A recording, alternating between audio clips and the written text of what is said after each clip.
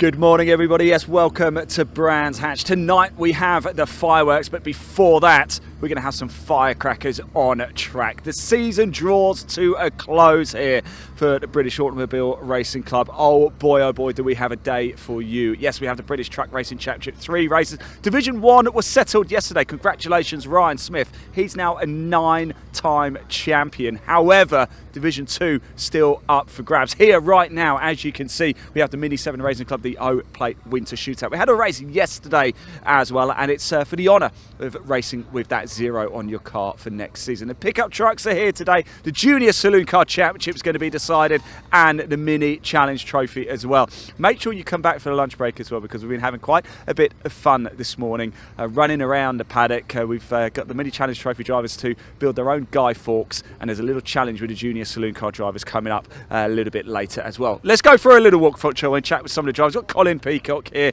Colin, it's great to see you. Hi Ian, how are you doing? I'm very well. How are you? More Good. Well, I was a bit disappointed about the Arsenal yesterday, but apart from that.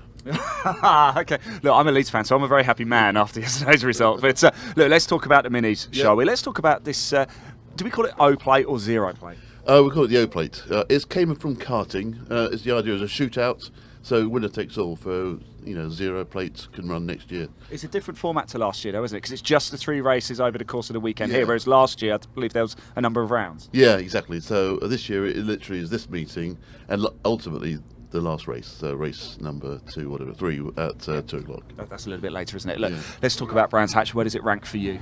It's not my favourite circuit, to be honest. It's my nearest circuit. Whisper it. Yeah, it's my nearest circuit. But it's great for the minis. There's lots of overtaking here, lots of close racing here. With the sideways action as well. We saw some great racing yesterday. Yeah, lots of sideways action.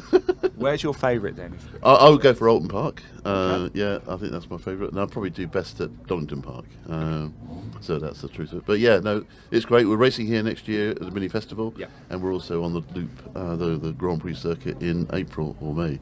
Next year, so yes, it's been a good season. Well, if you do want to find out more, check out the Mini 7 race car. It's unbelievable, isn't it? It's a great series to race in, and all entry level through to the big gears. It's great racing. So yeah, thank you, Colin. Thank you very much. Best of luck for the race. I really appreciate you talking to us. I really wanted to speak to Rupert. He's down there on pole, but I can't see him at the minute. So let's just move around a little bit, shall we, and chat to some of the other drivers. We've got a couple over here getting ready. Oh, we've got Proctor. In fact, we didn't speak to Julian Proctor yesterday, but went very, very well. So I wonder if we can have a quick chat. We didn't get a chance to properly catch up yesterday, but it went well. Yeah, it went well. Yeah, I was sort of like racing on my own, really, because Jim didn't manage to get out. He had troubles. We've lent him some parts overnight so to get him back out today, so he's not got a wasted weekend. Excellent. Well, look, tell me, what is the best thing about racing with a Mini 7 Racing Club?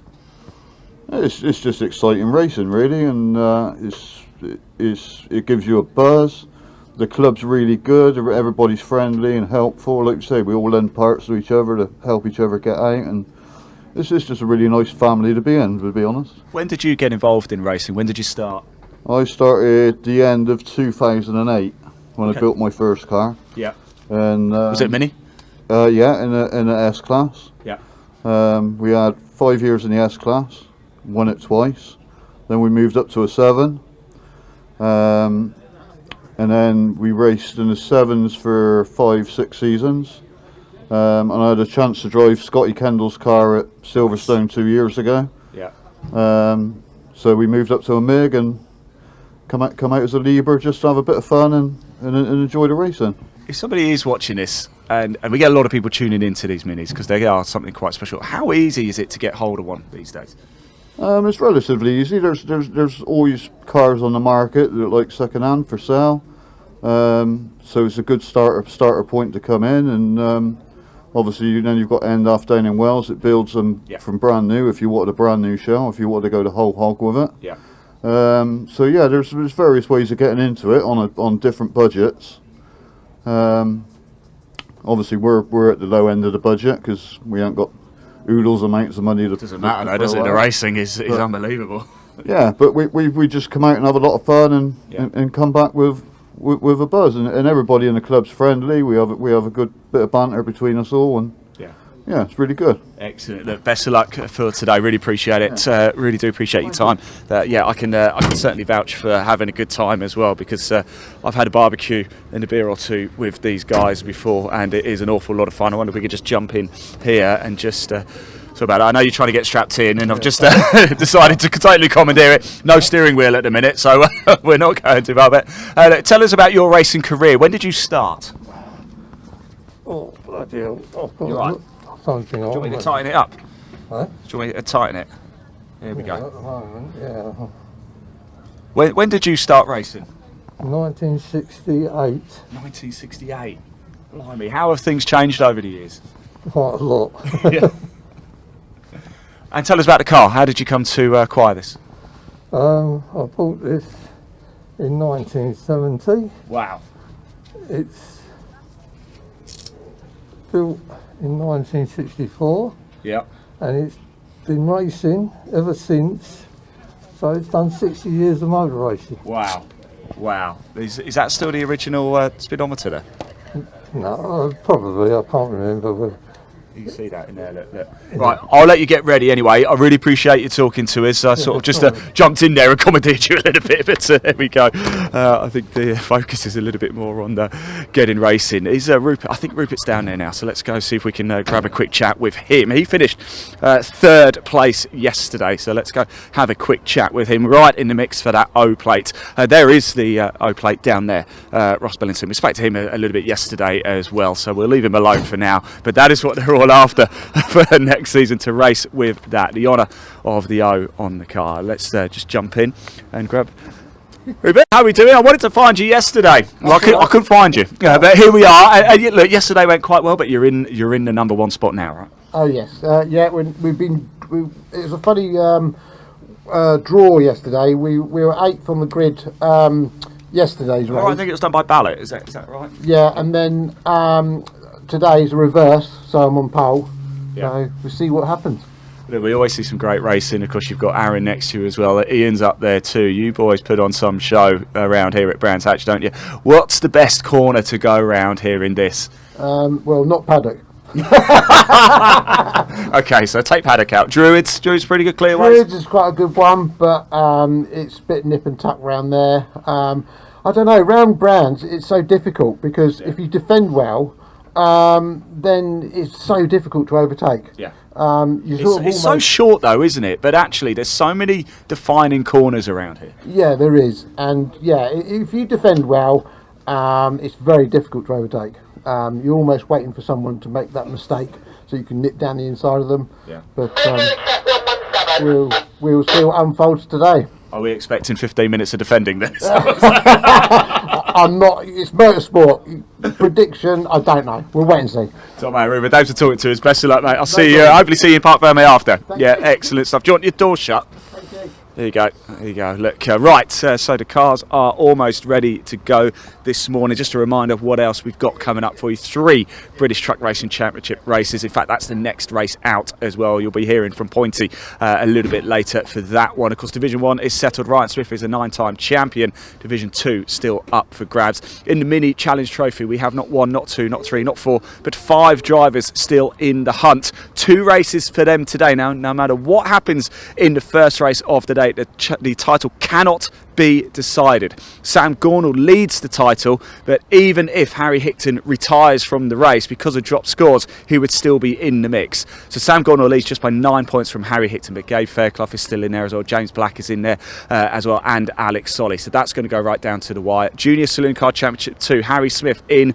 prime position to take the title. Can he see it home? We're going to find out a little bit later. And of course, in the pickup trucks, Dale Gent is the man leading the title charge in that one. All of those will be settled today. You will see it all live on this stream today with the BARC and the British Truck Racing Championship YouTube channel. So please hit that like button, please hit that subscribe button. We've got a lot of fun coming up for you. It's the final day's racing with the British Automobile Racing Club in 2024. Very, very sad indeed, but we're going to go out with an absolute bang. I'm going to hand over to your commentator Dave Goddard to take you through the action. Race 1 of the day, the Mini 7 Racing Club. Over to you, Dave.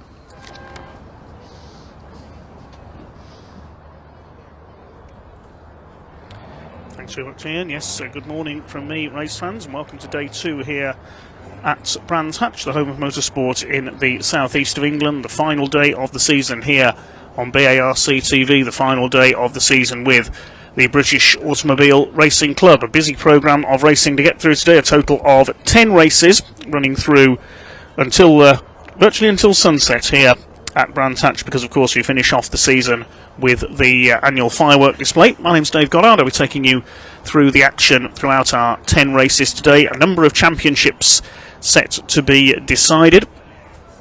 First race of the day is going to be the classic cars that we've got here this weekend, the Mini 7 Racing Club, racing for their O-Plate Winter Shootouts. They've got 4 different classes of minis from the Mini 7 Racing Club, one of the oldest racing clubs in British motorsports. They have 2 races today. The first race took place yesterday. Then the first of our 3 races today for the biggest crowd pullers on the circuits, the British Truck Racing Championship. The Division 1 title, of course, decided in race 1 yesterday, with Ryan Smith taking his 9th consecutive title win. But still up for grabs the title in Division 2 between John Powell and Simon Cole. So we'll see how things go over today's 3 races for the trucks. We also have the Virtue Mini Challenge Trophy. That's for the BMW Mini Coopers. Championship battle is between Sam Gornall and Harry Hickton there. Still 5 drivers in with a mathematical contention of the title today, so we'll see how things go there. I think there's about 10 points between Sam Gornall and Harry Hickton at the top there, with James Black, yesterday's winner, Alex Solly and Gabe Fairbrother not all that far away. We also have the Junior Saloon Car Championship. It's very close at the top there between Harry Smith and Jonathan Moore, just 7 points in it. And also the Pickup Truck Racing Championship with Dale Gent, Mark Willis and Matt Simpson ready to fight for the title there. A much higher point scale being used by the pickups in their 2 races today. First up, it is the Classic Minis. They're on their way out to the grid for the second of their 3 20-minute races this weekend, racing for their winter shootouts for the O-Plates. Now, O-Plate is something we normally hear about in the likes of the British Supercar Championship, but the O-Plate won by Ross Billison in the Mini 7 class last year. There's 4 categories in this championship. The Mini 7 Racing Club, they've finished their regular season. The championships there have been won.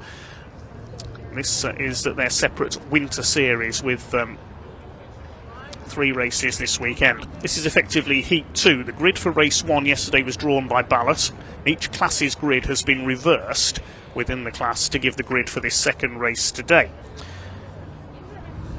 Front of the grid for this one, number 23, Rupert Death, is in pole position. He drew 8th on the grid yesterday, so moves into pole position for the Miglias, the fastest and most powerful cars today. Yesterday's winner, number 1, Aaron Smith, starts alongside him. Second row, number 98, Ian Curley, and Torben Astin, number 91. Ian Curley, a real veteran of mini racing.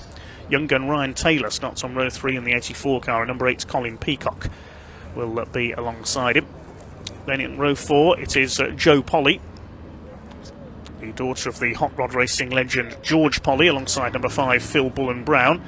And behind them we should have number 79, Scott Kendall. Just double checking if Scott is there on the grid. Yes, he is. Didn't race yesterday. Scott Kendall completing the Miglia grid. Then we have behind them the 2 Mini Lieb class cars.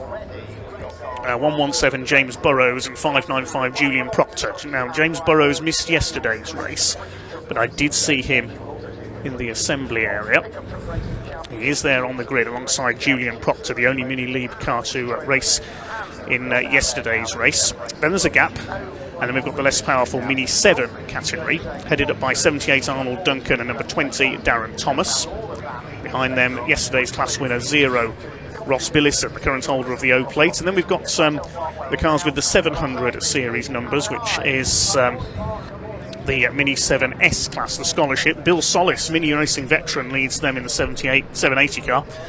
Then we have Alfie Glennie, number 728, alongside 734 Joe Ferguson. He'll be one to watch from there. 736 Bertie Woolard and 741 Joel Wren. And then we have the Burkett brothers, Louis and Oliver. Fraser Hack, who won the class yesterday, and Callum Perfect, number 765, completing the grid. change of driver in that car. It was Tony Perfect who raced that car yesterday, so Callum has taken over.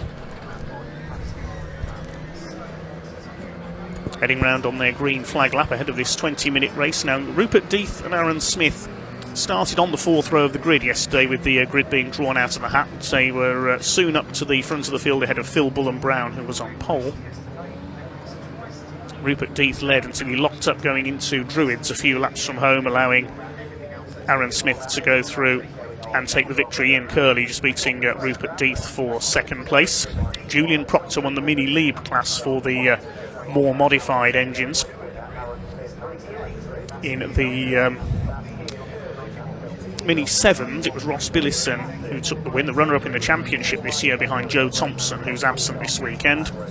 Darren Thomas was in 2nd place until his car let him down a couple of laps from home. And in the 7S class, that was Fraser Hack who took a clear win there, with Joel Wren battling Ollie Burkitt for 2nd place. Looking further back on the grid, we had a couple of cars involved in an incident at this part of the track at Surtees and McLaren. It was Bertie Woolard who tangled with Louis Burkitt. I think they're both there. Rest of the cars coming up to the grid. The black car of Rupert Death in pole position with Aaron Smith at number 1 alongside him. The pink and white car, the 2023 Mini Miglia champion. Miglia is the most powerful of the 4 classes out there.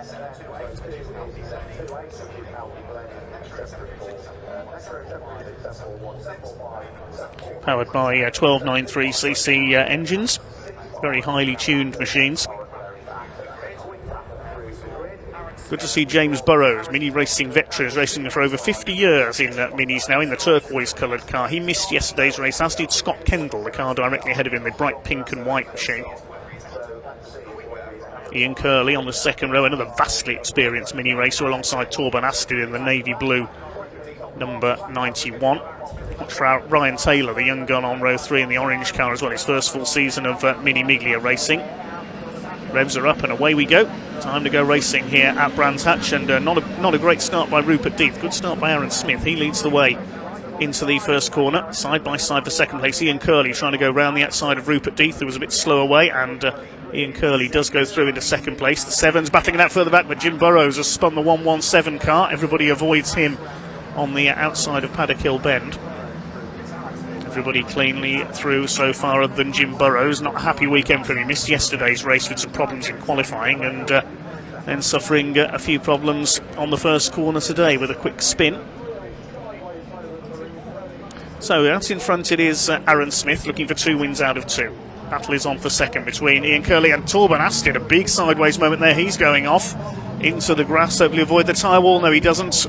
Wallops the tyres. That's end of game for young Torben Astin, the ex-junior Saloon car racer whose father Kane Astin has raced in this series for many years. That might well be a safety car, because I saw somebody else off on the inside there as well. Joe Polly up on the outside down the Brabham Straight of Scott Kendall, the former Mighty Minis champion. Polly does get around the outside. So into the lead it is Aaron Smith ahead of Curley, Death in 3rd place. Scott Kendall was across the line in 4th ahead of Polly, but Polly has now gone around the outside there. Phil Bullen-Brown is next in the order, the yellow flags waving at Surtees with Torben Astin's car off. Somebody else is off up there as well, just trying to identify who that is that's gone in up there. I think it might be Ryan Taylor, the 84 car that went off along with Torben Astin. It's in the gravel just on the outside of Clearways there. A couple of other cars have pulled into the pits as well. I think one of them was Jim Burrows. Yes, it was. The 117 car has pulled off into the pits after that spin early on. So the battle for 2nd place heads up into Druids. Curley holding off Rupert Death. So this race following a very similar pattern to what we saw yesterday, with Aaron Smith leading from Curley and Rupert Death, but I think the safety car is going to be scrambled. Yes, the yellow lights are on around the circuit. The safety car is coming out because of those stranded cars up at Clearways.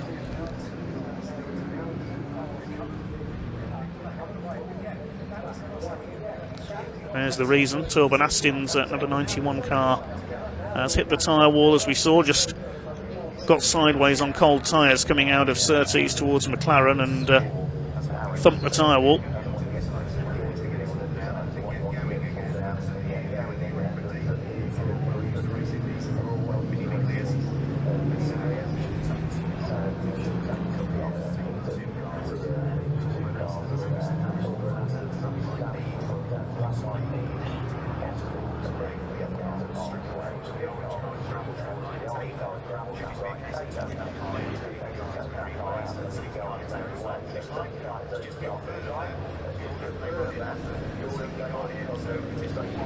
The cars weave to keep their Dunlop tyres warm. Looking at the class leaders, Julian Proctor leads the mini lead category. Darren Thomas the 7s, and the 7S class is led by Ollie Burkitt, ahead of Alfie Glennie and Joel Wren. There's one of the reasons for the safety car. Ryan Taylor, number 84, the ex-national mini stocks racer on the short ovals, stuck in the gravel, tangled with Torben Astin. Cold tyres, I think, was the reason to blame there.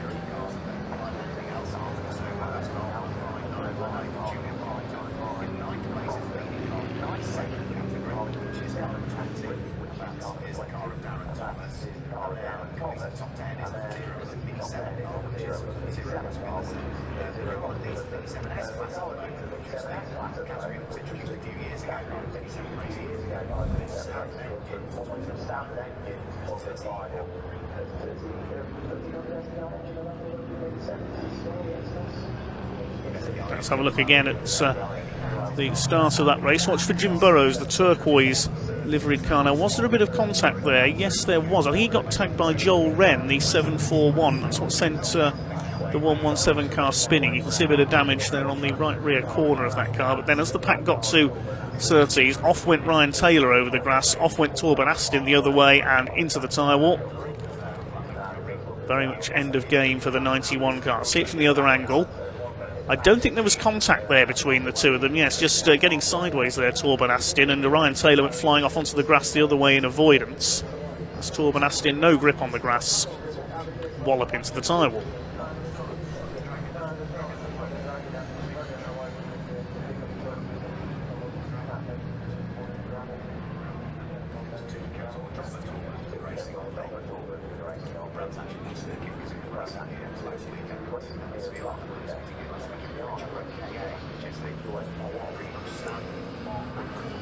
So we're just after quarter distance so far in this first race of the day for the Mini 7 Racing Club. Club dating back to 1966, so they've been racing in the UK virtually since minis have been a thing in motorsport.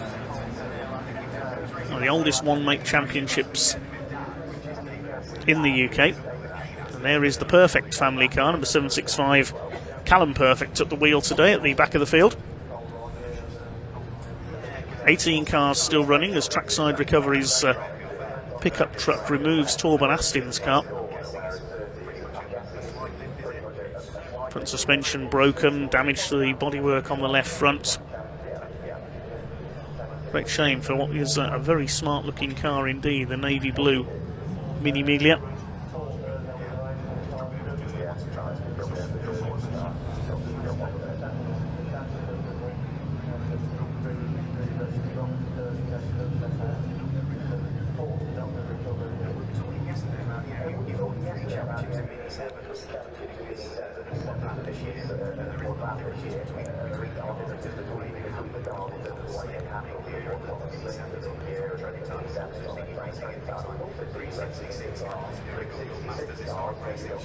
Ryan Taylor is out of the gravel. He's going to head, I'd imagine, back into the pits. Yes, he is. The Southern Mini and Metro Centre sponsored car. Also sponsors of Fraser Hack in the 7S class. Who's leading 7S? It's Ollie Burkitt at the moment, ahead of Alfie Glennie and Joel Wren. So maybe Fraser Hack was delayed a bit on that first lap as well. Should hopefully get racing back underway. Green flag racing on this next lap. Aaron Smith being number 1 in the lead.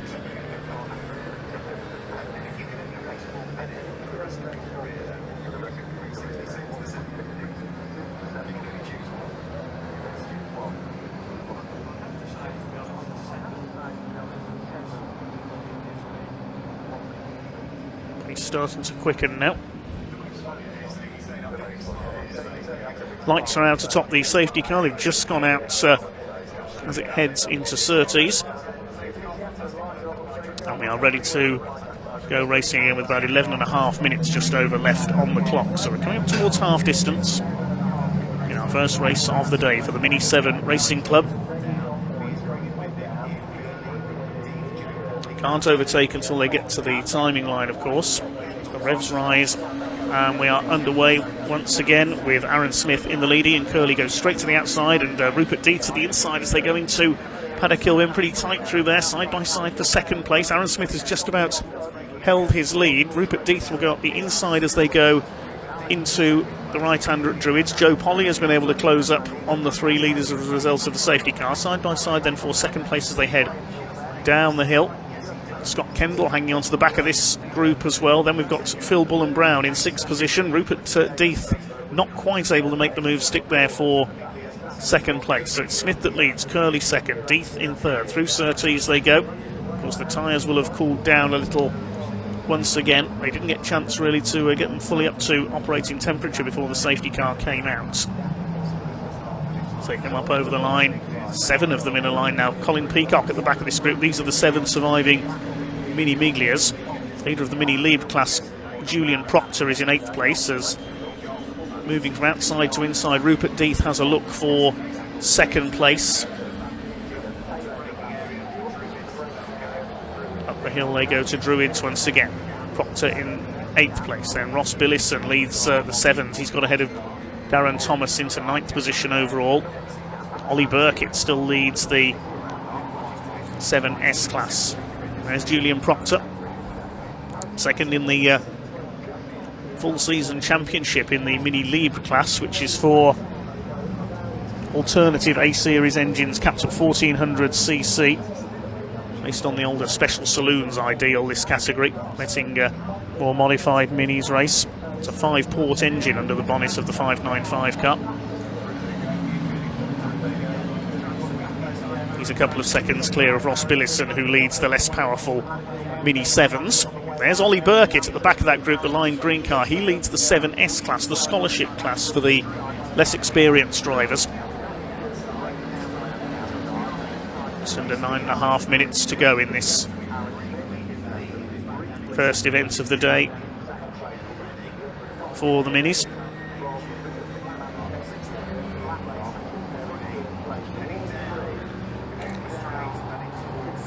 Ollie Burkitt closing up on Darren Thomas, who was late retirement in yesterday's race.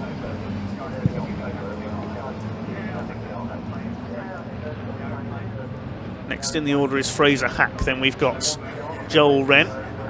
Behind them is Alfie Glennie, the ex-Fiesta Junior and BMW Mini Challenge racer. He's lost a couple of spots there. Started well in this reverse grid of today, of course, with a grid reversal within each category. Here come the leaders at Druids. It's still Aaron Smith, who's led all the way so far. Of course, the aggregate of the first 2 races will give the grid for the final race later on. If Aaron Smith takes the hat trick, he'll provisionally win the O plates for 2024. Ian Curley defending second place with the Mini 7 Racing Club for many decades now. Rupert Deeth, another vastly experienced racer, all 3 of these former champions. Joe Polly, the ex-short oval racer, up there in 4th position. Heading up towards Paddock, but you can see how far ahead the Miglias are, ahead of the Mini Libre class and the 7s. 7 Miglias line astern. They're 14 seconds clear of this man, Julian Proctor, in the 595 car.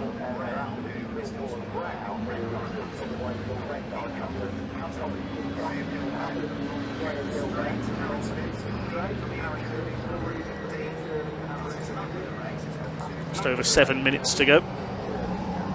The Room Speed racing car of Julian Proctor heads through Druids. The leaders are up at Clearways. Now the lead gap was 0.43 of a second last time through. 1.5 seconds in it between the top 4 last time through. The first 3 have been able to pull away, though. We're back to the situation we had before the safety car came out. Now with those 3 going clear of Joe Polly, who's under pressure from Scott Kendall in the number 79. 746 is the leader of the 7S class, Ollie Burkitt. Almost side by side for second. Rupert Death had a look there coming out of Druids, now moving to the left-hander at Graham Hill Bend.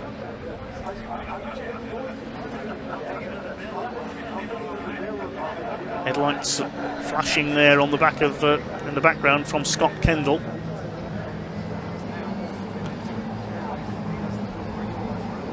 There is Ollie Burkitt still leading the 7 scholarship class, the S class. Tell them, as we say, by the 700 series numbers. Fraser Hack second in that class, then Alfie Glennie, Joel Wren and Bertie Woolard, who had some contact in yesterday's race and dropped out at Surtees, same place that Torben Astin went off earlier on today. He's rounding up the top 5. There's Ross Billison. He's got through now into the lead of the 7 category ahead of early pace setter Darren Thomas. Only 3 Mini 7s here, unfortunately, from their main class. Arnold Duncan further back in 3rd place. And the race up front following the same pattern as we saw in yesterday's event. Aaron Smith half a second ahead of Ian Curley, who's holding off Rupert Death. Scott Kendall's got through for 4th place, and I think Phil Bullen Brown going through for P5 there as well into Surtees, I caught a glimpse of.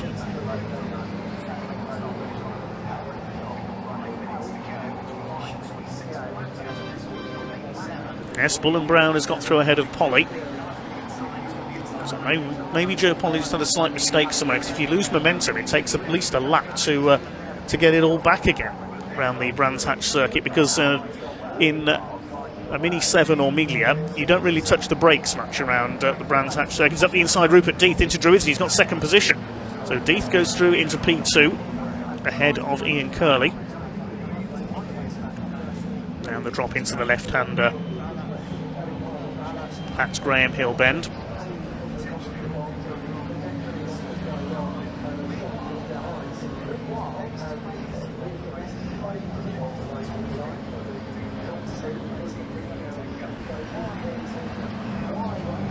See how far ahead the Miglias are. Here are the 7s. Billison from Thomas.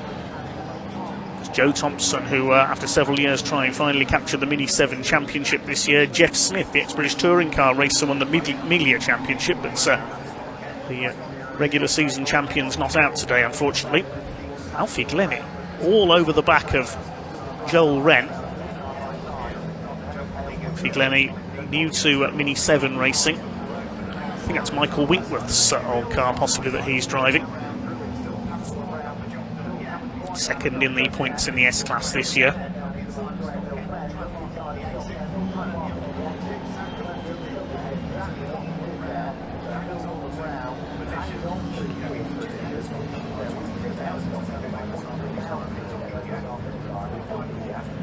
Still Aaron Smith leads, half a second ahead of Rupert Death, now in 2nd place. Phil Bullen Brown has taken Scott Kendall, meanwhile, for 4th position. Joe Polly down to 6th. Here is that battle for 4th, 5th, 6th and 7th. Colin Peacock, another veteran mini racer in the red car on the back of this group. And to the outside goes Scott Kendall. That's a brave move into Paddock Hill Bend. Lapping back markers, the first 2 nose to tail, getting away slightly now from Ian Curley in 3rd place. Fastest lap of the race has been done by Death, 54.126 last time around. He's quickest in the first sector on this lap as well. 4th place fight, lapping a couple of back markers. See, they've got their headlights on to warn the back markers they're there. Bill Solis is one of them. Bill, who's been racing minis for certainly longer than I can remember. He's on the tail of Arnold Duncan, the 3rd of the Mini 7 regular category. Not sure why Bill Solis in the scholarship class, with his years of experience racing minis. Never mind that, because going to the outside there is Rupert Death on the back of Aaron Smith. This is for the lead of the race. Now battle is joined with Rupert Death really getting a 2nd wind here. He led much of yesterday's race, only to make a slight mistake into Druids and lose out to Aaron Smith. Coming down to lap Fraser Hack in the 725 car there. He'll see the leaders coming and move aside, I'm sure. Aaron Smith has got his headlights on. Just one of the headlights working on the number 1 car. So a couple more laps to go for Aaron Smith to hold off Rupert Death. We're hoping back markers don't get in their way here over these last 2 laps. You can see the blue flag being waved by the marshal there to warn the back markers the leaders are coming. And here comes Rupert Death up on the outside. Now switching to the inside, but Aaron Smith's wise to him. He covers the line. Through Paddock Bend.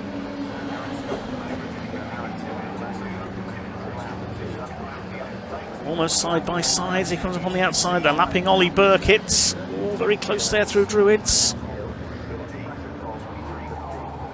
Down to Graham Hill Bend. Now going around to start their last lap this time of this Mini 7 Winter Shootout Race 2. Next man to be lapped is Darren Thomas. Ian Curley still in third, but he's on his own now. He's dropped nearly 2 seconds back. A little bit of a slide there from Aaron Smith. He's heading for 2 wins out of 2 if he can hold off Ian Curley for another lap, and he's going straight to pole position for race 3 later on. 2 wins so far, but Rupert Death will have something to say about that on this last lap. He's up there on the outside. He dodges back to the inside. Coming through Paddock Hill Bend. He's right on the tail there of Aaron Smith as they head up the hill. Smith covers the inside line. Absorbing stuff here between these two as they come up towards lapping Ross Billison, the 7's leader. Down towards Graham Hill Bend.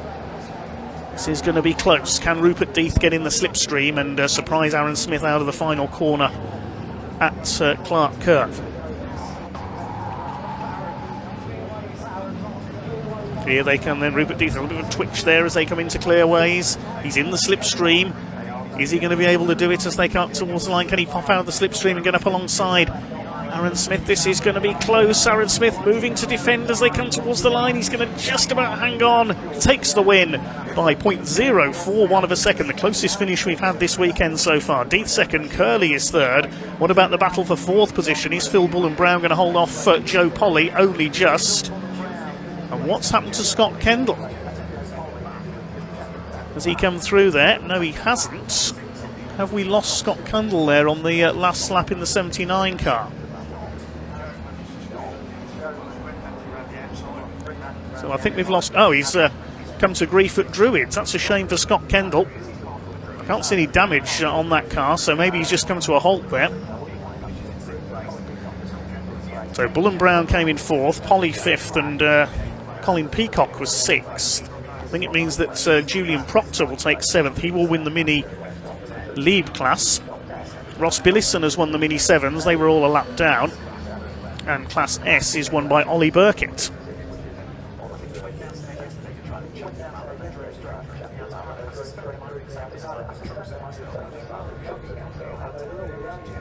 So we'll give you the provisional results of that one then. Aaron Smith the winner by just 4/100ths of a second over a determined Rupert Death. 2 wins out of 2 for Aaron, so he'll be heading to pole position for our final race. Ian Curley in 3rd place, ahead of Phil Bullen-Brown. Then Joe Polly and Colin Peacock completing the Miglia finishes. Of course, we lost Scott Kendall on the last lap. Julian Proctor wins the Mini Lead class.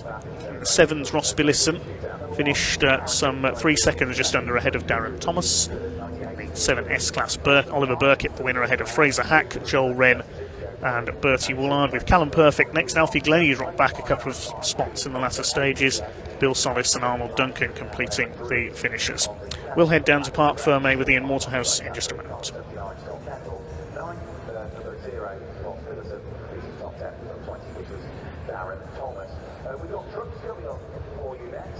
Yeah, hello everybody, welcome down to the pit lane here at Brands Hatch. You can see the cars, they're just making their way through. In fact, here comes some more as well. They're not able to stop, unfortunately, so we won't be able to speak to them until a little bit later. That's because the trucks are out next. Now, when the trucks come into town, the whole pit lane here at Brands Hatch has to shut down. So, because they need to get back out to the outer paddock, the tunnel, if you've ever been inside Brands Hatch in the pit lane here, there's a tunnel to get back out to the outer paddock. that shuts when the trucks come out. So they have to go straight through, no stopping in park farming. We will catch up with him a little bit later. It's looking good for Aaron Smith at the minute, isn't it? But we will catch up with him for the third and final race this weekend for the O Plate, where we'll find out who is going to have that O on their car for next season. But guess what's coming up next? Yes, the British Truck Racing Championship, third race of the weekend. By the way, whilst we're here, yesterday we had some good crowds. Today, it is stacked. Just have a little look. We can put the camera on the bank and look at the people at the top. That's the MSV building up there, by the way, as well. That's the office there. We've got people up on the balcony there. The banking is absolutely stacked. Look at this. We've got a theme park over here as well. Look at this up the top. Look at that ride up there. Would you go up there? Blimey, I don't like heights. And if you tuned in yesterday, going up on pointy shoulders was high enough for me yesterday. But we're absolutely stacked here at Brands Hatch today. Yes, it's the season finale. We've got a firework display later today as well. It is going to be an absolute cracker. But enough from me, because we want to see some more racing action, don't we? It is time for the third race of the weekend for the British Truck Racing Championship. Dave, over to you.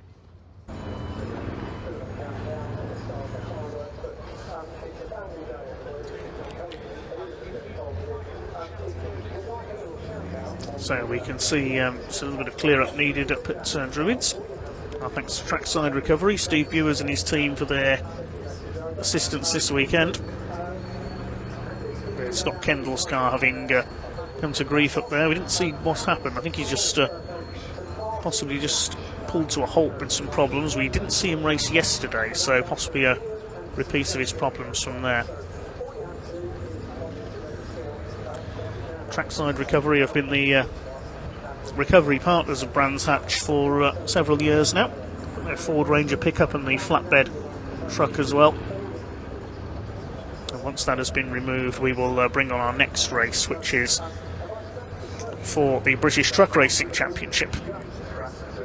You've not seen them before, you are missing out big time, and it's great to have you here today if you are new to truck racing. 5 tonnes, almost 1,000 horsepower from each truck, and we have potentially got 15 of them out there for this third of 5 races this weekend. They had 2 races yesterday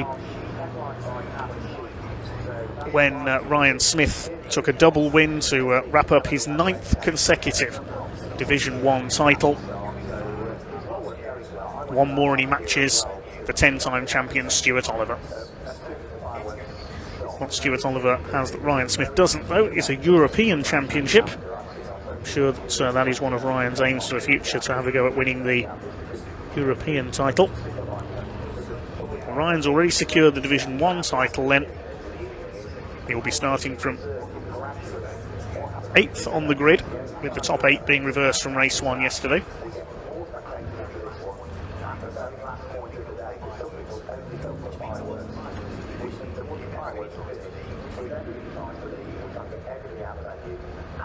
In Division 2,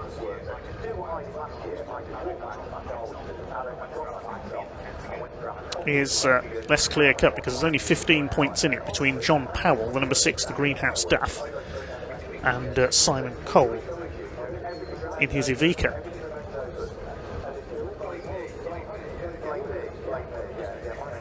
What have we got after the trucks then? Well, after the truck race we have the Virtue Mini Challenge for BMW Mini Coopers. And in the championship there, I believe there's just 10 points between Sam Gornall and Harry Hickton at the top of the charts there after yesterday's first race, which was won by James Black, who is 3rd in the points. It's a partially reversed grid for that one as well, the top 8 being reversed. Then we have the second of 3 races this weekend for the Pickup Truck Racing Championship. Ryan Hadfield was yesterday's winner, but not in contention for the title. Still to be decided between Dale Gent, Mark Willis and Matt Simpson. The Junior Saloon Car Championship will then have their season finale, which is the last race before the lunch break. Harry Smith and Jonathan Moore set to fight for the title in that one. Then we have the 4th truck race of the weekend, then the final race for the Mini 7s, the Virtue Mini Challenge title decider, then the Pickup Trucks finale, and the British Truck Racing Championship rounds out the day before the firework display rounds off the day, and the parade of show trucks as well that are currently at trackside on the Jack Brabham Straight.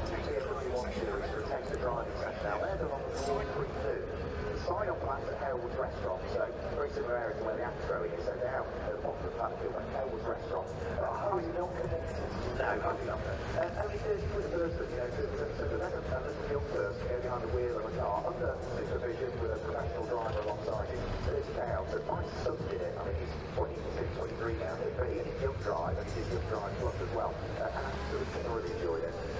This is another pie. This one's nice. It's a 12th birthday, and it comes from Grandad. Happy birthday to Jack. Little Jack is a 12-year-old wannabe fucker here at Brands today. So happy 12th birthday to Jack from Grandad. Thanks for writing in. Message over to the Mega Store. Into a message on air. Today, pop in and see the guys over at the Mega Store. They'll send it through to the comment box if you've got someone that's celebrating a birthday, just like a high on air into that, because we are, of course, on 88.3 FM. Radio Brands in operation today, so when the cars and the trucks are on, so it's a bit noisy to hear the PA system. All you need to do is pick up one of these little preaching radios from the Mega Store. I don't know how much they cost. I think there's something over £10, but they are featured Radio Brands, and they will be in operation next year as well. Radio Brands are always operating for a race, so it's not something you throw away off the end of the day. Keep it for next year. One other thing, I always think that today a very, very Well, we had a quick look there at some of the show trucks. And you can see the race trucks waiting to come out from the outer paddock there alongside the famous Kentagon bar and cafe building here at Brands Hatch on the outside of Paddock Hill Bend. Scott Kendall's Mini is taken back to the outer paddock for some repairs. And we're almost ready for our first truck race of the event. And we're delighted to have Pointy with us in the box once again. Morning, Pointy. Good morning, Dave. How the devil are we? Not too bad, thanks. Just excited to see who's going to win the Division 2 title. I It's the tell main you, story today. it's going to be race by race, I think. This is very exciting. The gap is closing for Division 2. As we saw yesterday, of course, Rod Smith taking the championship again.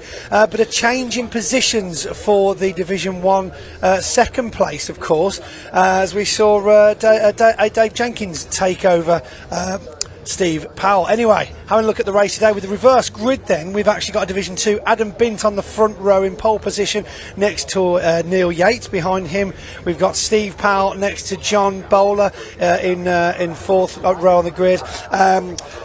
Back then we've got Stuart Oliver next to Michael Oliver. That'll be an interesting father-son first corner. Dave Jenkins next to Ryan Smith. A serious battle through the pack for them early on. Paul Rivett for David Smith then down starting the Division 2 pack. Paul Rivett, of course, heading up the Division 2. And then behind them we've got Simon Cole alongside John Powell, the two Division 2 title protagonists. Our Dutch visitor Willem Bredek is next in number 50 in his Volvo, alongside Archie Handy, number 40, the youngest man in the championship.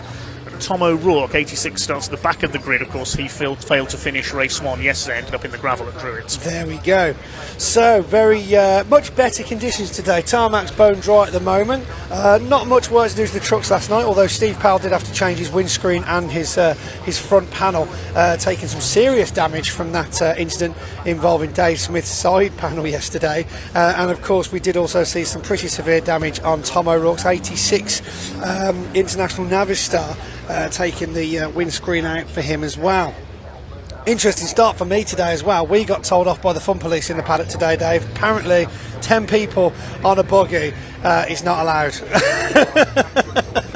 Okay. I mean, we fitted and it was fine, but we got told off, so I had to walk. So I'm not happy about that. I'll be putting an official complaint into Lord of the Marshals later on. Walking off breakfast, I suppose. Excellent full English from the Kentagon, I have to say, this morning. So thank you very much. I saw the photograph of that. Yes, it did look quite enjoyable. It was very good indeed, as always. So the grid for this race based on the results of race 1, as we say yesterday, with the top 8 reverse. That's why we've got a Division 2 truck, Adam Bint, the Oxfordshire driver, in his Volvo on pole position. And we did actually see a Division 2 truck take an overall win earlier this season on Easter weekend at Brands Hatch. Paul Rivett took the victory. So will we see a surprise again here? Paul Rivette, we know, is one of the quicker Division 2 trucks. He's not in championship contention because he's missed 3 rounds this year. Indeed, this is it. Yeah, shame for that as well, really. Because obviously losing that engine down at Snetterton, I believe it was, and missing quite a few races there, and of course the all-important French round. But see them lining up on the pit straight now. I'll be interested to see how long Adam Bint can make it stick, because we saw some serious pace out of him yesterday, and it'll be intriguing to see what he can do with that. But for me, more interestingly, next row back we've got John Bowler and we've got Steve Powell. Now, Steve, self-admittedly, not too chuffed with the situation yesterday. Of course, slipping those couple of points behind Dave Jenkins into third for the championship overall.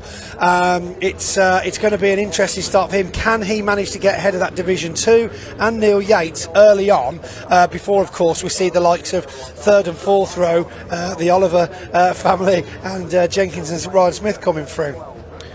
So Adam Bint on pole position. It was the first truck in the championship to use HVO sustainable fuel last season. Now all the trucks are using that, which is great to see for this season. Indeed, yeah, provided by our championship partner Sylvie Fleet and BWOC.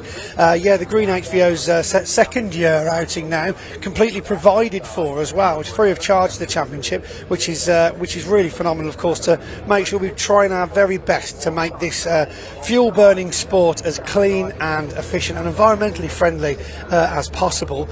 And to mention another one of our championship sponsors, the Pace truck today, coming to us from MV Commercial and Fruhoff. They'll also be handing out the trophies for us later on after the race. It's MV Commercial there. Head honcho is at the back of the grid here, Tom O'Rourke. Indeed, in the International Navistars. Let's see how well he can come through.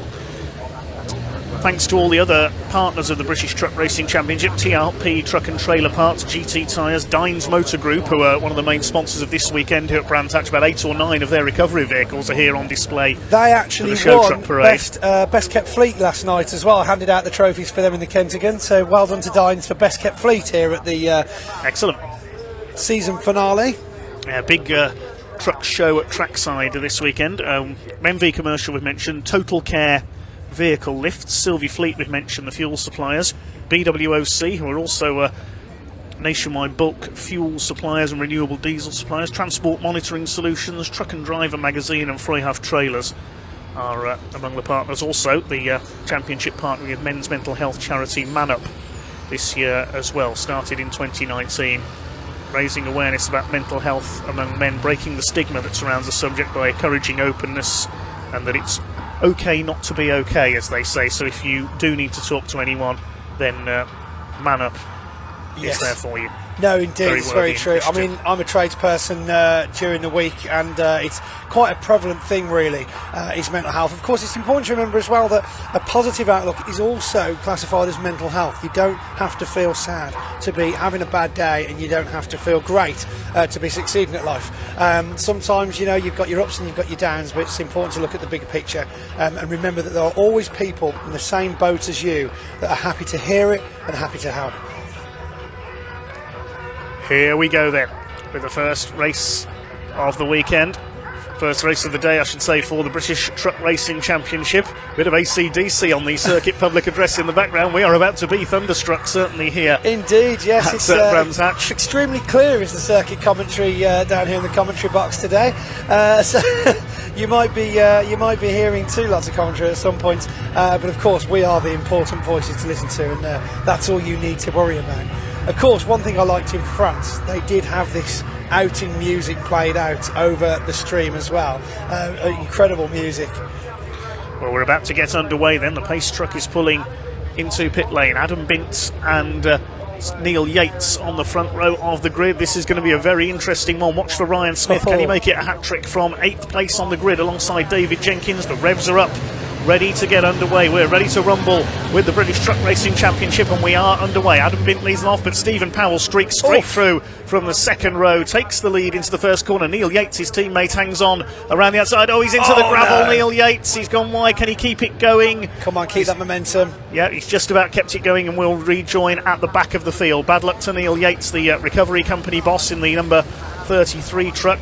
Everybody else has got round the first corner okay, so Neil Yates up with Archie Handy, the young gun in the ex-Paul McCummesky Volvo at the back of the field. It's Stephen Powell who leads. Adam Bint from pole position has held second place. One of the Olivers, that's Michael Oliver, is up into third. David Jenkins has charged through into fourth alongside John Bowler in the number 14, who brilliantly came through from the back in race 2 yesterday after he had an off in qualifying. But it is Stephen Powell, the local man, literally lives just down the road from Brands Hatch, leads the way in truck number 3 as they come up to complete lap number 1. That was a fast lap, I tell you what. I can't believe it's almost over, but John Bowler making a move there past Stuart Oliver, and Adam Bint, bit of contact there with Michael Oliver, but will he make room for Dave Jenkins to come through behind as well before the top? Yes, Dave Jenkins for the inside line just round to the top of Paddock Hill Bend, but still a good gap behind Michael Oliver as he seems to put the power down on the exit there as he comes back up to the top of the hill. Heavy braking for that hairpin, everybody making it round. I tell you what, John Bowler is certainly battling through there. Stuart Oliver looks for a space past the champ. Yes, John Bowler, very impressive from the back yesterday. He's yet to win this year. His only Division 1 win came at Thruxton last season. Ryan Smith just behind him, and you can see they're trying to get past Adam Bint, which is a Division 2 truck. It's not as powerful as the Division 1 trucks around it, and they're able to get past mainly on the straights there with the increased straight line speed.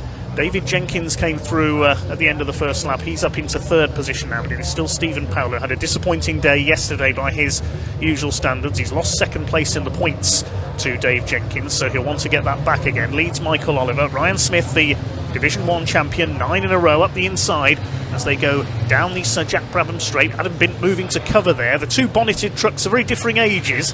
The Volvo White Aerodyne of Adam Bint ahead of the Daimler of Ryan Smith, but John Bowler just drives straight around the outside and Smith up the inside. This is going to be interesting into Druitt. It certainly is. That's looking very tight, but will Ryan try and get past, or will he bide his time? Adam Bint still fighting chance. We see a little bit of contact there between Stuart Oliver coming ever so slightly wide. Adam Bint though now onto the inside line for the next curve. And a lock up there from Paul Rivette. Doesn't look like it's cost him too much time though, luckily, but there is a gap forming between the two divisions, which is good to see. And yeah, Adam Bint certainly holding up Stuart Oliver there. Also, I say holding up is making him wait, I would think. In the battle for Division 2 Championship, Simon Cole is ahead of John Powell further back, 11th and 12th. Tom O'Rourke's got past them now from the very back of the grid. So if you look on the timing tower on the left of your screen, Simon Cole number 41, John Powell number 6. They were separated by 15 points in favour of Powell coming into this race.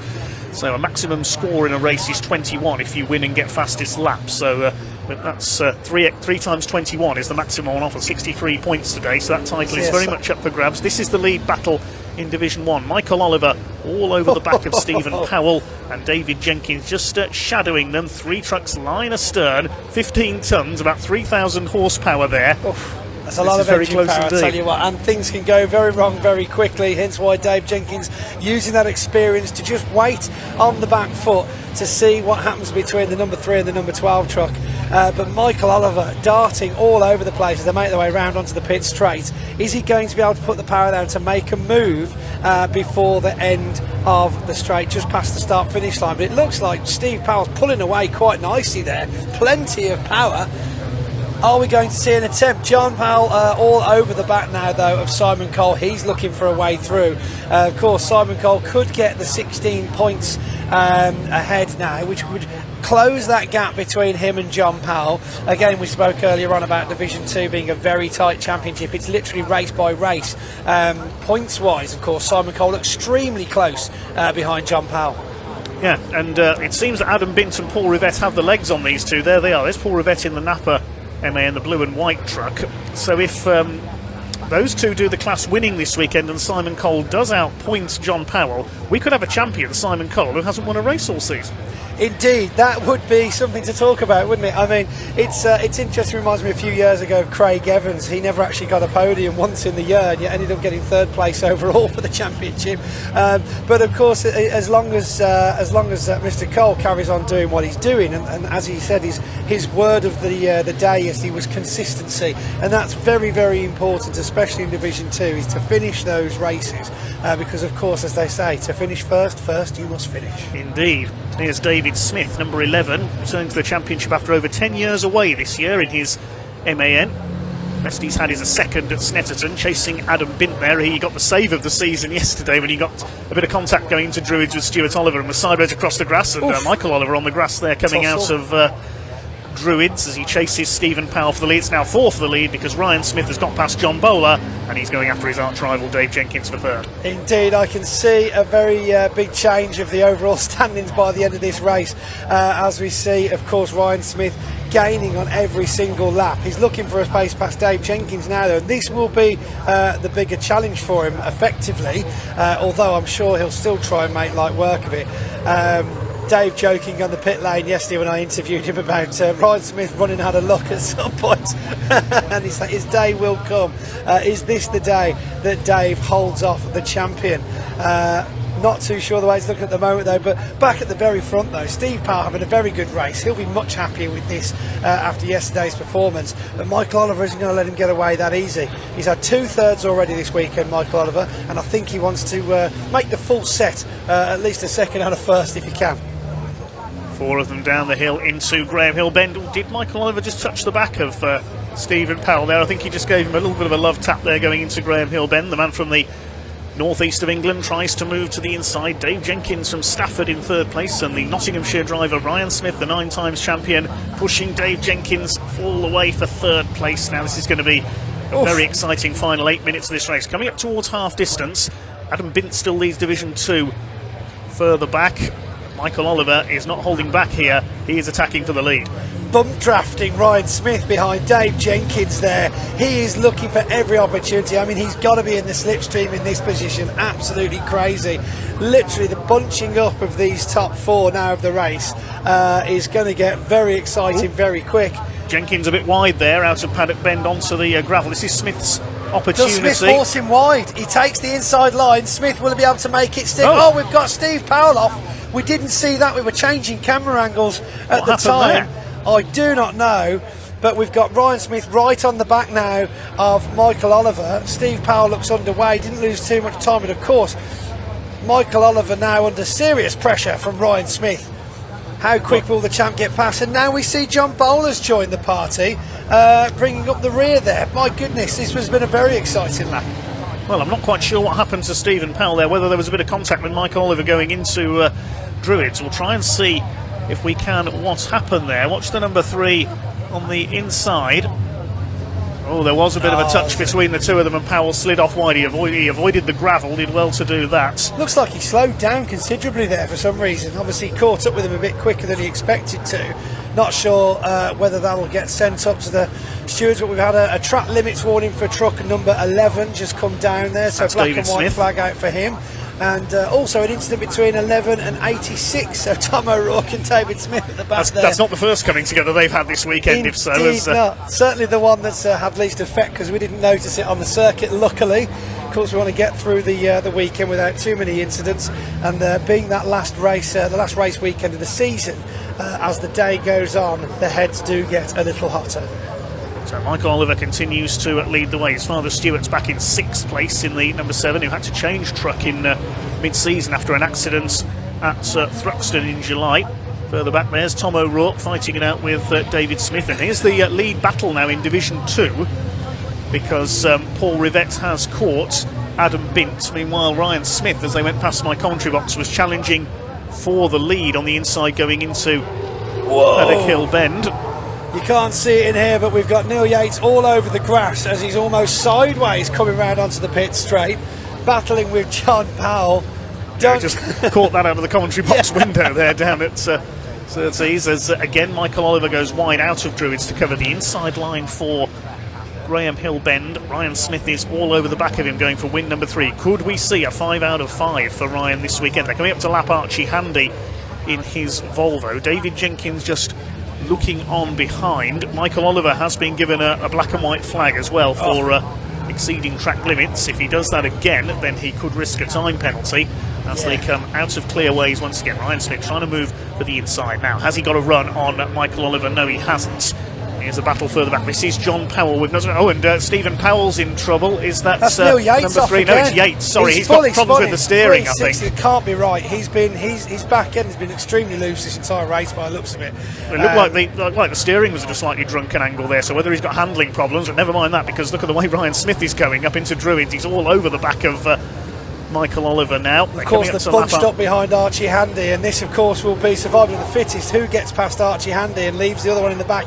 Michael Oliver makes a move there down the hill. Does Ryan Smith get caught up? No. Archie moves nicely out of the way there, as also 1, 2 and 3 for Division 1 make their way through. But this is it. Ryan Smith has got to be making this move soon. It's getting extremely tight. Michael Oliver is battling like an absolute trooper to hold him off. But there, Ryan Smith, we see a very tight line there through onto the last corner of the circuit. Oh, and a very smooth overtake there from Ryan Smith, showing why the champ is, of course, the champ as they head their way down with just under 4 minutes left of the race.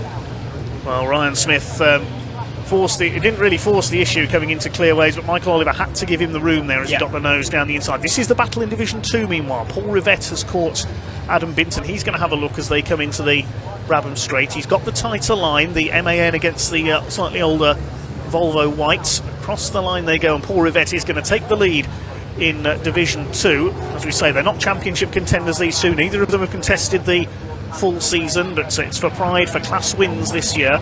Third in Division piece, I think, Dave, isn't it, this third weekend? in Division 2 is still Simon Cole. John Powell's now dropped behind Willem Bredijk, the Dutchman, but he's not scoring points, so no. So he will still get the points for fourth place, that's right, which is 15 points, I do believe, because we go 20, 18, 16 for the top 3, and then 15, 14, 13, and so on back down the pack. But yeah, very, very tight race. Shame that John Powell seems to be struggling here this week, and of course he's gone from almost title contention to seem to be struggling. So fingers crossed he's got the team behind him that are going to make some improvements before the next race, and we'll see a better result. Not sure where he'll end up in the reverse grid this afternoon.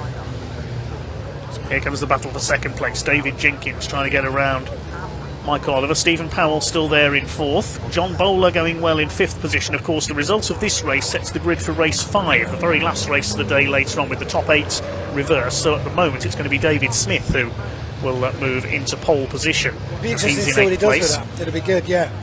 Certainly give them an opportunity, and this is what we love about the reverse grid here at the British Truck Racing Championship, is it really does mix things up through the weekend, because of course the faster drivers always being at the front wouldn't be fun for anybody. So getting to see drivers such as your Ryan Smith battle from the very back all the way to the very front, as he's shown he can do again this race, with a good 2-second lead on second place Michael Oliver. But can Michael hold out for the next, so we call it, 2 laps possibly before the end of this race? Dave Jenkins, still a bit of a gap between them, down 0.5 of a second Jenkins behind Michael Oliver. He's going to be looking to take that silver away from him if he can. There's a bit flapping on the side of the cab there, you can see on Michael Oliver's truck. So there's been a bit of contact somewhere, I'm not sure. There is John Powell, the DAF, the oldest truck on the grid, quite possibly, although I'm not sure with the Volvo of Archie Handy back out there now. Paul McCumsky's old Volvo, that might be a little bit older than John Powell's DAF, I think, now. But the DAF's still going in 4th point scoring position in Division 2. Just over a minute on the clock, so it's going to be 3 wins out of 3 for Ryan Smith. He has, of course, got the fastest lap as well, 58.628. Nice to see that even though he's already won his 9th championship, he's not showing any signs of slowing down. Quickly on the subject, though, of Paddy Mack, shout out to him. We're keeping in touch with him via the likes of Binty and his crew, and it's good to hear that he's doing very well. Fingers crossed we might get to see him with a visit down to one of the circuits next year, which would be great to catch up with him. Great driver, and a generally jolly nice chap as well. I'm sure he'll be watching from home today. Be nice to see Paddy Mack back out there someday. As David Jenkins still not quite able to get alongside Michael Oliver, so I think he's going to hang on for second place. And in the 4 minutes to go when Ryan Smith took the lead of this race, he's already 4 seconds up the road in front. I think it's going to be checkered flag this time. He's coming into Surtees now with 10 seconds left on the clock, and it's going to be... He might catch it like he did yesterday, though. One more lap with 1 second left.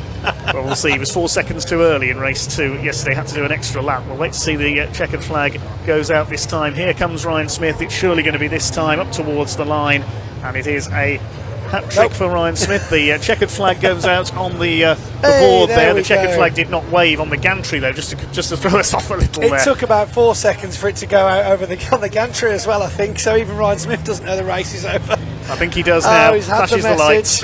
Very happy. Michael Oliver second, David Jenkins in third, then Stephen Powell, the pole sitter, in fourth place. John Bowler takes fifth. Then Stuart Oliver, Tom O'Rourke, David Smith eighth. That'll give him pole position for race 5. Paul Rivette wins Division 2 in 9th place overall. Adam Bint comes over in second in Division 2. And we wait to see. Here comes Simon Cole, so he's going to gain a couple of points back on John Bowler in the championship. And there's Neil Yates coming back after his spin. David Smith has been given a 5-second penalty, we presume for exceeding track limits, but I don't think it affects his race position. A power slide from Paul Rivette in celebration of his Division 2 win.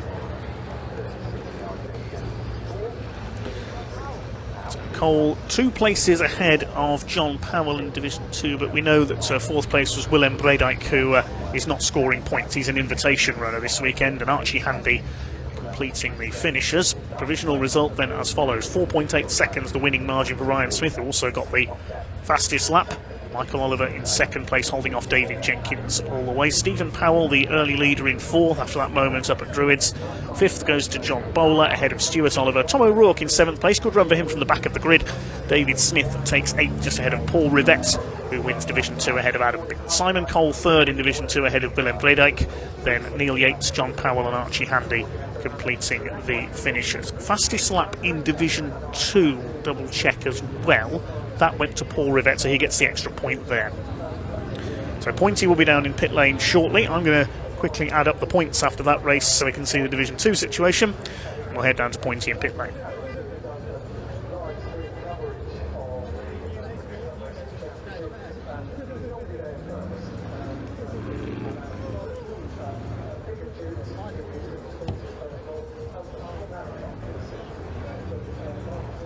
Wow, phenomenal result there. What a race we saw from Ryan Smith. But fair play to Michael Oliver for holding his own that entire race, battling with Dave Jenkins.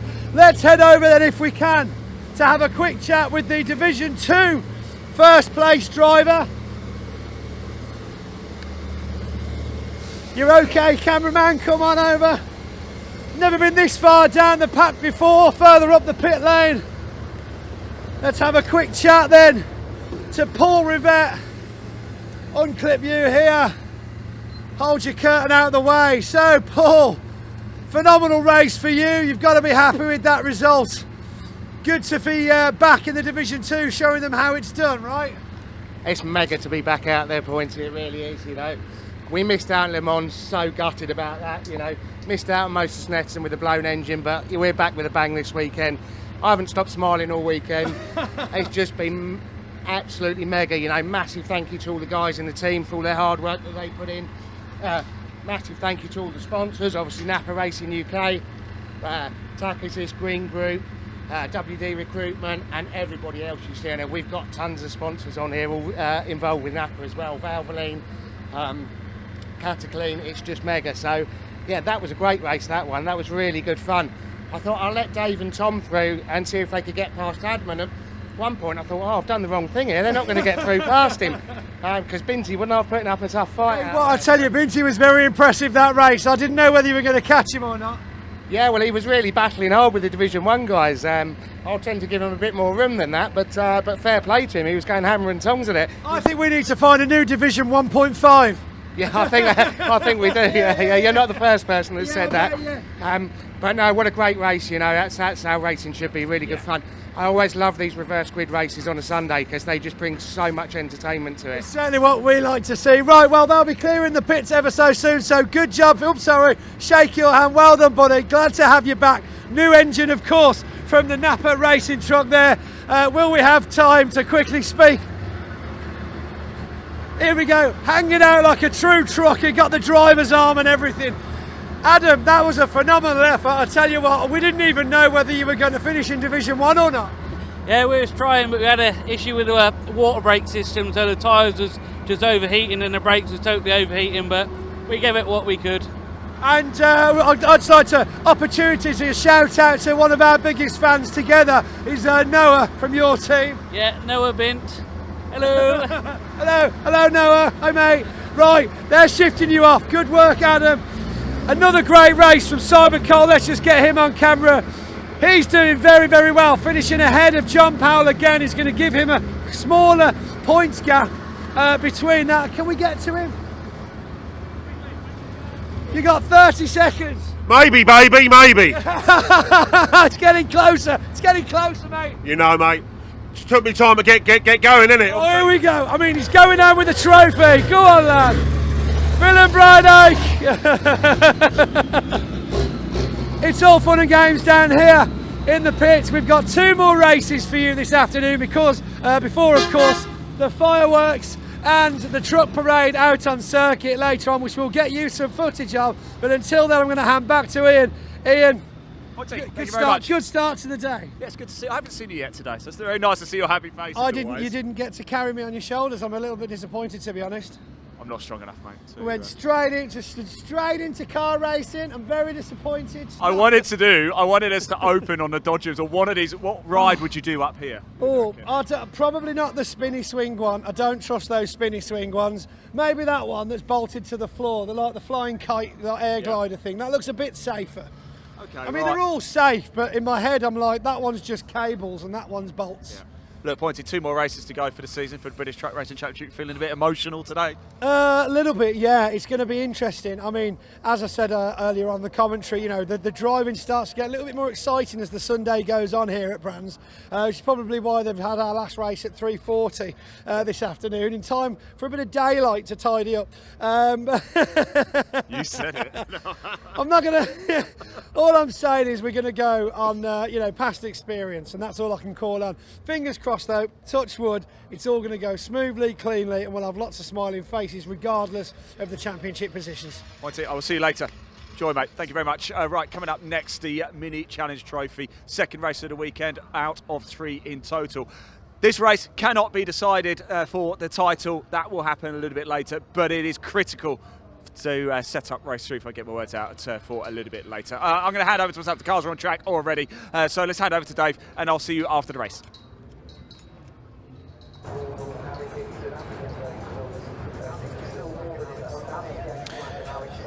So the trucks head back into the paddock then. Thanks to Ian and Pointy down there in pit lane. Next up on track today, it is the Virtue Mini Challenge for BMW Mini Coopers. 130 horsepower, 1600cc cars. The cars are on their way to the grid for their second of 3 races this weekend. We caught up with 1 or 2 of the drivers a little earlier on.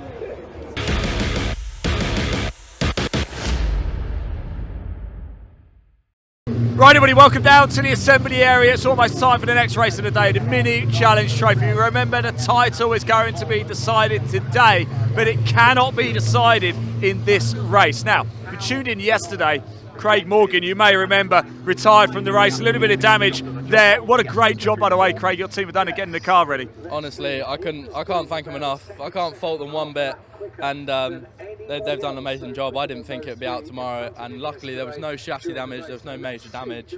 It was just all kind of body work. It pushed the wheel back a bit, but they worked tirelessly and they didn't finish until about 7 o'clock this morning. Most importantly, you're okay though, aren't you? And unfortunately there was nothing you could do. You've been very kind to show us the onboard footage as well. This is onboard footage of the accident yesterday. Well, have a look at this. Just talk us through it. Yeah, so I went for a bit of an audacious move around the outside because I had a bad qualifying. It was all going well, and then it kind of just instant happened ahead, and I chose to try and avoid the cars, and unfortunately a car came across and there was nowhere I could go. But unfortunately in racing that kind of thing happens, and I just got to take it on the chin, and I'm starting from last today due to it, so I just got to get my head down and go forwards. So we're going to see something special from you today, correct? Well, hopefully I'll put on a show. So, man, thanks for talking to us. Do appreciate it. Just stay with us a little bit longer. Let's go over here. Somebody on pole position I want to talk to, Leo Purchaser. Let's just go have a chat with him very quickly. The whistle's just gone, so they are going to start getting their helmets and everything on ready. Got a little bit of time yet before they head out on track. Let's just jump in and grab Leo, a man who's made his debut in the championship this season and just going quicker and quicker and quicker, aren't you, this season, Leo? But I understand you're back next year. Yeah, I am. Right, you're on pole position. Can you get the job done? Yeah, I think so. I think so. But what have you made of your season? Because you just seem to be going quicker and quicker. You're getting closer and closer to the front end. Yeah, I feel like my development this year has been really good. Like, with the help of Graves and my teammates who are already at the front, so I guess I had a bit of a running start there. But I think I'm happy with my progress this season, and I'm looking forward to next season. Top man, Leo, best of luck. We will be watching, appreciate it. Right, here we go, time to go racing. Second race of the weekend for the Mini Challenge Trophy. Dave, over to you.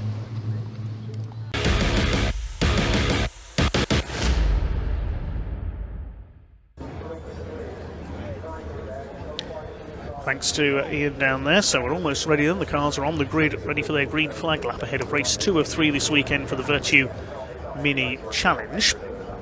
This grid based on the result of the first race we had yesterday with the top 8 reversed. There was a grid draw by our race winner James Black. He drew P8. So it's Leo Purchase, who was 8th yesterday, lines up in pole position alongside number 12 Alex Solly. Second row, Ronnie Smith. He's already secured the Rookie Cup this year, number 196. He got fastest lap in yesterday's race as well, so watch for him from there. Starting alongside Ashley Gregory, who had a great run to 5th yesterday in her number 22 car. Row 3, one of our title contenders, or 2 of our title contenders going into this weekend. Harry Hickton, number 64, and 62 Alex Keynes. Row 4 is Gabe Fairbrother, number 11, and 53 James Black. Completing the top 10, 59 Reese Hurd and 35 of Stephen Chandler. And behind them on row 6, 26 Callum Eason, finished well in yesterday's race despite a bit of damage, and 95 Josh Wilby. Now, the one to watch, Sam Gornall, 13th on the grid in number 96, starts alongside 63 John Castle. Row 8, 610 Louis Fleet and 78 former champion Matt Hammond. Ninth row 43 Cameron Wood starts alongside 77 the Irishman Mick Fitzgerald, and then we get to the cars that didn't finish race 1 yesterday. 81 Luca Marinoni Osborne, watch for him coming through. Number 2 Lewis Saunders has been a race winner in this championship, making a one-off return this weekend.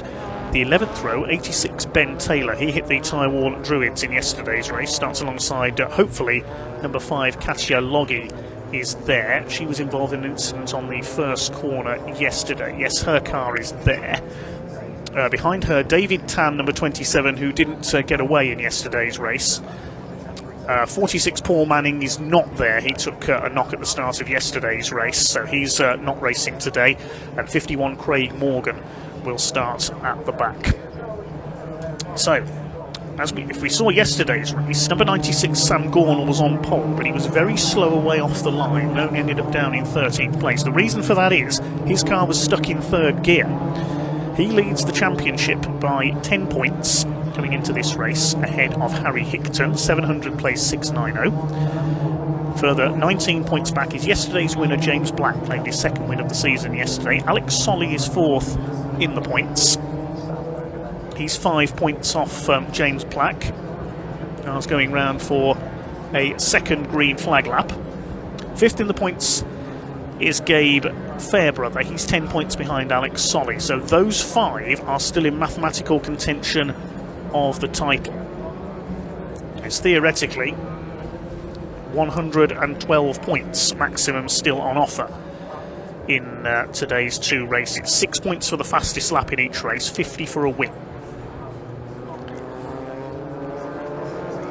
So Sam Gornall leads. Alex Keynes was in 3rd place yesterday, but he's now out of contention. So any one of 5 drivers could still win this. But realistically, it is between Sam Gornall and Harry Hickton.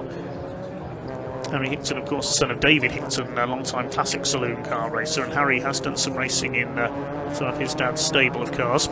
David Tan, one of our newcomers there at the back, the green number 27 car, didn't get away in yesterday's race, had a bit of contact on the green flag lap, unfortunately. So it's the black, blue and white car of number 171. On pole, Leo Purchase, one of our rookies this year. Any of these drivers perhaps looking to move up into the JCW Mini Challenge, the top class of the Mini Challenge, supporting British Touring cars, of course, many of them looking to get into the British Touring Car Championship in seasons to come. This trophy category has supported the BTCC on 3 occasions this season as well.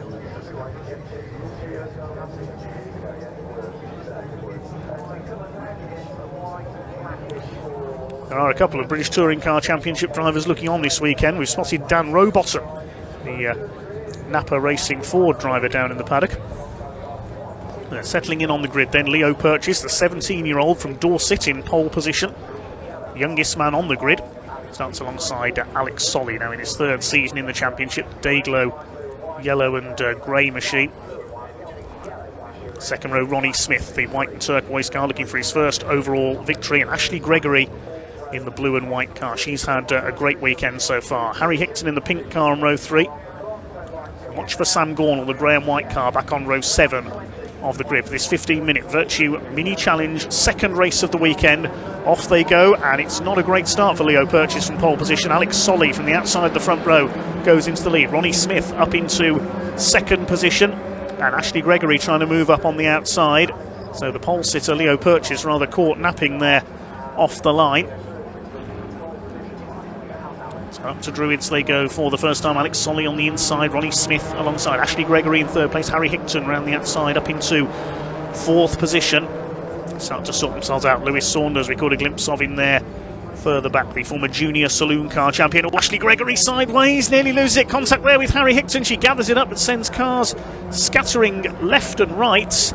Now that's going to shuffle the order for fourth and fifth position there. The first two have got away. Third place I think is our pole sitter Leo Purchase, under fire from Alex Keens, who's come through all of that. So James Black in behind them. Then it's Gregory side by side with Harry Hickton, but somehow they all survive that. I thought Gregory was going to go into a spin there. Alex Solly will lead as they complete the first lap then ahead of Ronnie Smith. It's Keens up into third position. James Black going through into fourth. Very close battling in there further back. Callum Eason is the man in the middle as they go into Paddock Hill Bend. One car up on the curb and into the gravel. Leo Purchase goes off. There was contact there and over goes Leo Purchase. Big shunt there into Paddock Hill Bend. That will be a safety car for certain, probably a race stoppage. Yes, the red flag in fact is up straight away. Big accident for Leo Purchase there, the man who started on pole. Let's hope he's all right. There's contact there coming off Paddock Hill Bend. The race stopped immediately.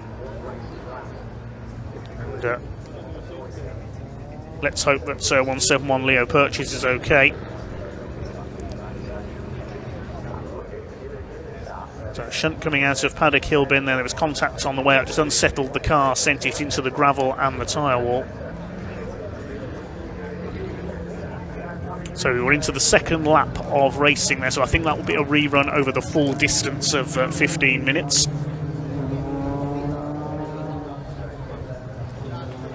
And the marshals and the medical crew will be on the scene as a precaution, of course, to make sure that the 17-year-old from Poole in Dorset is okay.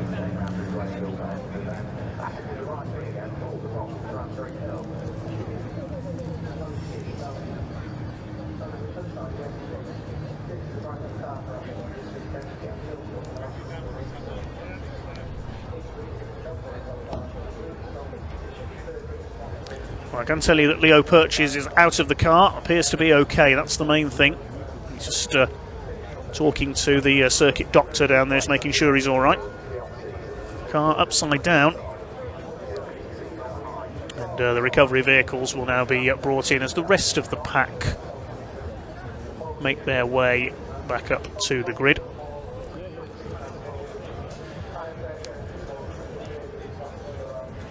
Be repairs needed to the tyre wall as well, so there'll be a short delay here while we get this recovery and repair done, and then we'll be back underway with the Virtue Mini Challenge race number 2. Let's have a look again. Leo Purchase just on the right of your shot there, contact there, that's with Ashley Gregory, just unsettles the car. He can't recover it, into the gravel, the car bounces over the gravel trap, into the air, clips the tyre wall with the back end, and over it goes. Nasty looking shunt there, but these cars very strong indeed, these BMW Mini Coopers, and Leo Purchase appears to be perfectly okay. See it again coming down from the reverse angle.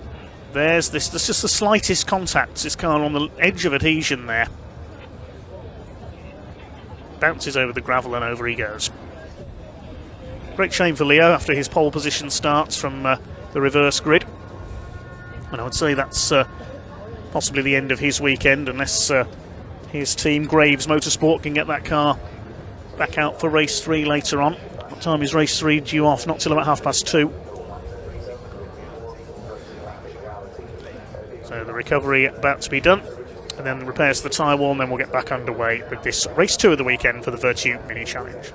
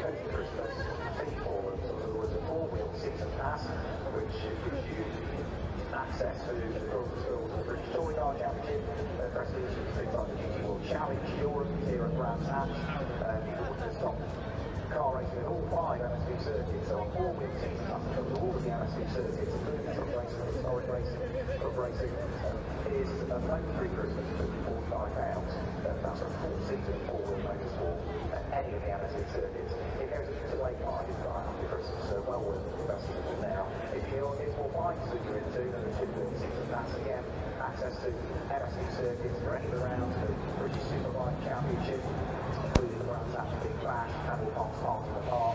Also the two-wheel mini-things as well with the classic dual 50 bikes. That's £235 for Christmas, and £275 afterwards.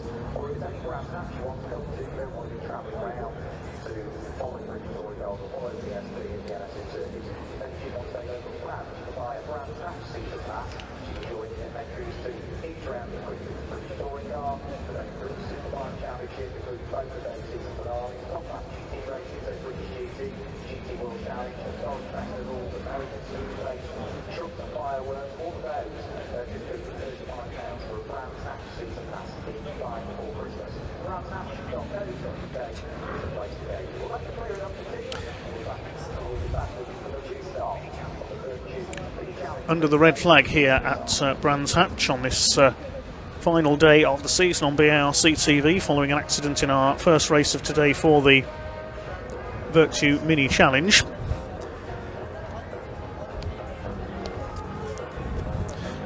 Involving pole sitter number 171, Leo Purchase. We'll have a look back at the start of that one. Purchase on pole alongside Alex Solly. Didn't get the best of starts. It was Solly who went into the lead with Ronnie Smith moving into second place, the Rookie Cup champion.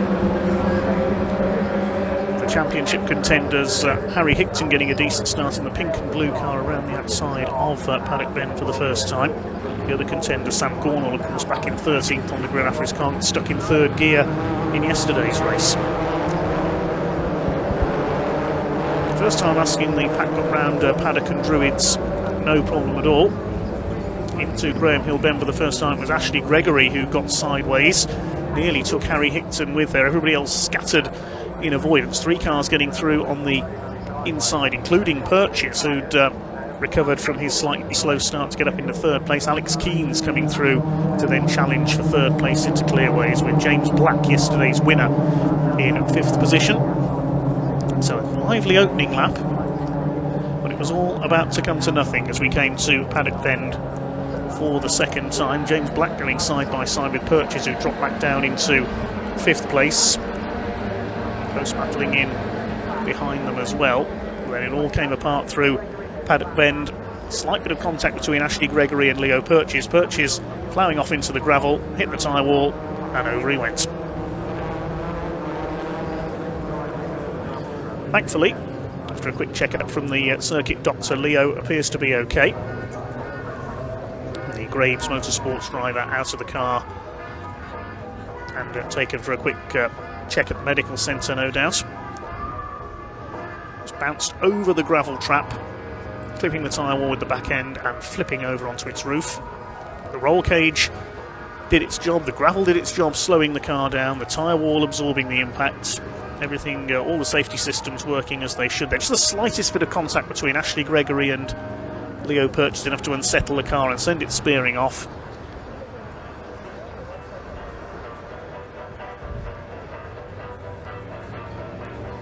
See it from another angle down Paddock Bend.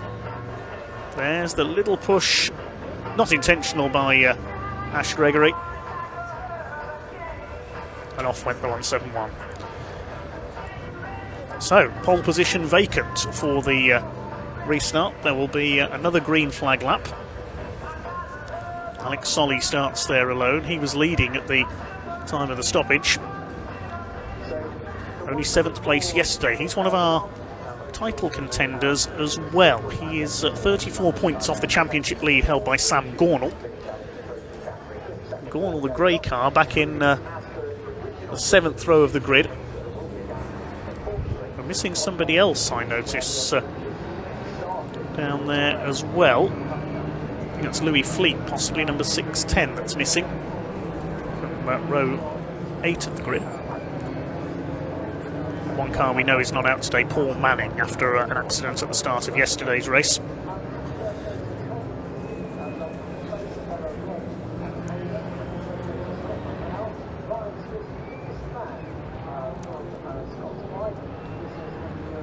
There's Harry Hickton, second in the points.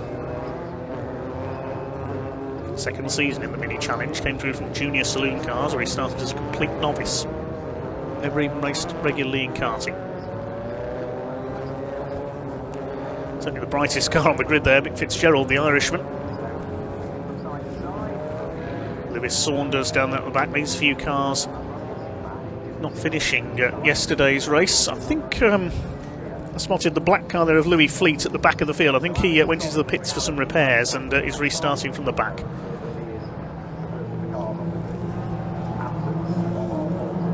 So Alex Solly will be on his own on the front row of the grid, the number 12, the Dayglow yellow and grey car. Ronnie Smith in white and turquoise on the second row. The Chandler Motorsports car, the Rookie Cup winner this year. Ashley Gregory in the dark blue car alongside him, and the pink and blue of Harry Hicton. The green and yellow, the almost Team Lotus colours of Alex Keynes. Then we have Gabe Fairbrother, the number 11 for Accelerate Motorsport. It's alongside James Black, the blue car with the white stripes and yellow trim. He took his second win of the season yesterday.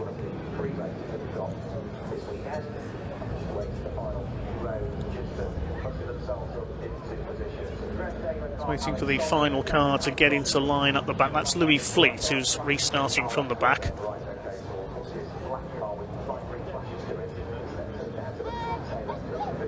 Marshall signals the green flag from the back. Red lights coming on. Revs are up for Virtue Mini Challenge. Race number 2, the second attempt gets underway. Good start by Alex Solly, good start by Ronnie Smith. They go clear of the rest of the field. Alex Keynes moving up well on the outside.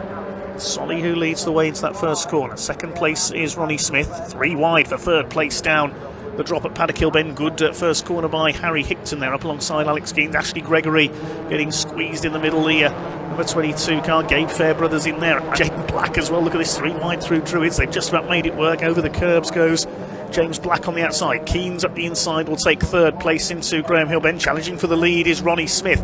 Well, it's just the first half lap of this 15-minute race. You'd think it was a 2-lap sprint, wouldn't you? Ronnie Smith has taken the lead coming into Surtees. So the Rookie Cup champion has moved into the overall lead. A bit of a twitch there for Alex Keynes. Could lose third place. Harry Hicton goes through. Who else is up there behind them? I think that's Gabe Fairbrother in there as well. So frantic first lap then here at Brands Hatch in our second mini challenge race of the weekend. There's Fairbrother on the inside of Keynes, chased by James Black. Next in the order, that looks like Reese Hurd taking Ashley Gregory. Behind them, Callum Eason, comes from a truck racing family. Maybe we'll see him in the British Truck Racing Championship someday. He's in the green and white car there on the inside, number 26. Behind him is 96 Sam Gall. Oh, that's Cameron Wood, number 43. Now, where's he gone off? That's at the outside of Surtees. What's happened there? Let's have a look again. We see Cameron Wood spinning off and wallop straight into the tyre wall. He picked up some damage in yesterday's race as well, so that's possibly end of race for Cameron Wood unless he can get the car going up there. Yellow flags are out down there, so no passing into Surtees. Leaders coming up over the line, and Alex Solly has really been shuffled back around that previous lap. He was leading. Whether he's got a problem there, Alex Solly, because you can see he's almost being pushed along. He's very much the cork in the bottle there down the straight there, so whether he's got an issue with that number 12 car as they cross the line there. It was Ronnie Smith leading from Harry Hicton, who's just the fastest lap of the race. Third is Gabe Fairbrother, and everybody else rather bottled up behind Alex Solly. Down the hill into the left-hander, James Black up the inside will take fourth place. Alex Keynes is next, then Ashley Gregory, Reese Hurd, and there is Sam Gornall, the grey and white number 96 car, who's looking to try and catch Harry Hicton at the very least to try and extend his championship lead ahead of the final race. Side by side there with Ashley Gregory. They need to be careful here because there are yellow flags out there. Behind Gornall is Callum Eason, Gregory in the blue car. Behind them Stephen Chandler, number 35 with the orange roof. Over the line they go once again. 3 laps completed. I think the safety car is being brought out. See yellow lights flashing. Yes, safety car being deployed. That will be for the stranded car of Cameron Wood up at Surtees. There is the safety car.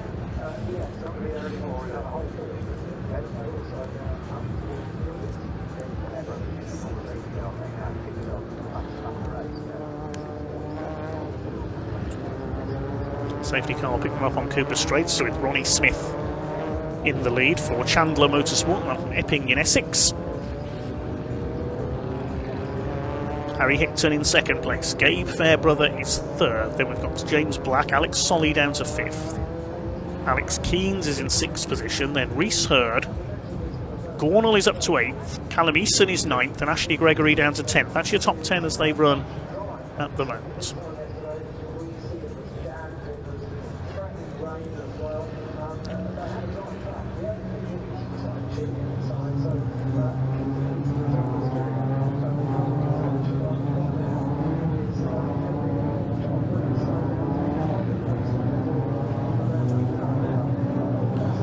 See if we can see what happened into Surtees there. Running a bit further down the field, the number 43 of Cameron Wood. There he is, just lost it going out of Surtees there. Mick Fitzgerald was near him, but there was no contact between the two, and he just went spinning into the tyre wall. Not been a happy weekend for Cameron.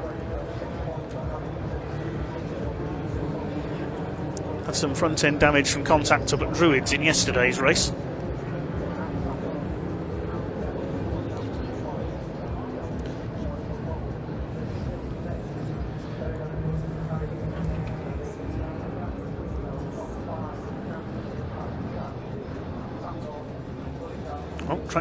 Trackside recovery in there again. We got Stacey Reynolds attaching the tow rope to Cameron Wood's car down there.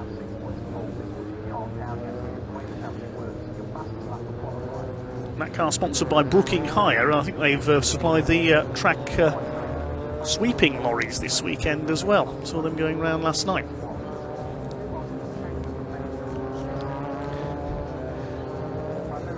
Car slides down the grass there. You can see the rear wheels locked up. No problem for that Ford Ranger though.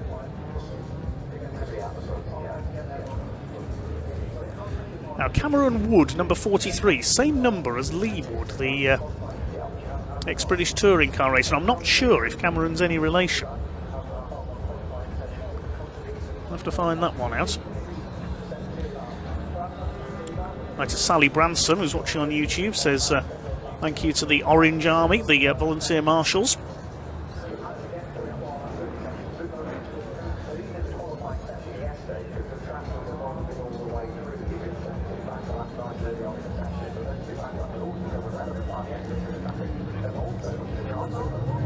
A couple of newcomers watching on YouTube, so a warm welcome to them.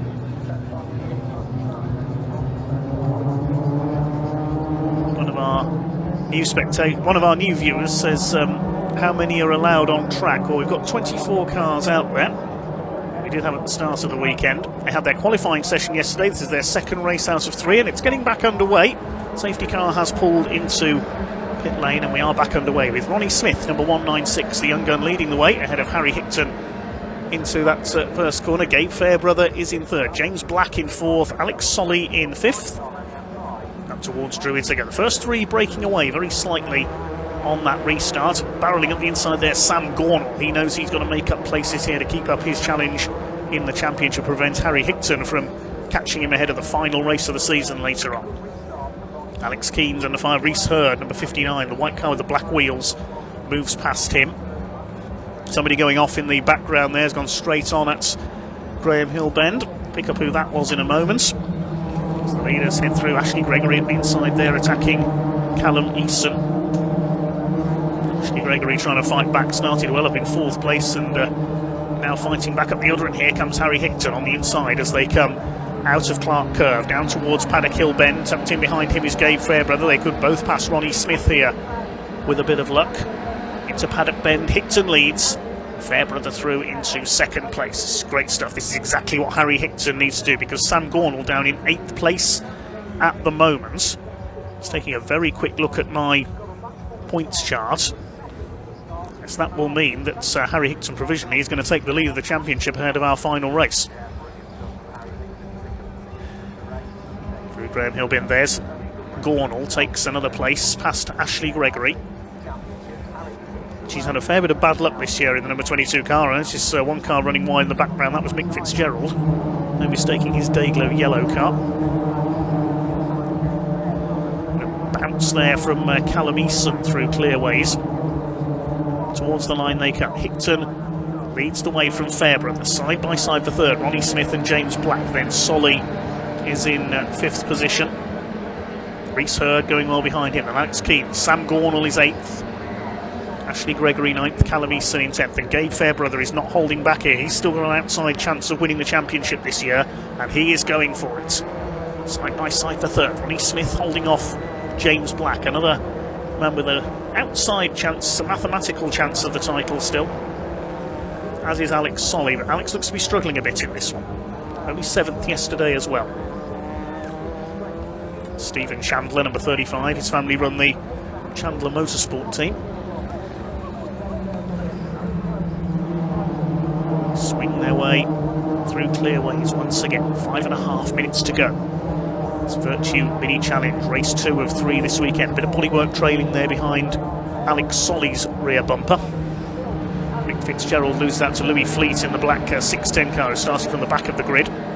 Behind him is Katja Loggy, number 5. Now, she didn't get past the first corner in yesterday's race before getting involved in the shunts, but the young Scottish racer from Aberdeen moves past. Oh, and they've tangled up there. Off goes Katja Loggy into the tyre wall. Oh dear. 2 offs at Paddock Bend for her this weekend. She's had no luck at all this season.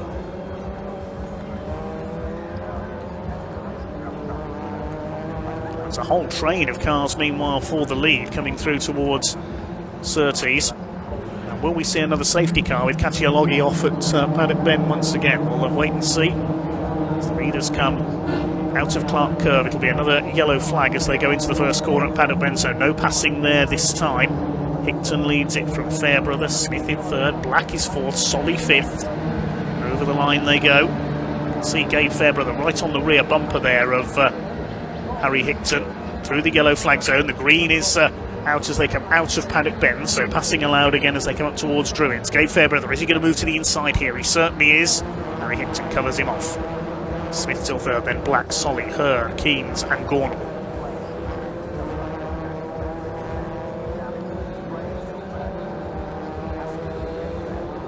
Through Graham Hill Bend they come once again.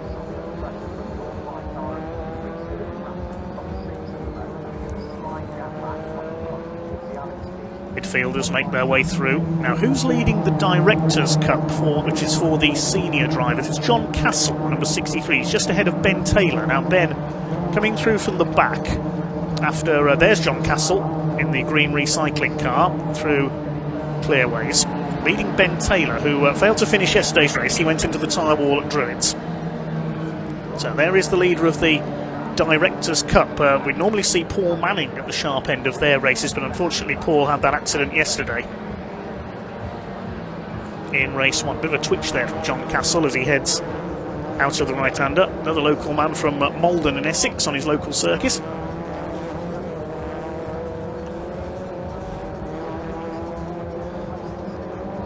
There's Luca Marinoni Osborne back at the back of the field. Normally he's a front runner, but he's struggling today. Had some problems in yesterday's race and retired. There's Ben Taylor. Directors' Cup and Graduate Cup for second-year drivers when he fits into the age bracket. And there's a spin. That's Ronnie Smith. Oh, Ronnie Smith, who was third, has spun it. That's coming into Clearways. Trying to get it going in the Bright Sign sponsored car. He's got to wait for a gap in the traffic and he'll be back towards the back of the field now. Is that smoke I see trailing from Harry Hickton's car? It is. Harry's in trouble. So one of our title contenders in trouble. He's got damage to the left rear. Now, has there been contact between Ronnie Smith and Harry Hickton, I wonder, down at Clearways? Meanwhile, up the inside, Alex Solly. So what's happened to the lead of the race now? It's James Black leading, so it completely changed while we were following the midfield battle. Harry Hickton's got damage. May have a tyre rubbing on the bodywork there. Now this is going to change the championship again because, and in fact with two minutes left, the red flag is coming out. There's a red flag coming out.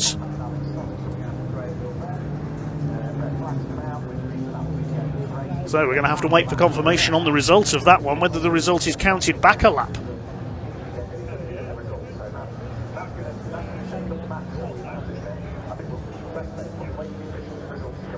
So I'm not too sure what's happened there, because we were looking back at the midfield battle and then suddenly everything changed for the lead. There's damage to Harry Hickton's car. You can see the left rear was damaged, but we're waiting now to see whether the result is counted back or not. So no result as yet on race 2 for the Virtue Mini Challenge. We'll have to wait to confirm who has taken the win.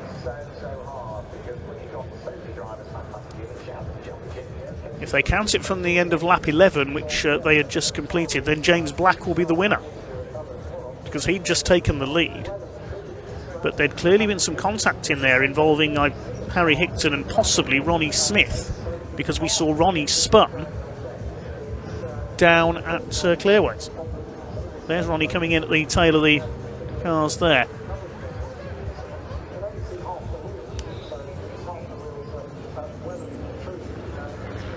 But we're not sure at the moment what has happened there.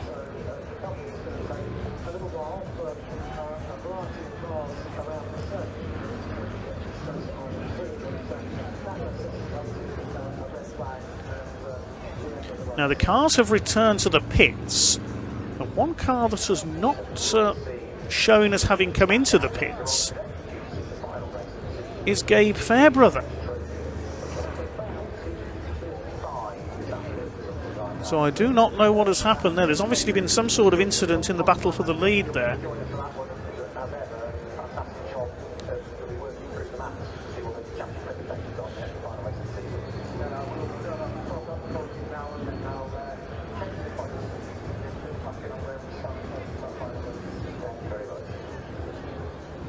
So we'll try and piece together what happened there if we can. There's Fairbrother. He's in the gravel coming off Graham Hill Bend, so there must have been an incident there involving... There's damage to the right front. I think there's been contact between him and Harry Hickton, because they were fighting for the lead. And then we saw Ronnie Smith spin off further round the circuit. So I can only assume that the battle for the lead has rather boiled over there. Just to update you, my timing screen has now gone back to the end of lap 10. So provisionally the result is going to be taken from that, and that would make Harry Hickton the winner, but we will await confirmation of that. Let's head down to Ian, see what he's got for us in pit lane.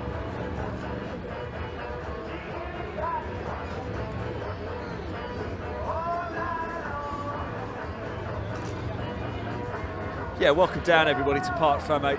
Quite a bit of confusion here. We're just seeing Leo purchase his car actually go. Remember, he was on his roof a little bit earlier. Leo did get out of the car. I'm hearing that he's okay. Fingers crossed for that one. However, red flag looks like it's gone back a lap. James Black, of course, is not very happy about that because he would have won the race, but it looks like it's gone back. We've got Harry Hickton here. According to TSL, Harry, according to TSL, you are the winner of this race, but we're still a little bit unsure, and of course it was an eventful finish for you. What happened? How can I put this nicely? It's just ridiculous. I mean, me and Sam are going for the championship here. We're tussling our way, and there's people that are mathematically possible of winning it, and they're not going to win it. And he's just ruined my race from doing that, putting me across the grass. I mean, you can go side by, you can go free ride through there in these minis, and he's put us both over the grass and ruined both our races. I mean, what's he thinking? Well, it looks, Harry, like you might actually end up getting the win anyway, which of course is going to do your championship the world of good. Yeah, definitely. I mean, if I get the win, then great. But the point is, it's like, come on, why can't we just race? Like, he's on? Like, how many points on the license has he got? I'm sorry, I'm being really unprofessional here. You can tell this is a, people say it's not the World Cup final, but it really feels like it. It's a championship on the line. Yeah, definitely. It's like, I'll calm down very soon, but it's just like.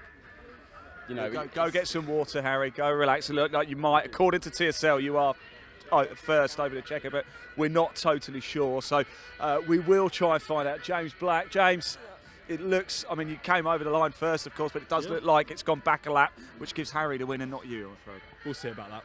I think nothing's confirmed, but this is not confirmed, by the way. This is just TSL. So, well, be careful what I say, but I've raced clean all year, and in that race, I've raced clean and I've led that lap. So I'm thinking, great, cool, I've won the race. Yeah. And then red flag's gone back a lap. Why wasn't finished under a safety car? Where the car went off was actually probably further off than Catty's was at turn 1. I don't know. It's not over yet. Don't worry about it. All right, James, thanks for talking to us. Appreciate it. I know you're frustrated at the minute. So, yes, very difficult at the minute to work out exactly what's happened. But Harry Hickton's not happy. But as it stands at the minute, it looks like he might be classified as a winner, although I think this one is going to be settled in the steward's room. So as soon as we get a clearer picture of the actual result here, we will let you know. This is motorsport. This is sport. This is the very best of it. It makes it very exciting, doesn't it? But as soon as we know more, we will let you know more as well. Right, more racing action coming up very soon. Just come with me, actually, for a second, guys, because you can see time for the penultimate race of the season for the Pickup Truck Racing Championship. They will be heading out very soon. Dale Gent all but wrapped up the title. Can he get it done in this race? We're going to find out very, very shortly. I'm going to hand back to Dave whilst I go try and find out and see if I can get clarification on the result for this race for the Mini Challenge Trophy. They've got another race coming up a little bit later. That is the race where the official champion will be decided. We'll come back for that. But first up, next up, Pickup Trucks. Let's go racing.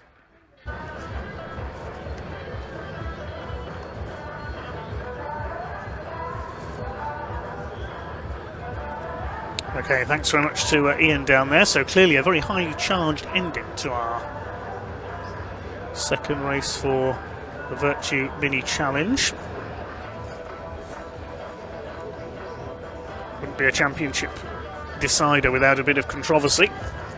Gabe Fairbrother's car still in the gravel at Graham Hill Bend. Now let's have a look back at what was a decidedly incident-packed race. The red flag coming out initially when Leo Purchase made contact with Ashley Gregory. Bounced over the gravel and into the tyre wall, and over he went. That was the end of the race for our pole sitter. Shows how on the edge these cars are all the time. It's the smallest bit of contact sending him flying over the gravel, and over he went. Thankfully he's okay.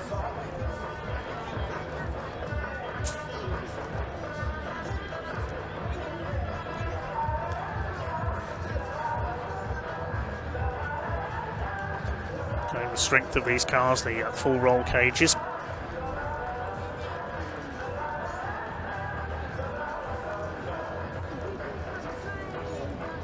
Cameron Wood went off on the restart and into the barriers. Other incidents occurred at Paddock Hill Bend. Scotland and Ireland tangled up, and off went Katia Loggy after contact with Mick Fitzgerald into the tyre barrier at the top of Paddock Hill Bend. That was a second retirement for her today. And then, this is one of the incidents we saw later on. Gabe Fairbrother and Harry Hickton did make contact. They went over the grass coming through Surtees. As Harry Hickton came back on, he bounced off Ronnie Smith and sent him spinning. So that's what happened initially at Surtees and what gave James Black the lead. So there we saw what happened. That's how the damage was picked up by Harry Hickton. They bounced off each other door handle style going into Surtees the previous lap. So that's what happened. We didn't see how Gabe Fairbrother ended up in the gravel coming out of Graham Hill Bend. That's further round the next lap when the red flag eventually came out.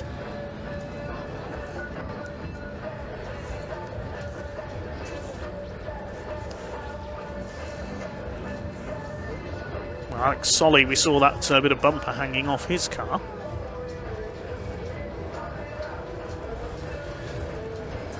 Now, it looks as though the result has been taken back to the end of lap 10, and that will provisionally give Harry Hickton the win ahead of Gabe Fairbrother and Ronnie Smith. But we will await confirmation of that. It's provisional at the moment. But the way I've got it, Harry Hickton, from my calculation, provisionally has taken the lead of the championship by 12 points with one race to go. Next up on track anyway, while we await confirmation of that, is the Pickup Truck Racing Championship, their second race of the weekend. And we caught up with a couple of the drivers earlier.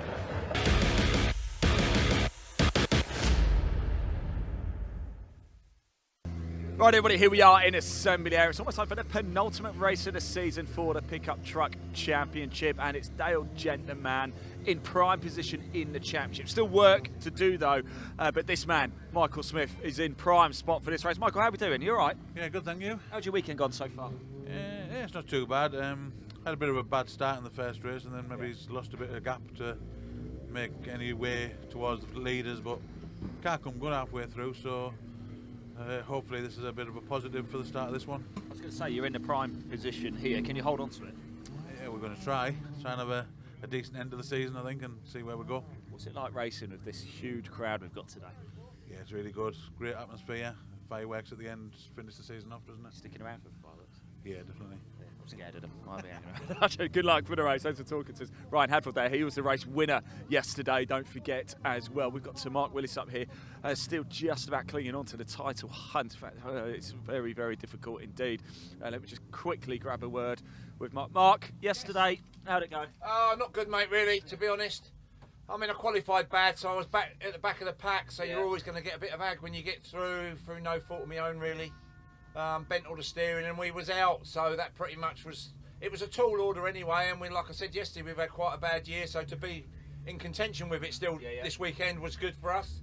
We're trying to salvage something today and have a bit of fun now, and it looks like Dale's pretty much won it. He's been good all year. He has, you know, Matt's still up there as well, along some of the other lads as well. You know, I ain't home and dry with the second or third yet, so we'll see how it goes, and then we'll just get home, get Christmas out of the way, press the reset button and try again. So you're back next year, yeah? I think so, yeah. It looks like we've got a fantastic calendar next year. Yeah. Sonny and the team have worked very, very hard to progress. I mean, it ain't all out in the press yet, but it looks like we've got a good calendar for next year. It's a small calendar, but I think it's a big quality calendar. Yeah.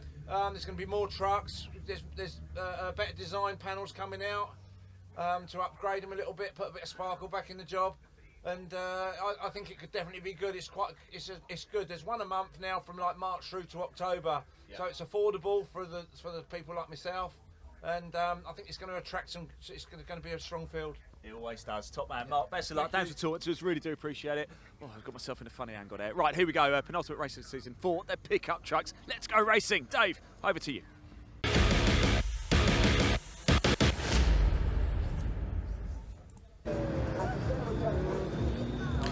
Thanks very much indeed, Ian. The pickup truck's already on their green flag lap, so we'll take you through the grid very quickly. Michael Smith, number 93 on pole, alongside 72 Alan Cooper. Ryan Hadfield, yesterday's winner of race 1, in number 44 on the second row, alongside his brother Jonathan in 42. Row 3, Dale Gent, the championship leader in 83, alongside 30 Matt Simpson. Row 4 is Eric Bolton in 68 and 89 Chris Brockhurst. The fifth row, 65 Mark Willis and 52 James Goldstraw. Behind them, 84 Matthew Moore and 77 Chris Land. And number 2 Jamie Liptrot, hopefully, who missed race 1 yesterday with engine trouble, will hopefully be at the back of the grid.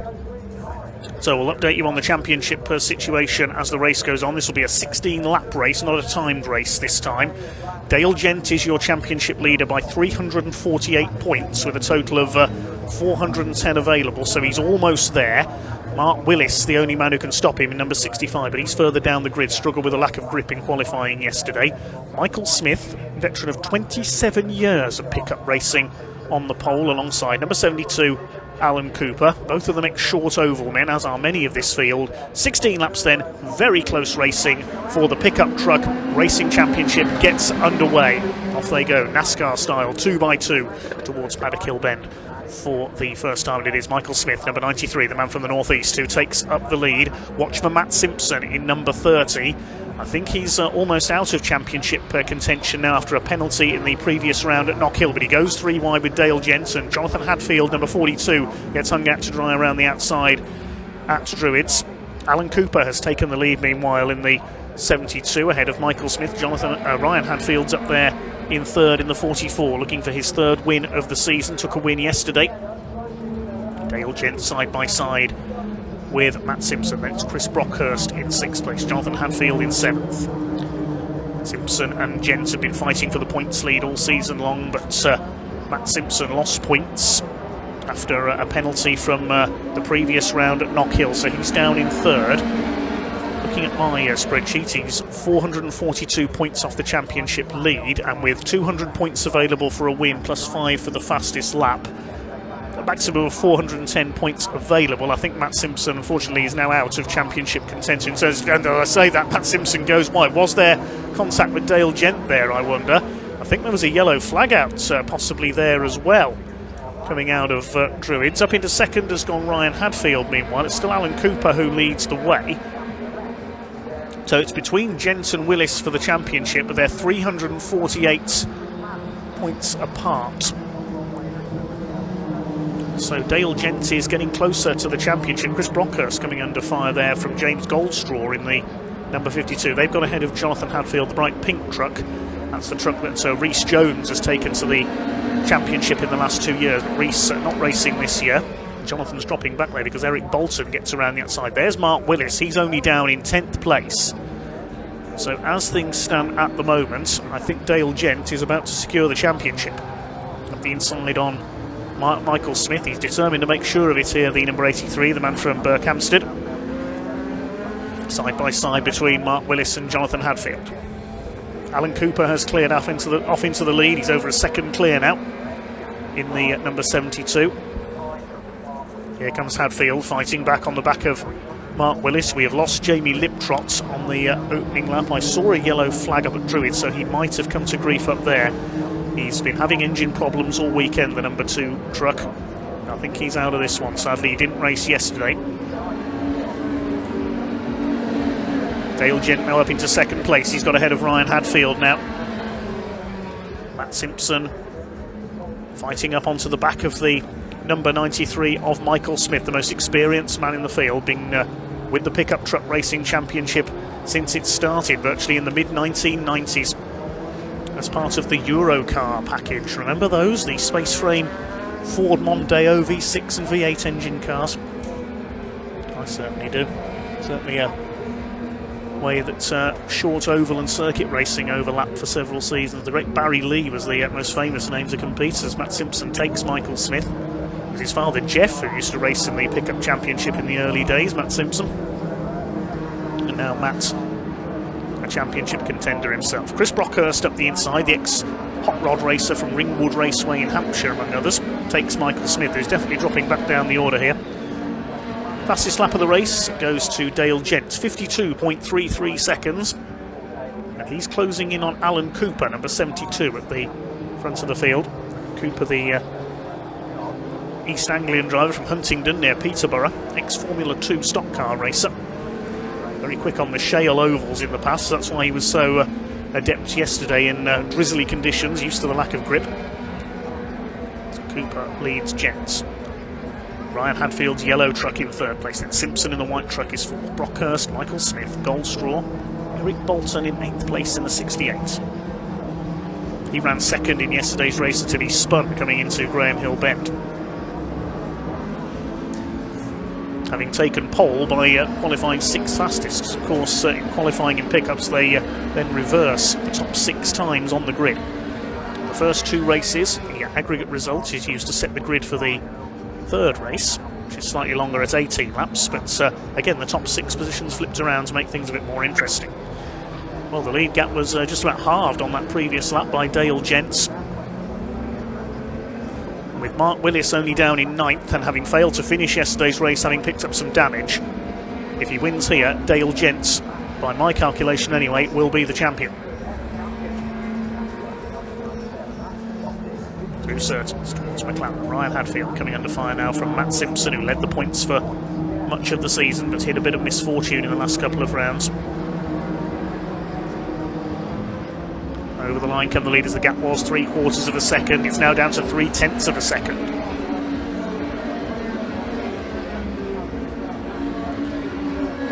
Really starting to come down now, the lead gap. Dale Gent, where is he going to make his move? It's not a question of if but when now, surely.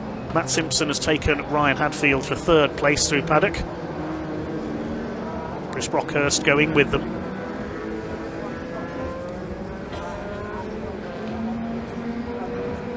Dale Gent wants to seal the title with a victory here, surely. Can he catch Alan Cooper? Dale Gent, whose father Mark was a long-time short oval racer both in the UK and on the continent. He raced for many years on the ovals in the Netherlands. Dale's raced in lightning rods and super rods, among others, on the quarter-mile ovals. Before moving into pickups, also raced in classic Thunder Saloons with a very modified Subaru Impreza. He's going for the lead here, coming out of Paddock. He's right on the tail of Alan Cooper now, right on his tailgate. Up the hill towards Druids, he's going for the inside. Cooper gives him room. Dale Gent takes the lead. See how he's ground him down over the last 3 laps there, and he's taken the lead. Coming down Graham Hill now, Dale Gent into the lead, and surely heading towards the championship. Still 8 laps to go then.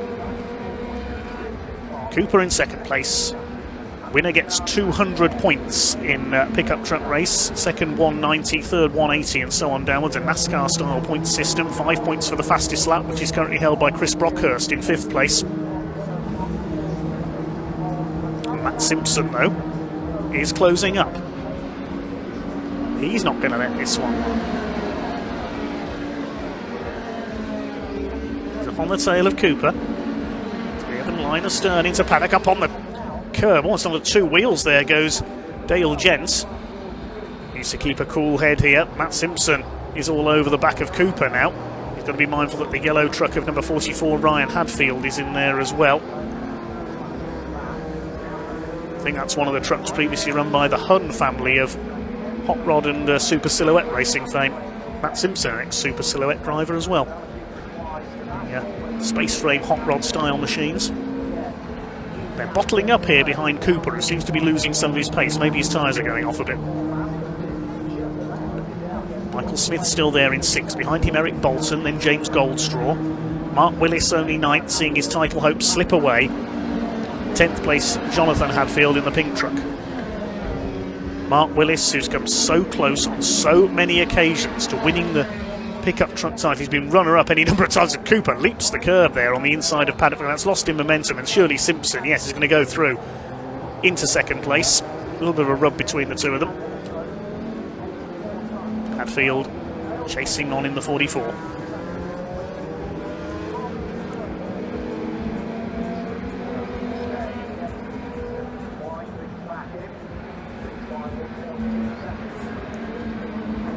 Up to complete lap 10 this time. Dale Gent leads by 1 1/4 seconds over Matt Simpson, now in second place.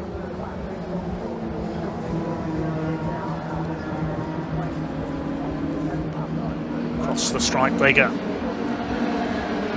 Can Ryan Hadfield move onto the podium? He won race 1 yesterday. Brockhurst and Smith staying with them.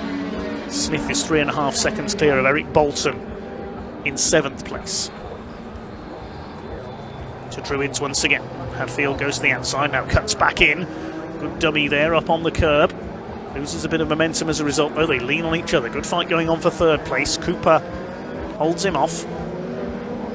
Alan Cooper's strongest form in recent seasons has been on the 1 mile oval at Mallory Park in Leicestershire.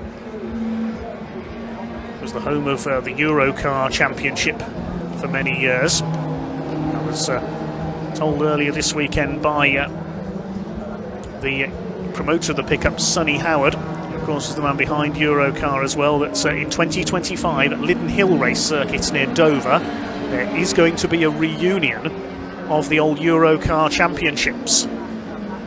So Ryan Hadfield moves to the inside there on Alan Cooper, trying to take 3rd place away. So a little bit of breaking news there. It'll be in July 2025, a reunion of Eurocar and pickups and all their similar championships. What a festival that promises to be. Ryan Hadfield does get the move done at Druids. Chris Brockhurst chasing on in the 89. Well, Gent and Simpson starting to pull away slightly now. Can Matt Simpson, let's have a look at his lap times. His last lap was about 0.4 seconds quicker than Dale Gent. They are big rivals, these two.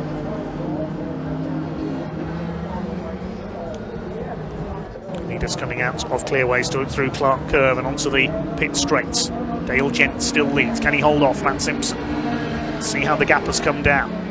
This is the battle for 3rd place, with Cooper trying to fight back. Brockhurst towed up onto the back of them as well in the 89. There go the leaders, up into Druids. Matt Simpson's having a look. He's really a big look down the inside at Druids. He could get the lead here with a bit of luck. He loves the Brands Hatch circuit, Matt Simpson. He's going to be on the outside for Graham Hill Bend. He drives right the way around the outside now. That's the mark of a hot rod racer, and he's surely going to get the lead here, or is he? Or is he? Because Gent doesn't give way. Back up the inside into Surtees. This is great battling between these two. And Simpson finally gets the move done at McLaren. Excellent driving by Matt Simpson. And he now takes up the lead running.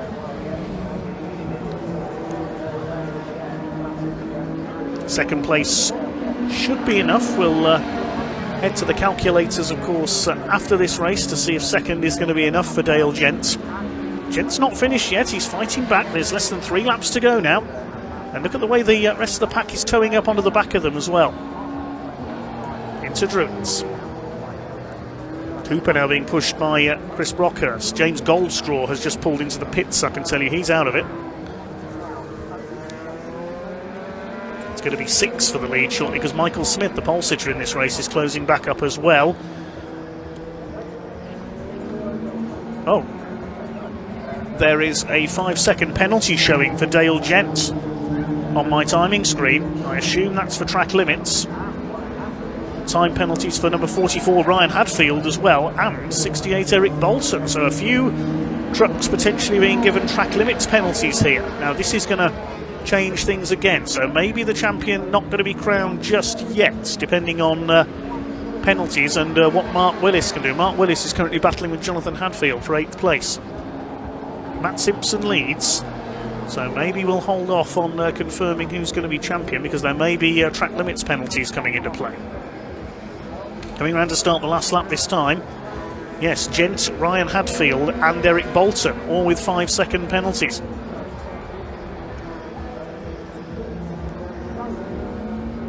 Through to the start of their final lap then. So we're going to hold on confirming anything in the points until we get the results officially confirmed. Into the last lap we go. Matt Simpson is heading for victory. Another great drive through from the 3rd row of the grid. He almost won from the back here at Brands Hatch at Easter after he was spun on the first lap at Graham Hill Bend. Just ran out of laps to catch the leaders.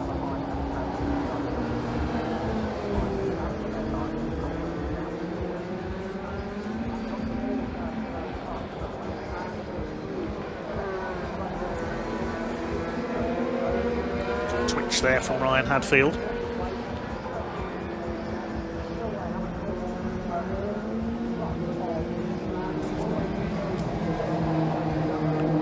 Simpson, a little bit of a slide there as he comes through towards Clearways. He's not going to be caught. It's going to be a win for the number 30 of Matt Simpson, the man from Berkshire, up towards the line. Checkered flag goes out. Matt Simpson takes the victory. Now let's have a look at the order when the penalties are applied as they cross the line. It's Alan Cooper in 2nd place. Dale Gent drops to 5th.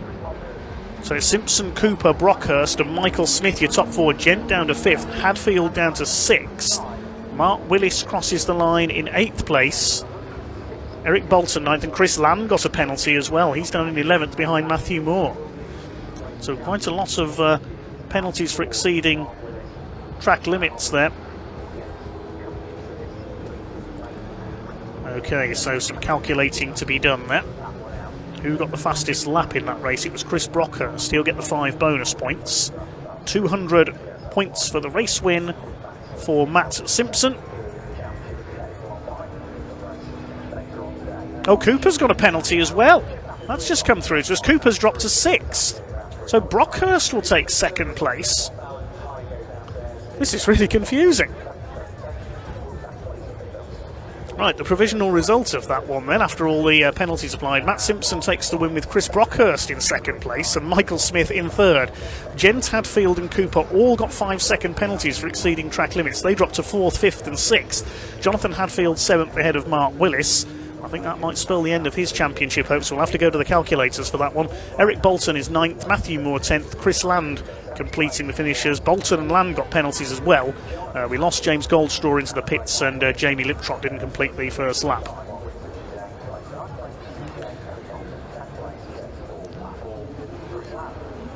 Well, we'll head down to Ian Waterhouse shortly, and I've got some adding up to do.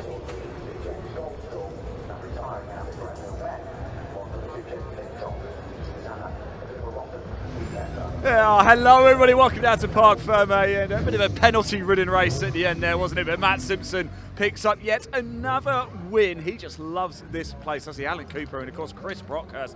Does mean we believe that the wait for the title goes on. So we'll go to the final race. Dale Gent. Let's just grab a word with Matt, shall we? Just catching up with his race engineer here. Is Matt, that seemed a bit of a confusing race, a bit penalty ridden at the end as well. Yeah, obviously I got the first two warnings, so I knew I had one more, I was in trouble. So I was sort of being mindful of obviously not running off on the exits, but obviously seeing Dan in the mirrors, and I thought to myself before it come over the radio that he had a 5-second penalty because he was using all the track and more, and I'm like, are you watching me or what are you watching? But obviously when that came over the radio, I was like, oh, you know, fair enough, you know, so just being careful, brake, apex, exit, and just keep the wheels on the black stuff. It worked out quite well in the end. You seem to go well all the time here, don't you? What is it about Brands Hatch? You know, I've been around a long time, you know, and you can't buy experience, you can't buy laps around here, you know, unless you obviously, I've done so many laps around here in all different types of Formula E, so I know every nook and cranny of the track. Matt, congratulations. One last dance a little bit later as well. Let's grab Chris for a chat, shall we? Chris, let's come and have a bit of a chat, shall we? I haven't seen you yet this weekend. Oh, no, sorry. Alan, you go. There you go. Let me grab Alan Cooper. I will grab him very shortly. Let's just grab Alan for a quick chat. That was an exciting race, wasn't it? Yeah, it was a great race. I think I broke away a bit too soon, really. But the Matt's just got so much more on me, Tommy. He's just got that little edge every single corner. He just takes a little chunk off you, and it just adds up at the end of the race. Just talking to him there, he says, look, you just can't buy experience. He knows this place so well. But what can you do to beat him? I don't know. Is there anything left in the tank, Alan? There's a little bit more in the setup, but not a lot more, I don't think. I think he's just got the experience around here. Yeah. You know, he's done the touring cars. I've done oval track racing, so it's a big difference. He's had a lot of practice compared to what I've had. Yeah, you never know. One last chance, all right? One last chance this season. Thank you, Alan. Chris. So, because I had to let Alan go. You know, I had to let him go first. Another exciting race for you guys in the pickups and championship. I think that might just keep you in it somehow. Yeah, this is it. It's just trying to think smart, think of points. You know, I could hear the penalties being given out on the radio in the ear. So, as I was saying to Alan, that trying to remember whose number's what, and I think Gent's got a penalty.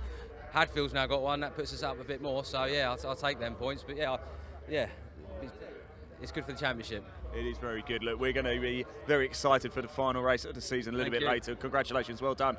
Yes, it's going to go right down to the wire for the pickup truck. How exciting is this? What is about to go down and be settled is a Junior Saloon Car Championship. Yes, it's the final race of the season. And not so long ago, I caught up with one or two of the drivers in the assembly area. So let's go hear from them now.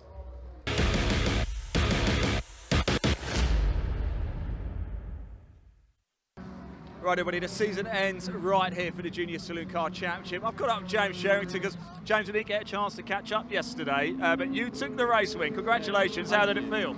Oh, it felt mega. You know, when I got out front, I just thought I've got to get my head down, don't bother what's behind me, because if we knew we had the pace to go out from the front, but this season just hasn't been my year, sort of luck-wise, so I haven't been able to have a title challenge particularly, but I want to end it in style, to be honest. Well, you've already done that, picking up the race win yesterday, of course. Can you do it again? Coming from P5, it'll be a bit of a struggle, but as soon as I got out front yesterday, I just didn't look back. I sort of controlled the gap, sort of kept it at half a second all the way through the race. I think if I get a good start, I back myself. I reckon I'll convert it to a win. I like that. Back yourself. Look, what does next year look like for you? Well, we're trying to work on a few things, sort of sponsorship-wise. I don't think we'll be staying in juniors next year. I turned 16 a couple of months ago, so I can move on. Oh, getting old, James. Getting old. I know. Kicking on a bit now. Knees will go next. I know. One already has. No, so hopefully I can make a step into adult racing, something on the touring car package, most likely. Amazing. But we'll see. Good luck for this race. Thanks for talking. Congratulations yesterday, 16 and getting older. Right, this man here, Harry Smith, leads the championship by just 7 points from Jonathan Moore. So what that means is Harry Smith finishes in front, he's the champion. However, Jonathan Moore, if he wins and gets fastest lap, then he will be the champion. Quite simple. Watch out for those two cars. It's going to go right down to the wire. Junior Saloon Car Championship, the entire season wrapped up. We are about to crown our champion. Who's it going to be? Let's find out. Dave, over to you.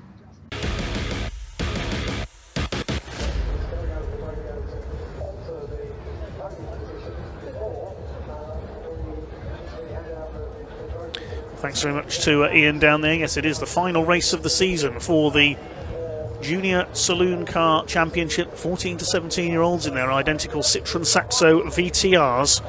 Let's take a look at the grid. Number 110, Josh Salvadori is on pole position in the Lightning McQueen lookalike, number 110.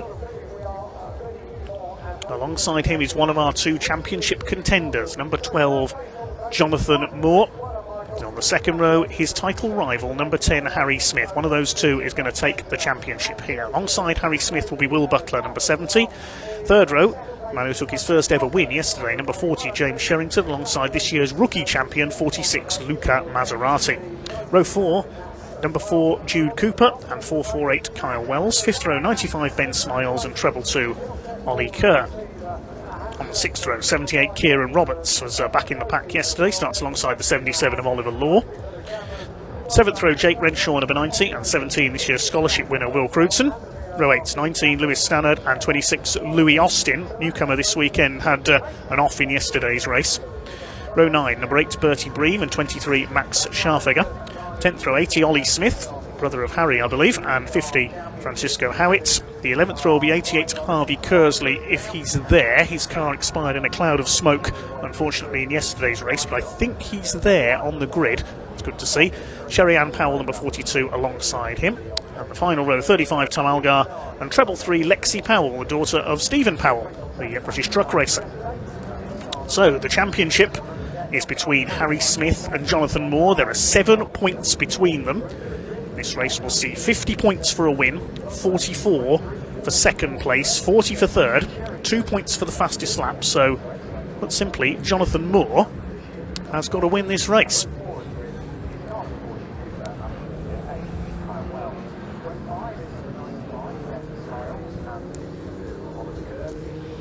So Moore really has to win to assure himself of the title here.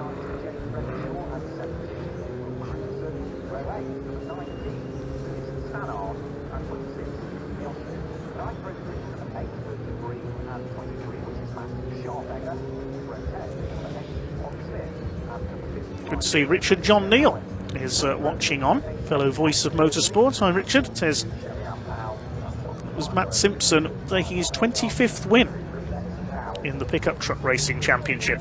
I know Richard's been closely pickups for many, many years. It's now time for the young guns to go for it. It's Josh Salvadori in the number 110, the Lightning McQueen liveried car, on pole. John Wilkins says, come on, car 110. Hi to Beachy, who says, come on, Jonathan. Yeah, I know Jonathan Moore's got plenty of fans watching. This is going to be a good one. A 15-minute race. Who's going to win the title? Will it be Moore?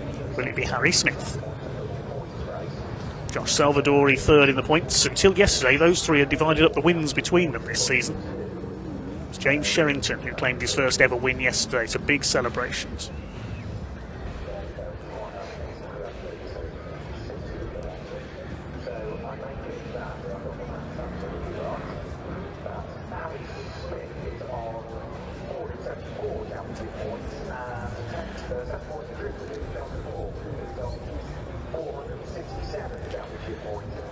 Salvador in the red car, Moore in the lime green and black machine, Smith in the red, grey and blue car on the second row, Wilf Butler alongside him in the black and white car, the Mooney Hire sponsored machine, James Sherrington on row 3 alongside Luca Maserati.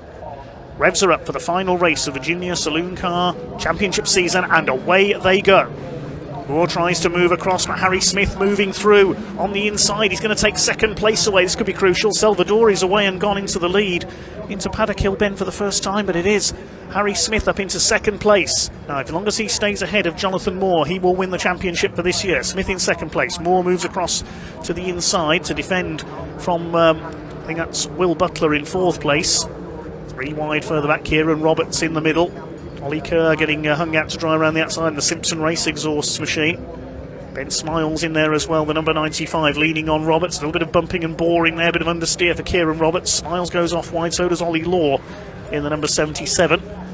But it is Josh Salvadori who leads, but it's second and third place we're keeping an eye on at the moment. Harry Smith ahead and somebody off, that's Kyle Wells, and he's tangled up with Luca Maserati.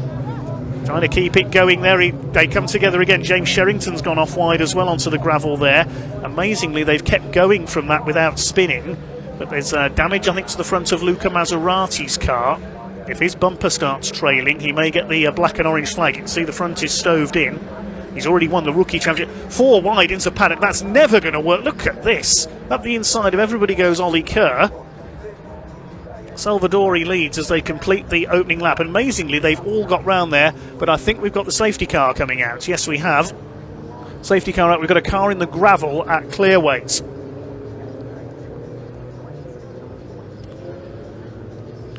Car in the gravel at Clearways. We'll try and identify it. Oh, it's Wilf Butler, the number 70. Now, he may have got caught up with James Sherrington because we saw him go off wide.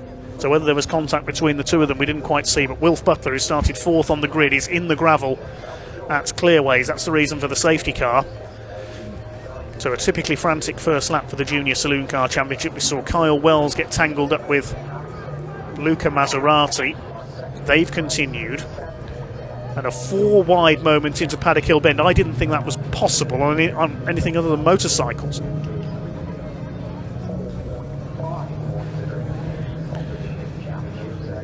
So we've lost Wilf Butler, unfortunately.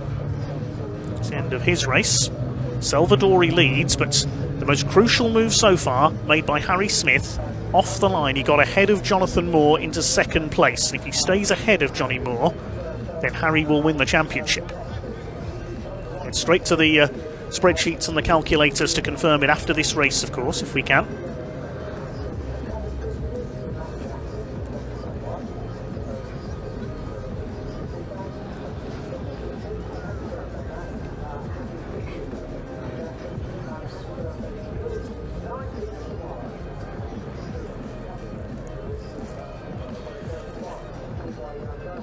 Under the safety car here at Brands Hatch in the Junior Saloon Car Championship grand finale of the season. Let's have a look again. The start of the race. Jonathan Moore tried to move across to protect that 2nd place, but Smith was already there and moved through into P2. Salvadori got away best and was already clear in the lead from pole position. Everybody else got round Paddock Hill Bend perfectly okay. Up towards Druids. Salvadori leading. Harry Smith got sideways there in 2nd place, but he held it all together. As Moore dropped back just a little, there were a bit of bumping and boring from Ben Smiles and Kieran Roberts, and Ollie Kerr starting to get involved as well as they came through Graham Hill Bend. A bit of understeer from the 78, and the 95 of Smiles ran out wide, was nearly clipped by Ollie Law. But then coming up into Surtees, there's the tangle between Luca Maserati and Kyle Wells. There's a lot of dirt onto the circuit, and then further ahead, watch Will Butler. James Sherrington ran wide, I think, and Wilf Butler went off in avoidance there. So that's what happened. We were watching the tangle between Wells and Maserati. We'll see it again here. Wells bounced off the curb, went across, got into Luca Maserati. They went off onto the grass, and Sherrington tried to go up the inside on Wilf Butler for 4th place. But they overshot the corner, and that sent Wilf Butler into the gravel. Maserati clips Wells again there as they try to rejoin. So that's what happened there.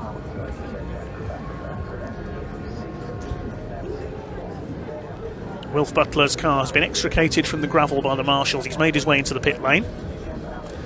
Good to see Harvey Kersley is back out as well. His car expired in a big cloud of smoke in yesterday's race, so the Kersley Motorsport team have repaired that.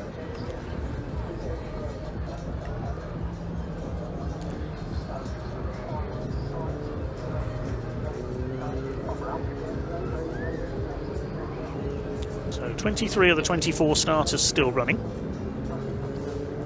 Wilf Butler possibly going to rejoin from the pits. We'll wait and see. Now, what damage is there to Luca Maserati's car? The front of that car was stoved in. He's still 6th behind Jude Cooper. The order is Salvadori, Harry Smith, Jonathan Moore, then Kyle Wells 4th, then Cooper and Maserati. So the lights are out atop the safety car. Josh Salvadori controlling the pace. Jonathan Moore is going to be ready to pounce, try and take that 2nd place, get ahead of Harry Smith, then try and catch Salvadori to take the lead. This is going to be an interesting one into Paddock Hill Bend. Here we go. Salvadori's got it exactly right. Look, he's already pulled away from the rest of the field, and more up the inside. He's on the grass coming out of Clark Curve. On the inside, Harry Smith says, "Oh no, you don't." Look at him defending there as they come down the straight. He knows if he stays ahead of Moore, he'll take the title. Moore goes out wide now. Up on the curb is Jude Cooper chasing Kyle Wells for 4th place. This is where those two tangled at Paddock Hill Bend on Easter weekend in the rain. Into Druids they go. Smith is still 2nd, Moore 3rd, then Wells. Maserati's up to 5th, so clearly no ill effects with his car.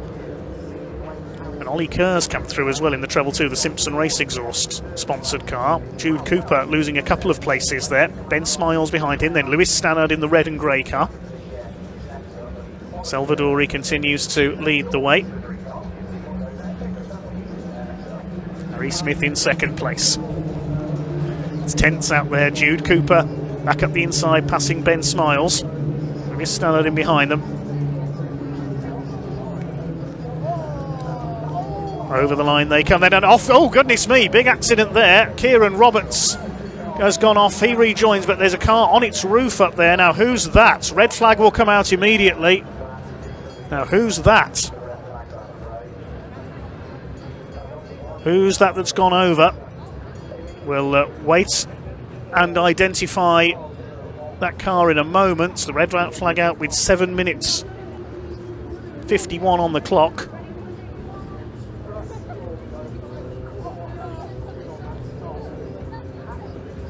So the red flag comes out at Tangle at Clearways, and a car on its roof for the 2nd time today. We'll, as I say, try and identify that car in a moment.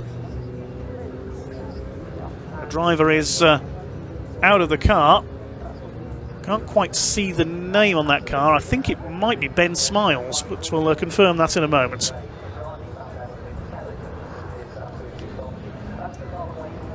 Yes, it is Ben Smiles, number 95, up Saloon. Won't be smiling after that one. He's getting into the ambulance there just to be taken for a checkup, but thankfully no serious injury there. And the number 95 was involved heavily in the midfield battle right from the get-go on its roof. Red flag is out, and the cars will be, I think they're going to be led into the pit lane because of the ambulance being down there on track.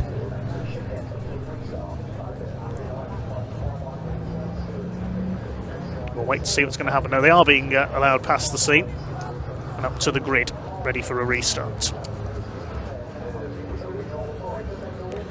Let's take a look again what happened there. Watch the background. Oh, Smiles got sideways and split into the gravel. Roberts went off in avoidance, and the car of Ben Smiles just dug in and rolled over onto its roof.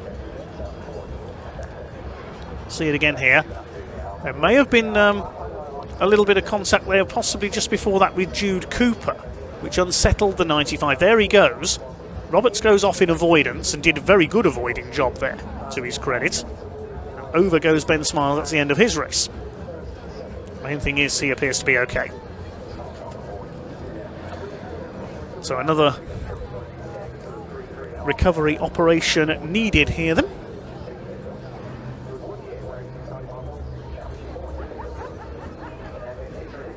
We'll get back underway just as soon as we are able. We'll bring you news on the length of the restart. We've got a checkered flag showing on the timing screen, but I don't think that means it for definite. So we'll bring you news on the restart as soon as we can. Main thing is Ben Smiles is okay, and a clear-up operation will begin.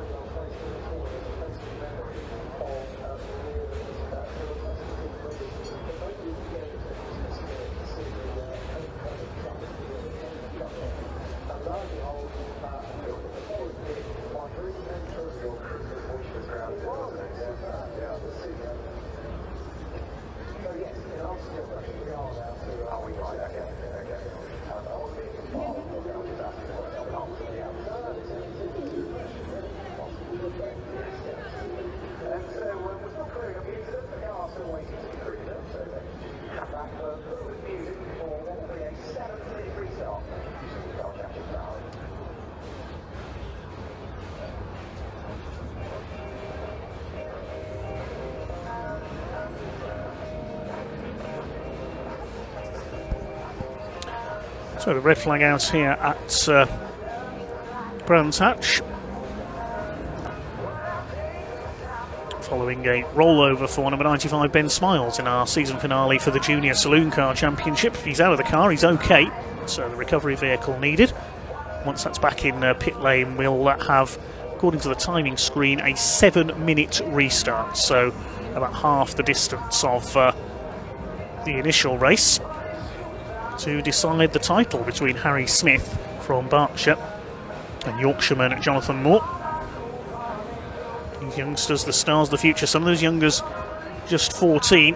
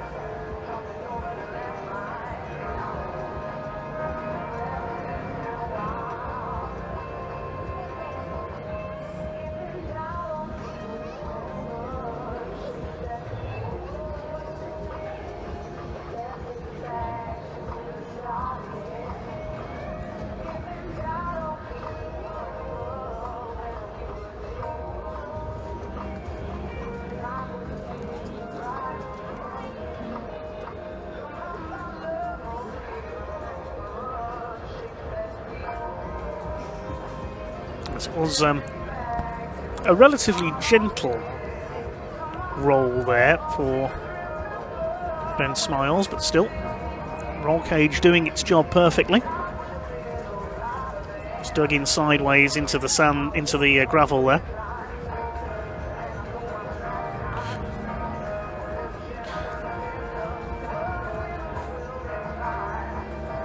Dan Bartlett says in our YouTube comments, a bit of WD-40 gaffer tape and some cable ties and it'll be good as new. There's always one, isn't there?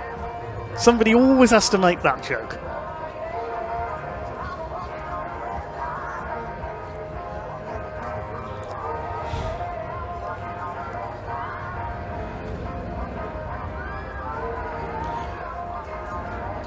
Hi to Luke Scrooby, ex-junior saloon car racer. He's watching on.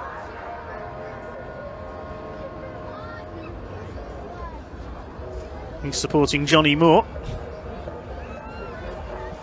And Luke Scrooby says the JSCC cars do get very hot inside. It was heavy rain at Silverstone when he was in them a few years ago, and it was felt like 45 degrees inside the car. Yes, race cars do get very hot inside. I remember being taken round Croft a couple of years ago in Gary Culver's GT3 Ferrari for a couple of laps, and even in those 2 laps it got very hot in there. When you consider that in GT3 cars, drivers do 2 or 3 hour stints in them, no wonder they call it endurance racing. The drivers have to be in all their, of course, fireproof overalls and flameproof underwear and everything else, and their crash helmets, hands devices, balaclavas. It is pretty tough in these cars sometimes, especially in hot weather.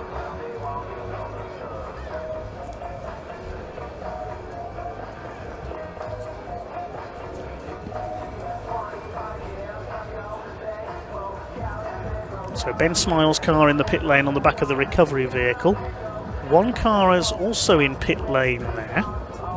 Who's that making his way down pit lane for the restart? I think he's going to restart from the pit lane.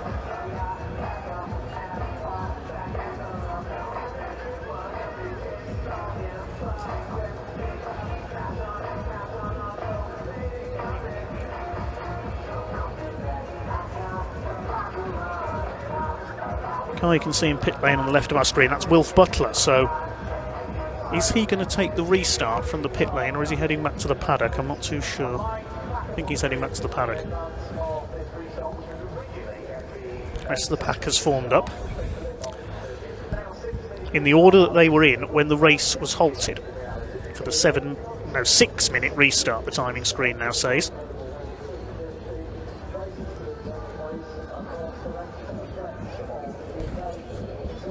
And that means that Harry Smith restarts possibly crucially ahead of Jonathan Moore. Kyle Wells on the second row.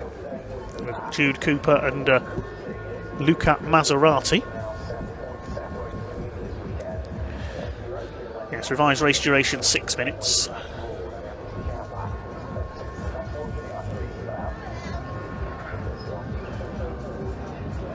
Don't forget, only 7 points between Smith and Moore in the championship. 50 points for a win, 44 for seconds. It's double points this weekend. 40 for third. There's 2 points for the fastest lap as well.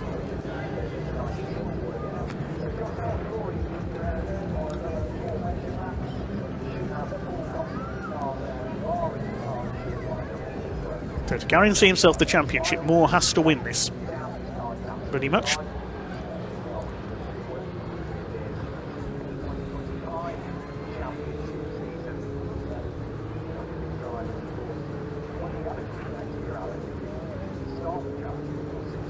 If they go on their green flag lap then, it's going to be a sprint to the line to decide the title.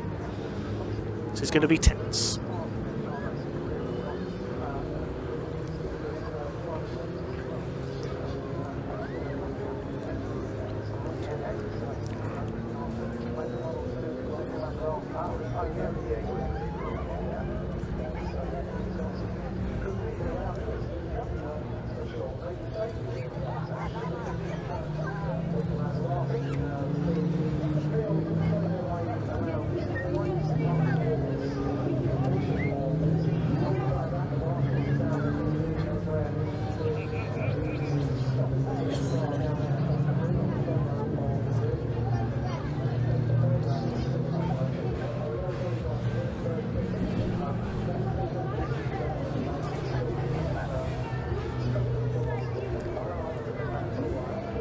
Josh Salvadori leads them up to the grid then. Looking for, I think, will be his 6th win of the season. Can he make another flying start like in the first run? Harry Smith now alongside him. Can he hold off Jonathan Moore to take the title? Kyle Wells, the ex-short oval Ninja Kart racer, on the second row in the Vinnersport car. Jude Cooper lines up on row 3 alongside Luca Maserati. Against Ollie Kerr. And alongside him, Lewis Snallard. Kieran Roberts and Ollie Law round out the top 10. Grid in the order that they were in when the race was halted. Here we go then. Title decider about to get underway once again. Revs are up. And here we go. Now watch for Moore. Is he going to be able to get up the inside of Harry Smith? He's alongside him as they head towards Paddock. Salvadori leads away again. Moore up the inside. He's through into second, and Harry Smith caught on the outside. Kyle Wells looks like he's going to go through up into third. So Harry Smith did not get the restart he wanted there. He's down into fourth. He's going to try and retake third as they go into Druids Hill Bend up the inside on Kyle Wells in the 448s. I think he'll get through on the exit of Druids into P3. Yes, he has. Now that will be enough as long as Josh Salvadori holds off Jonathan Moore, which is exactly what Harry Smith wants him to do, because that will give Harry the championship. Here they come. Long Cooper straight for the first time in his 6-minute sprint. Wells fourth. Maserati's got away well in his slightly battered car. He's fifth.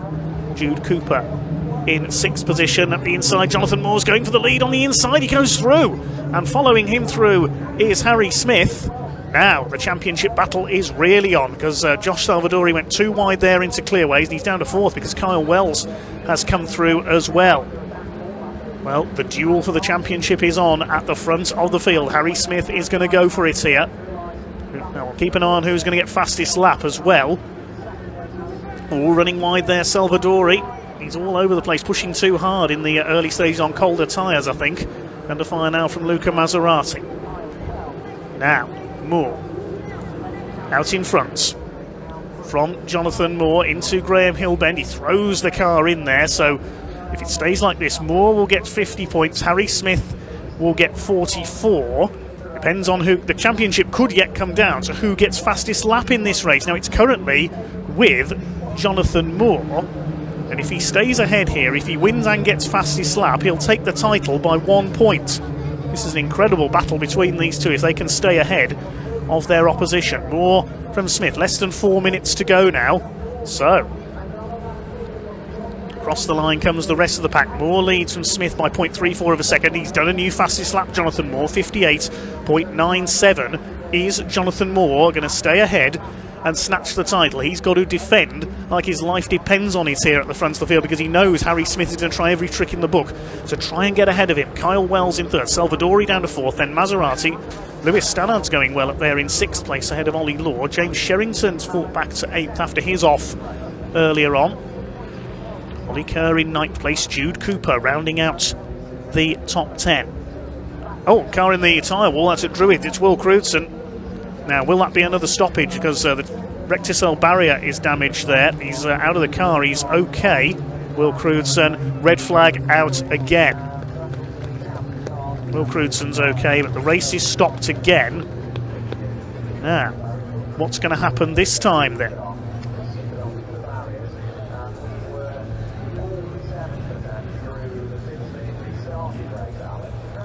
Well, Jonathan Moore won't believe that he's seeing another red flag here, having done what he needs to do, taken the lead.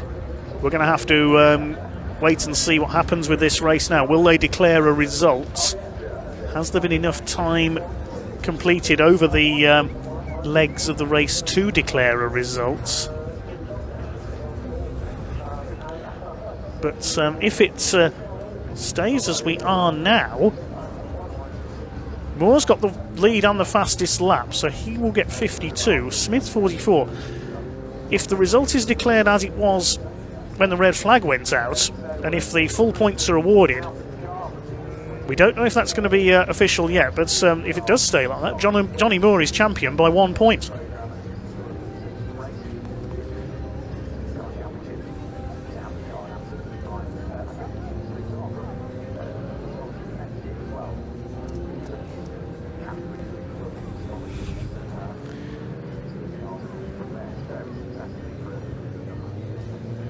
Now, let's see, if the cars go to the grid, it means we'll have another restart.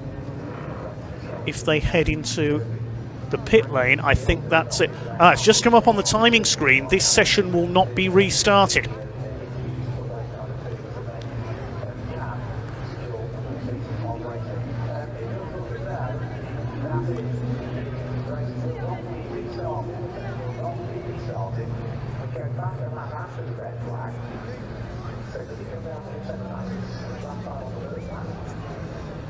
We're going to have to wait for official declaration on this one, because over whether full points can be awarded with the distance covered.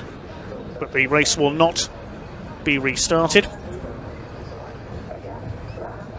Will Crewdson's car off at Druids. And we're going to have to wait to confirm who is going to be Junior Saloon Car Champion this year. If full points are awarded based on the classification we have now, then it will be Jonathan Moore, but that is unofficial at the moment. Nothing confirmed at the moment.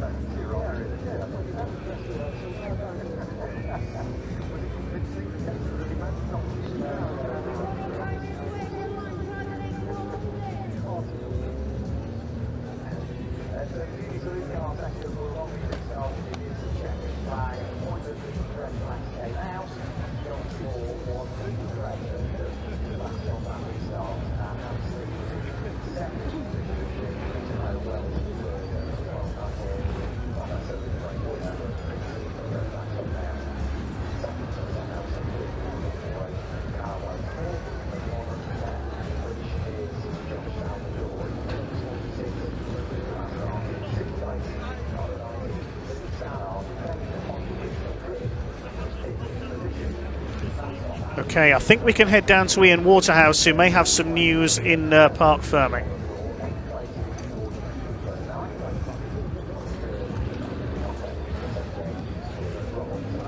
Well, here he is, Jonathan Moore. We make him the champion provisionally, of course. We've got to get everything, all the T's crossed and the I's dots and etc, etc. But Johnny Moore, champion, the 2024 Junior Saloon Kart champion provisionally. Let's just grab him. Here we go. Let's get him out. I don't even know if he's aware. He needed the fastest lap. He got the fastest lap. Needed a race win. Got the race win. We make you champion. Congratulations. How do you feel? Lost for words. It's quite a cliche thing to say when you just won something, but a lot of times this season we thought about packing it in and just leaving it. I can count 3 times off the top of my head. But we stayed at it. I kept trying to convince my dad, no, we're still in the hunt, we've still got a chance, and I'm just glad we could repay. You know, everyone at the team, my coach, they all worked so hard. They've all got families that they choose not to see on the weekend 10 times a year. And yeah, I'm honestly more happy for them than I am myself. Jonathan, look, congratulations. I know you don't want to stick around and talk to me, but well done, mate. Really proud of you. Fantastic stuff. Go celebrate your family. Well done. So let's grab Harry Smith, shall we, as well. In fact, just capture this moment as the 2 drivers. Harry, commiserations, buddy, but I'll tell you something, you have been exceptional this season. Yeah. Yeah, obviously, I think that race was quite a lot of having it with safety car after red flag, after another red flag. Obviously, we gave it everything. We got hit coming out of turn 2 after the second red flag, and after that, it was kind of just trying to bring the car home in one piece because it just didn't have the power. But yeah, I can't thank everyone enough this year. It's been absolutely amazing. You've put on such a show this year. I think Jonathan might want to come over in a second and just shake your hands and stuff. There you go. I'll leave you two to it. But there they are, first and second in the championship. Jonathan Moore, he is the 2024 Junior Saloon Kart champion. He's just given a big hug to Harry Smith, who comes home in second place overall in the championship. It seems to be fairly muted celebrations at the minute, but I think, of course, with the way that we've finished this race under red flag conditions, there was a couple. Smiles is fine as well, by the way. We saw him get out of the car. He is okay at the car that was on his roof.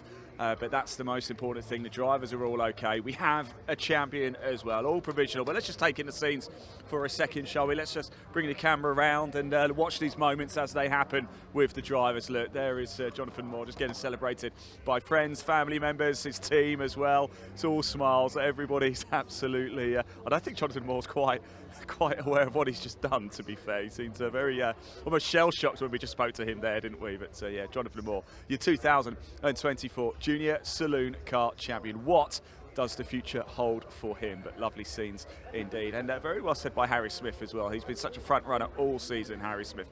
He's taking second place and defeating the championship like an absolute trooper as well. We've got Wells here. We did actually say anything. Let's just grab a quick word of him, because third place, it almost feels like congratulations, you're on the podium. Of course, we had to give a little bit of attention to Jonathan and Harry there, but quite a hectic race, wasn't it? Yeah, well, it really was hectic, especially at the start of the race. We had like 3 or 4 red flags. It was mental, a lot of restarts, but pulled together, and thanks to the team Vina for helping me with everything I've done. Fantastic. Well said. Congratulations as well.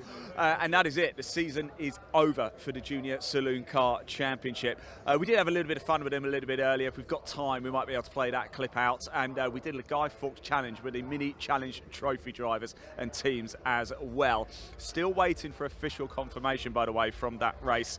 You remember, we ended up under red flag conditions. It went back a lap. We think Harry Hickton ended up winning the race. James Black wasn't happy because he came over the line actually first, but then it went back a lap. So that one's still going on in Stuart's room. As soon as we know more, we'll let you know. We're into the lunch break here. More racing action still to come. We've still got a couple of British Truck Racing Championships to go. We've got the finale for the pickups and, of course, the Mini Challenge Trophy. All to come this afternoon. I'm going to have back to your commentator, Dave. I'll see you soon. Thanks very much, Ian, and provisionally, subject to confirmation, congratulations, Jonathan Moore. We're now going into our lunch break, which will be around 35 minutes long, and we resume it just before 1:30 with the British Truck Racing Championship in their 4th race of the season. Then we've got the Mini Sevens, the Virtue Mini Challenge finale, the Pickup Truck Racing finale, and one last truck race to round out the programme. Well, during our lunch break, we can find out what Ian's got up to down in the paddock a little bit earlier on today.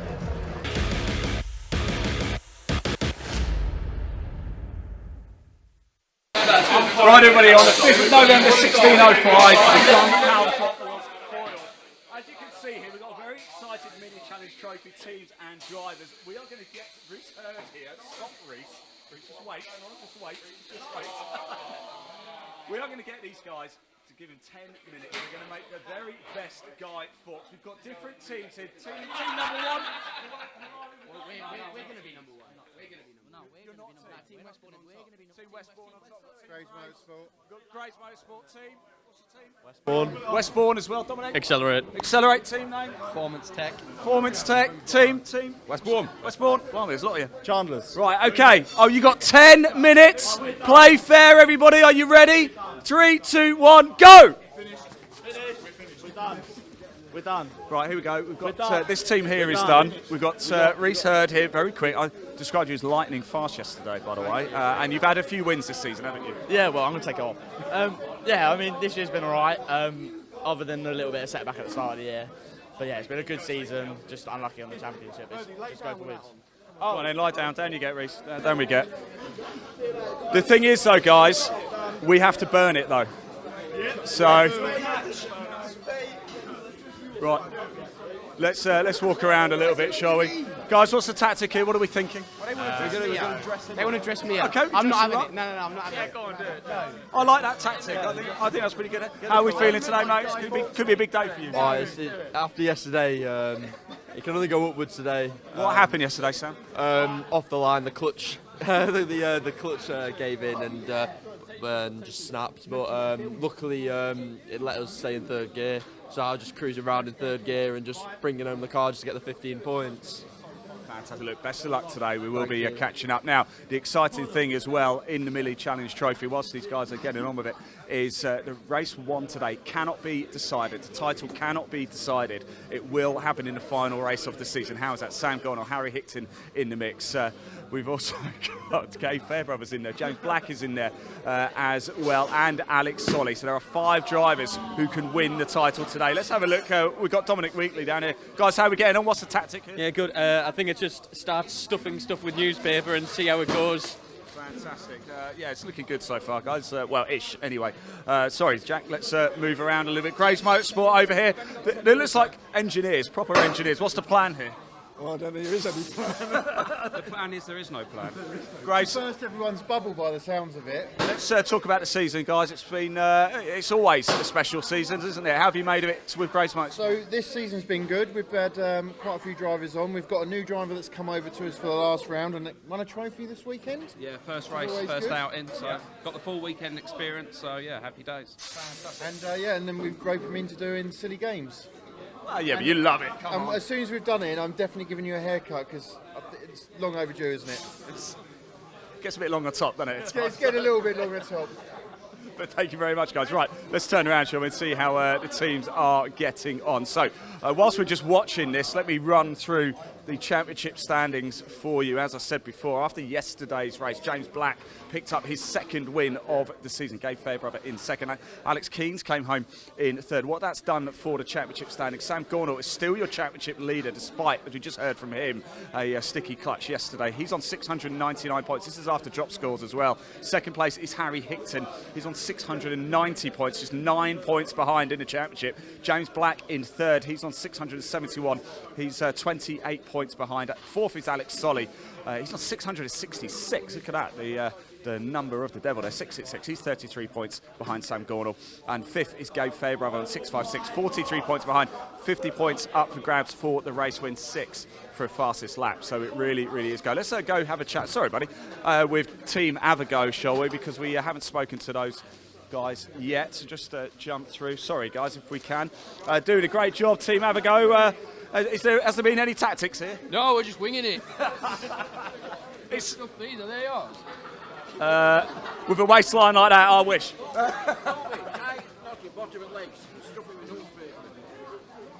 Guys, don't forget you've got to name your thing after as well. You need to come up with a name as well, guys, after as well, if you can, and we'll ask you for the name. We've got this is pretty impressive stuff indeed, I've got to say.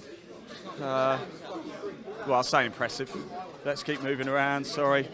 Oh, you've decided to do it. Reese Hurd, how'd you tie a balloon? Well, I don't tie balloons. This is my daily job. We're confused. This could be quite entertaining. Right. So what are we going to do for a face, guys? Me. You, literally you. We are building Reese Hurd into Guy Fawkes. Pretty much. No, I can see that. Come on, let's stuff you. We'll have to chuck you on the bonfire a little bit later as well. Let's just have a look. A lot of action going down here with Accelerate there. Look at that. This is pretty good. Guys, you've got about 3 minutes or so. I don't really know. I haven't actually been following the time. 3 minutes maybe, roughly. All right, 4 minutes. Have 4 minutes. Have 4. So we are asking you guys at home to vote for your favourite Guy Fawkes at the end of this as well. This is the Virtu Mini Challenge Trophy, the season finale today. A lot of action coming up throughout the course of the day. In a lunch break now, as you can see. A big thank you to Ria at Mini Challenge Trophy to get everybody involved. A lot of spectators walking around as well. So here's Graves Motorsport. Now filling out the trousers, looking good.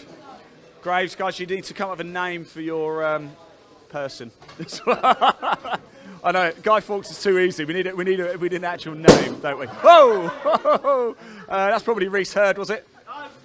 Was it? Sam Gordall there, breaking it. And remember, you got a race today, boys. Remember that. 2 races today for the Mini Challenge Trophy to decide the title. And this is a little bit of fun for the drivers before they get down to the serious business throughout the course of the day. Of course, there is a race before lunch. In fact, we've even got a fight going on now as well. It's all looking pretty good.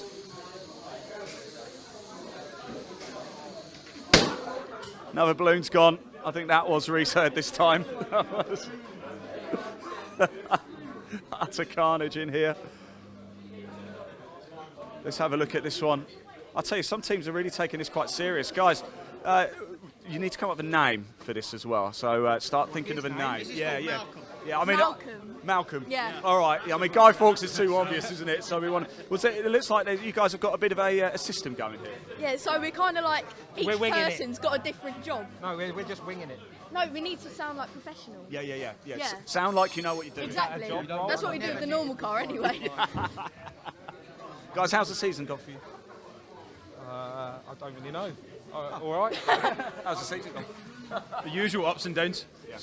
Some good results, some difficult ones, but it's been a highlight. You know what? I think this round's pretty much the highlight. It is the biggest one of the year, and the fireworks and everything. It's a cracking way to end the season. Of all the things you have to do with a car, the mechanic side of things, this looks actually harder, doesn't it? You don't have to do a lot. It's just me to smash it up. Then he gets to do stuff. Yeah, there we go. Well, yeah. Okay, right. We'll let you crack on, guys. Thank you very much. Oh, look at this. Wow, fantastic. I said 10 minutes, but I didn't actually set a clock. So 15. You want a bit long? You can have a bit longer if you want. Yeah. There's no official time. I said 10 minutes, but it was just to make you all rush a bit, to be honest. You know? If anybody wants this hat, you're welcome to it. I don't know how. You need to wear that all day long. I'll wear it all day long. All right. You can't take it off now.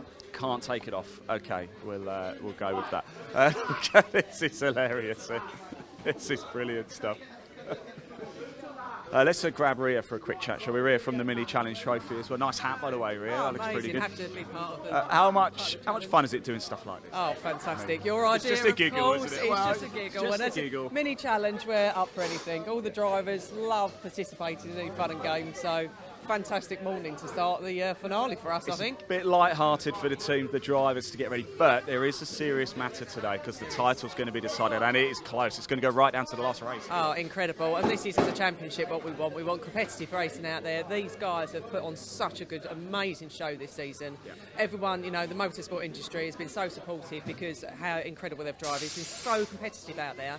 And to get to the last race of the finale with 5 in contention, brilliant. It's what else could I ask as a championship? Yeah, make sure you tune in for the race in action because that's going to be something special. How long do you think we should give them? How much longer? A couple of minutes maybe? Yeah, I think give them about 3 or 4 minutes. I think some of them are slacking slightly. I can see Accelerate and Graves. I didn't want to give them too long, Yeah, it gets a bit boring really, but look, Accelerate think out of the box with the gloves. I love their style. So it's having a go over there. Having a go. Accelerate. Look at this. This is incredible. Those of you remember the safety car here as well, the Virtu Mini Challenge Trophy safety car. I raced against Ashley Gregor. She was in that at Croft. I was on my feet. We did a racing challenge. Make sure you go back and watch that. All of the content is across the BARC YouTube channel. Hit that like button, hit that subscribe button. We're just having a bit of fun. That's it. It is an important day. It's going to be a lot of serious racing happening a little bit later. The title will be decided today. We thought we'd give the drivers and the team a little bit of a break, a little bit of camaraderie, a bit of a giggle before we get down to the serious stuff on track later today. Guys, 2 minutes, 2 minutes, 2 minutes. Well, we don't want to be doing it for all day, do we? You know? Look at this. Wow. So don't forget, tune it in as well. We will need you to vote at home as well. You tell us who you think is the winner. As soon as they are all done, we'll turn them around, we'll chat to the teams, find out the name, let them know. And you never know, there is a firework display taking place tonight at Brands Hatch, and who knows? I don't think there's a bonfire. Our health and safety probably doesn't quite allow us to burn them, unfortunately, which would be quite good fun. But here they are. We'll get them all rested up against the accelerator. This is brilliant. They've really gone to town here. The creativity, the engineering prowess, dare we say, is something quite special. Is this our attempt? Is this generally our attempt? This is our attempt. Yeah. I don't think you guys are going to win, but you never know. I got forced. Okay, well, when you're done, if you just go sit by the safety car, if that's all right. We've got a real one. I'm not so sure you guys are going to win, Chandler Motorsport. So, when you're done, if you sit down by the safety car, guys, when you're finished, if you could put your Guy Fawkes right by the safety car, that'll be amazing. And we'll judge them all. We'll get the viewers to judge them. And we'll let you know after lunch who the winner is. I don't know if this qualifies because it's actually the real person, but never mind. Never mind. What else can we give? There is more clothes here as well. There we go. I'll pop this. There we go. That's hat. It actually says hat. I like that. I like that. Not bad. Not bad. That's pretty good, actually, I have to say. Right, I reckon.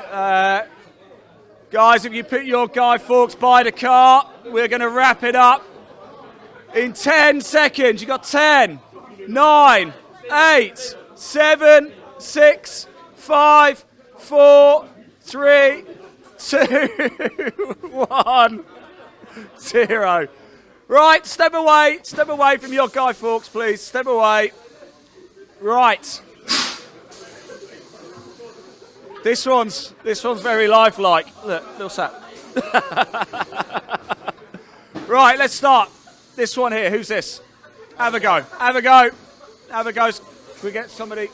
We'll start here. Can we get somebody from Have a Go? Somebody over here. Guys, one of you. Come on, let's go. We're going to burn this later. Are you happy for this jacket to get burned? It's not my jacket, so yeah. What's the name? What's the name of your driver? Jimmy. Jimmy. Okay, right. If you're watching at home, this is Team Have a Go. Let us know out of 10 what you think that is. What do you think people are going to score it? 10. 10. What does everybody else think? Out of 10, what do we reckon? 3. 3. Okay, let's come over here. This one here. Who's this one? You guys can't see it, but someone over here. That's it. Over we come. Team name? What? His name's Malcolm. His name's Malcolm. Your team name is? What team are we? What team? Performance Tech. Performance Tech, yeah. Thank you very much. Yeah. Performance Tech.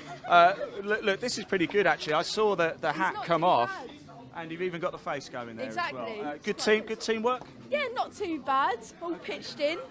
What do you reckon people are going to score it?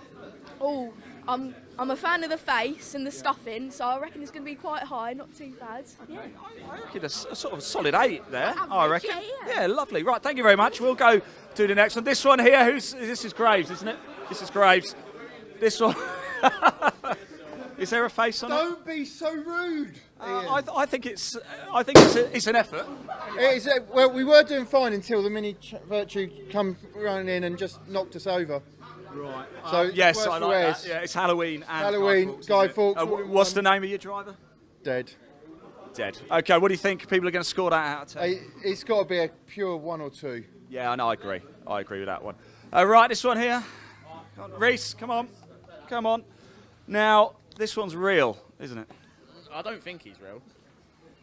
I'm not too sure. I don't know. Do we think this counts because it's a real person? I mean, it's actually you just put a sack on him. As long as we can burn it on the bonfire. All right, here we go. Oh no. All right, okay. Well done, guys. Well done. Congratulations. Good effort. Thank you. I say good effort. Well, This one. Who's this one? Who's this? This is we can, boys. What's your team name? Westbourne Massive. And what's your driver's name? Owen Parker. Did you go for the alien look? Yeah, it's kind of it's come from a real life inspiration. My number one mechanic over the tall one, the ginger one. It's got the same long neck, I think. You might get done for public indecency, but. What do you think people are going to score this out of 10? I say. I saw that. Good. Good 10 out of 10. 10 out of 10. Yeah. Okay. Maybe not. Right. Final one. This one's pretty good actually. I think. This is you guys, isn't it, Dominic? Over you come, mate. I'll tell you something. Look at the hands. Was there a method to this? Yeah, it started with just absolute panic, and then something started to form. So we've made him quite, Guy Fawkesy. This is Fawkes McFawkes face. We've been very original. Boaty McBoatface. Yeah. He's keeping up with the obviously current affairs because he's about to bomb Parliament. But he's a bit confused because he is wearing Versace trainers, so he's not quite sure if he wants the downfall of capitalism or not. Oh, wow, that's quite a lengthy answer there. Thanks for that, Tom. Right, there you go. Please let us know out of 10 who you think is going to win this. Let us know. Comment below who you think is the best one. We'll let these guys know. This is going out in the lunch break, everybody, so we won't know until a little bit later. We'll come back and let you know. Please feel free to take them. Thank you so much. Did you have fun, guys? Enjoy that? Bit of a giggle. I know you got the serious racing to do today, but Mini Challenge Trophy, the title is going to be decided today, everybody. We'll be back for the racing action. Thanks for tuning in, and don't forget, keep having a look. Let us know who you think is the winner. Thanks, guys. Woo! Right, everybody, here we are with the Junior Saloon Car Championship. Already this season, we've tested their reactions, their speed, but being a racing driver, it's a little bit more about being just quick on the tarmac. It's about diet as well, and being well fed yourselves. Now, what we're going to do the Cracker Challenge. Introduce yourselves, guys. Who have we got? Hi, my name's Carl Wells. I'm James Sherrington. Race winner yesterday as well. We've got a plate of crackers, dry crackers as well. You boys have got to eat as many of these as you can in 1 minute. One at a time, okay? Whoever has the most is the winner. No water until afterwards as well. Laura, would you do the honours? And don't worry, I won't need another packet just yet. That's fine. Right, if you go over to the boys, we're going to start the clock. Are you ready? Yep. 3, 2, 1, go! Oh my word! Look at that! Wow. This is look at Carl. It's going quick, isn't he? Look at this. This is pretty good stuff. Of course, the title's going to be decided for the Junior Saloon Car Championship. That's you've had 15 seconds already, boys. Is anybody keeping count? Is that one so far? Is that one each so far? Wow. Well, we've got more victims coming up very shortly as well. Guys, you are halfway through. Have you had one so far? Just 2. James is on 2. Kyle, have you just had one so far, Kyle? This is TV. It's absolutely fine. You got 15 seconds left, guys. 15 seconds. Kyle, are you still on 1? You're still on 1. You're not going to do 2. No chance. No. Right, you've only got 5 seconds left. 4, 3, 2, 1. Stop. Right. 2 for James. Congratulations. 1, 2. So we've got a tie. 2. I mean, a little bit. Okay, 2 so far. That's the winner. Who we got here? Jasmine Sherrington. Sherry Amper. Okay, here we go. The ladies, you're going to show these boys how it's done. 2 to beat. If you do 3, you're going to be the champions. This is pretty tough, isn't it? Okay, are you ready? 3, 2, 1, go. Look at this. This is these crackers are dry. Waitrose finest, though, might I say. We've gone up market for you, so they should be pretty good. So far, you've 10 seconds in. 10 seconds in. It's pretty good. Look, there's Dave Beecroft up there as well. It's They don't fancy. He's eating a bacon sandwich. Right, that's 25 seconds. You've done one each. You've done one each so far. You're not even halfway through. Go on, can anybody do 3? We've got another team coming up next. That's 35 seconds. I'll tell you something, you guys, you might get a third in there. Let's keep going. Let's keep going. Doing well. It's 40 seconds gone. You're right, Sherry-Ann. You're right. No.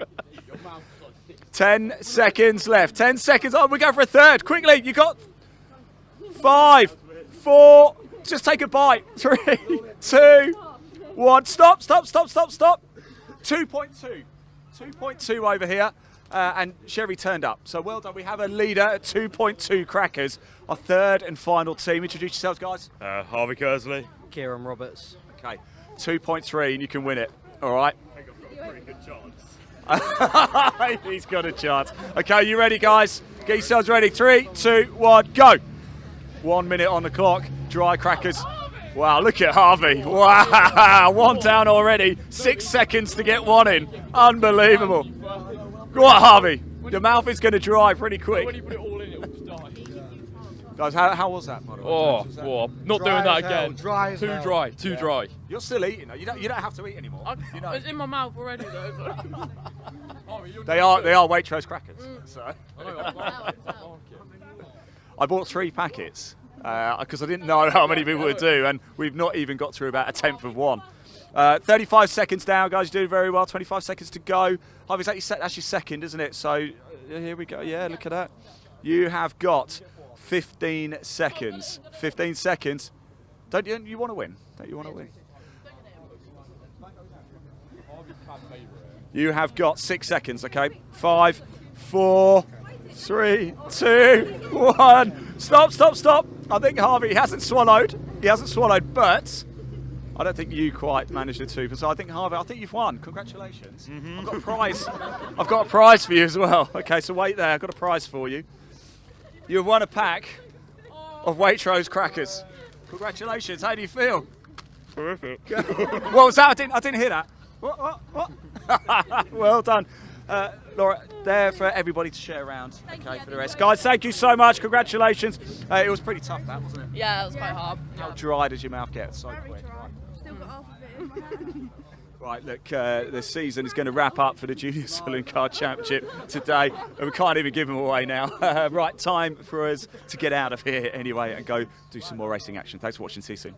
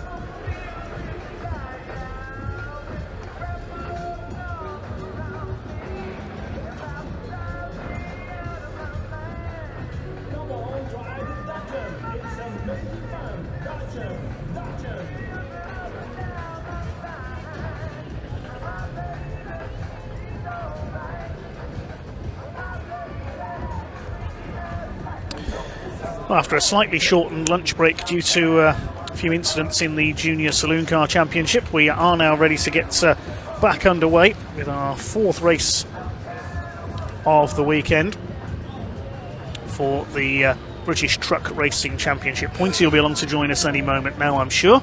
So let's have a look at the grid for race number 4 of the weekend. Based on the second race yesterday, again with the top 8 positions reversed.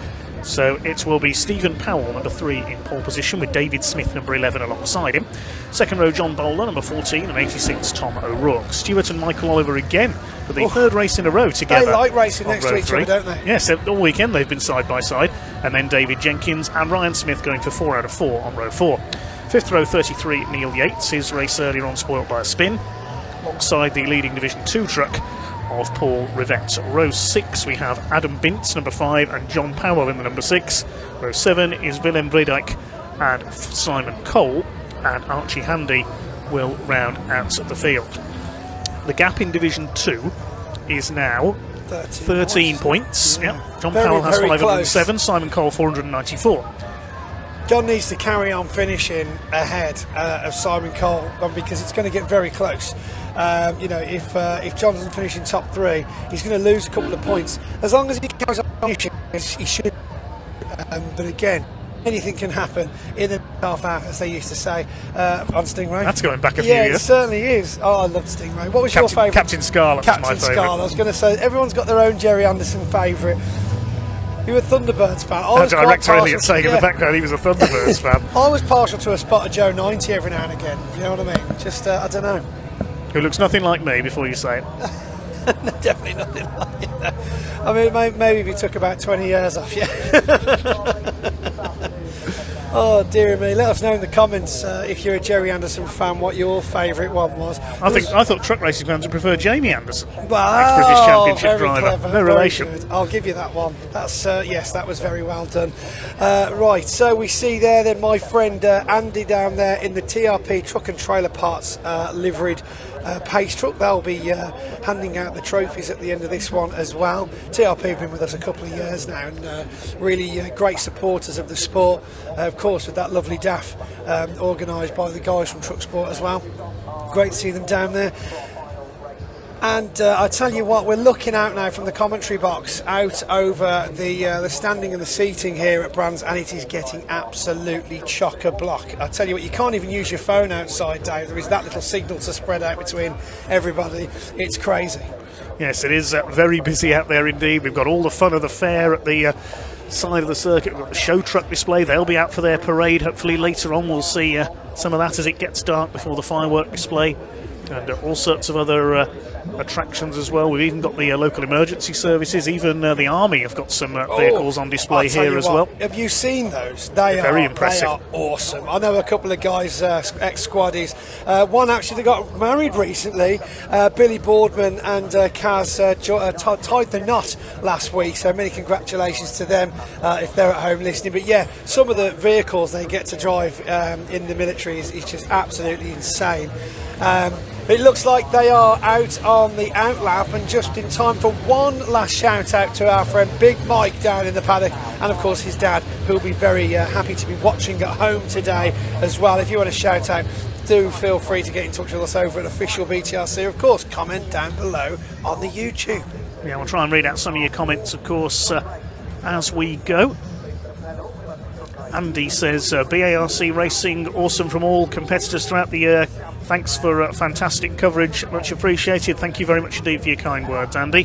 15 minutes then, the penultimate race of the season for the British Truck Racing Championship. It's local man Stephen Powell, number 3, on pole position, looking to wrest second place in Division 1 back from David Jenkins. He's 6 points down on the 69 truck going into this one. Ryan Smith over 100 points up, he's already secured the title.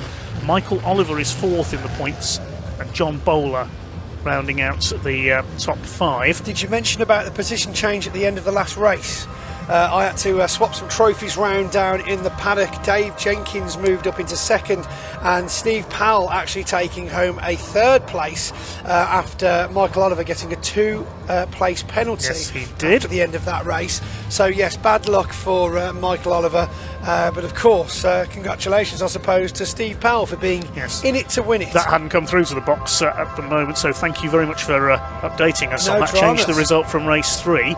That'll affect the grid for race 5, of course, later on. But we're ready for race 4 of the weekend. Powell and David Smith on the front row of the grid. John Bowler could be one to watch here on the second row alongside Scotsman Tom O'Rourke in the International Navistar. He's looked quick this weekend but hasn't had a lot of luck. That kind of sums up his season, sadly. Then the Olivers, David Jenkins, Ryan Smith going for 4 out of 4.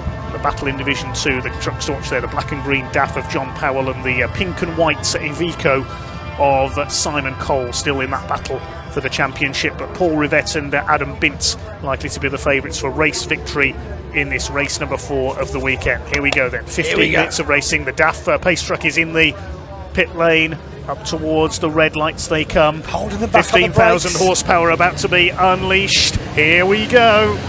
Oh, bit twitchy on the back there as Steve Powell makes a good start though.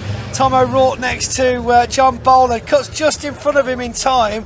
It looks like Steve Powell, comfortable start as they all make their way round onto Paddock Hill Bend. A little bit wide there for Michael Oliver, but they're looking pretty good at the moment. Heavy braking now into the hairpin. We've already got a good gap though. Dave Smith and Tom O'Rourke back from Steve Powell back in Division 2. Paul Rivette ahead of Adam Bint, and Willem Breidyke right next to neck and neck with John Powell. It's getting very close further ahead though between Michael Oliver and John Bowler as they try and find a gap that isn't there.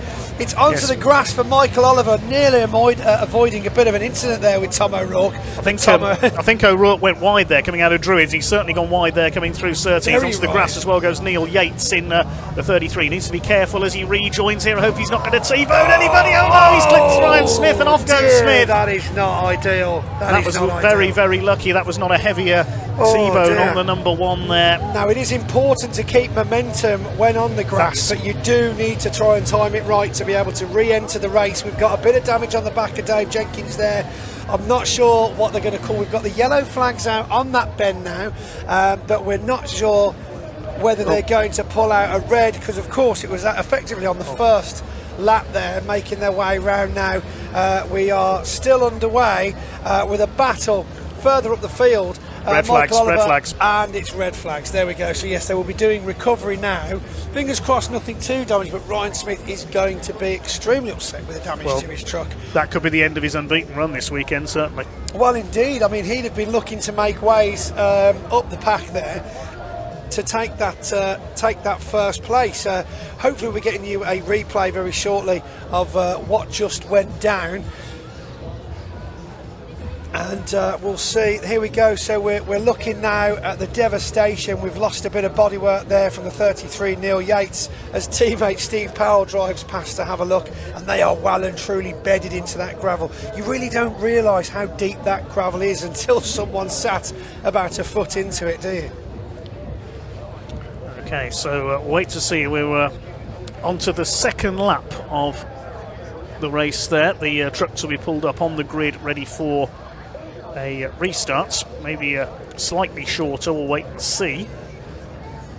But now we'll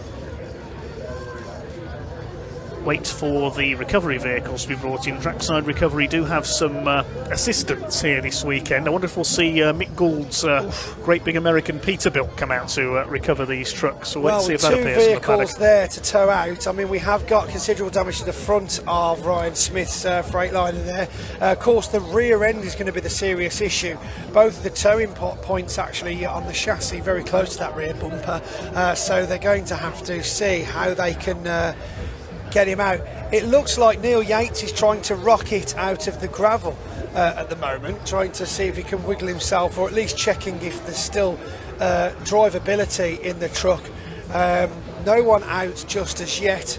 Here we go now for a replay. We can see Tom O'Rourke coming out very wide, massively sideways. Don't even see any contact there for Neil Yates as he heads out over the grass. Full momentum as the rest of the pack carry on around, and we see here for the rejoin, if it had literally been a half a second slower or quicker. You can see he's got the brakes on, the front wheels are locked up, but there's just no grip on the grass. He couldn't slow it. Once you hit the grass, any driver you speak to, once you are on that grass, you are out of control. That is it. You are going in the direction you hit the grass. In fact, a lot of drivers actually say you accelerate on the grass. Even though you're braking, you will just keep getting faster and faster. I might head down to the grid if we're allowed on, because it's probably going to take a few minutes to get this recovered. Although they are out there quite quickly, they're still going to take some time. So, Dave, I'll leave you. I'll leave you for a moment, and I'll see if we can get the cameraman down there in the grids. Well, the big Peterbilt that we just mentioned has just appeared. The Mick Gould recovery, Mick Gould Commercials recovery vehicle has made it down there. It's a Peterbilt 389, 4-axle, 600 horsepower, 15-litre engine in that huge American beast with an 18-speed gearbox. I struggle with 5 speeds in a car. 21 tonnes that Peterbilt weighs, and a gross train weight of 100 tonnes. That's with the Peterbilt and whatever it's towing combined. Mick Gould Commercials based in East Sussex, and this Peterbilt was custom built in the USA to Mick's specifications. And Richard Tier, its operator, driving it this weekend. Just look at the size of that thing, even compared to that big pickup it's parked next to, the Ito pickup truck. Imagine seeing that Peterbilt bearing down and you all lit up on the motorway at night.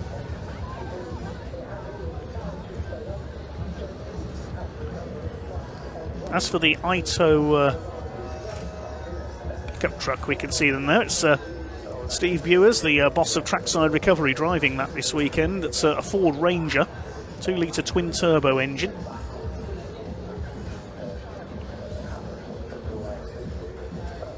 I'm not sure that that can pull a race truck, but I'm sure he'd have a good go. And on the left there's another recovery vehicle down there as well, just trying to see which one that is, just out of our view there. Just taking a look out of the commentary box window, that is the NWVA, Nationwide Vehicle Assistance DAF XF we've got down there as well. There it is. That's 530 horsepower, 13 litres in that big DAF XF. Nationwide Vehicle Assistance. Got 3 call centres across the UK. That's got 2 20-tonne winches built in Norfolk. Jason Farnell is the driver of that machine this weekend, the big DAF. So this is going to be an interesting recovery operation of these 2 trucks.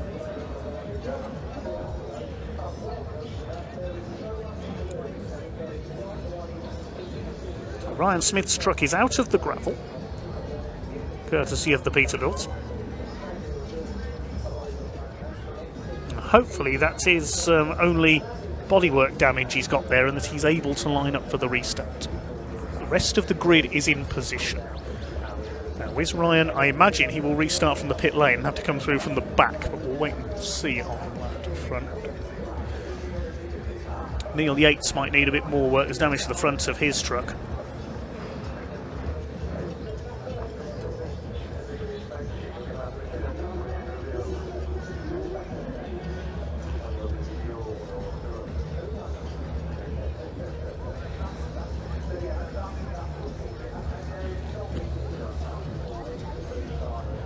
Rest of the grid in position.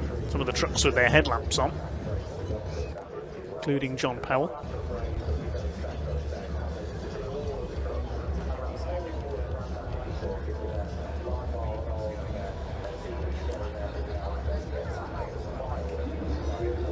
So the DAF is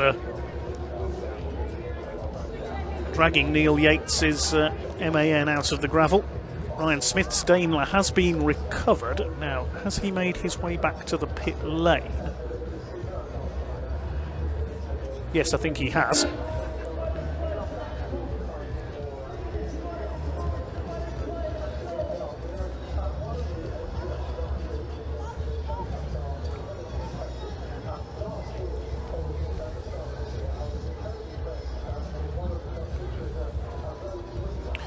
Well, Pointy's made his way out of the commentary box, and I think he's down in pit lane.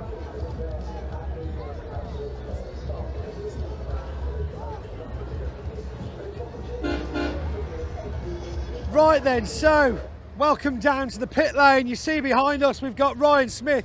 We'll see if we've got time to get a close-up of the damage. You can see over there now, though, we've got people having a look at trucks and things like that. A little bit of time is going to be available before they manage to recover. But of course, regardless of the fact that Ryan's already taken his 9th championship, he still wants to take those trophies home this weekend.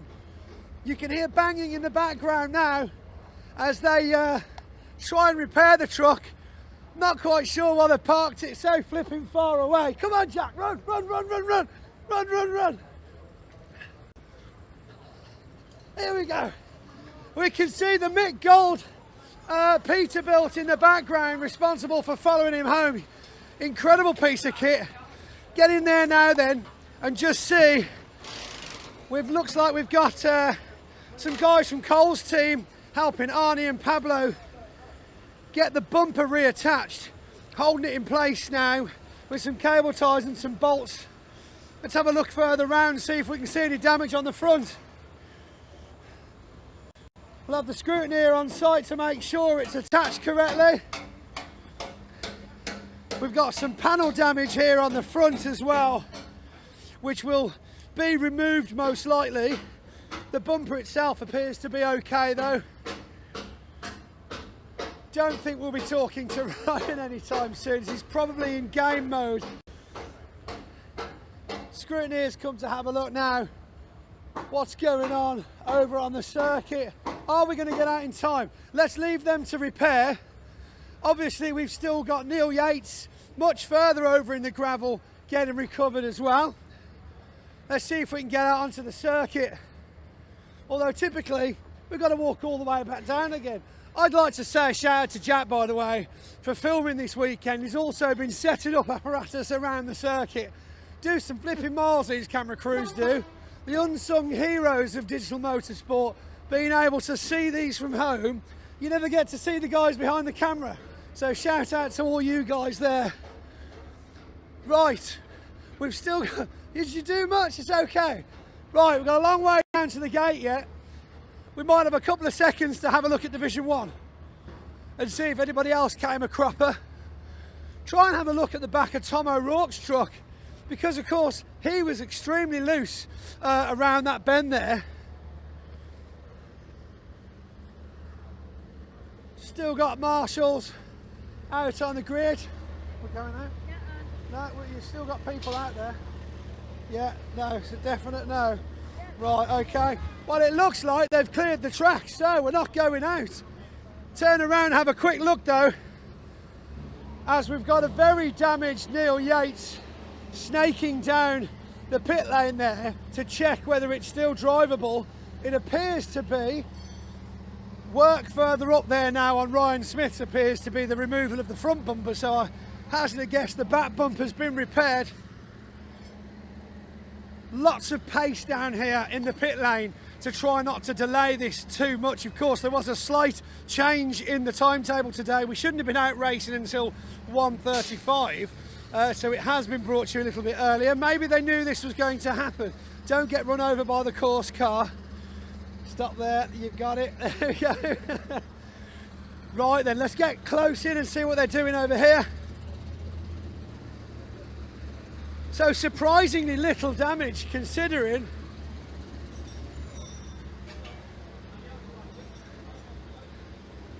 Yeah, tightening of a few bolts.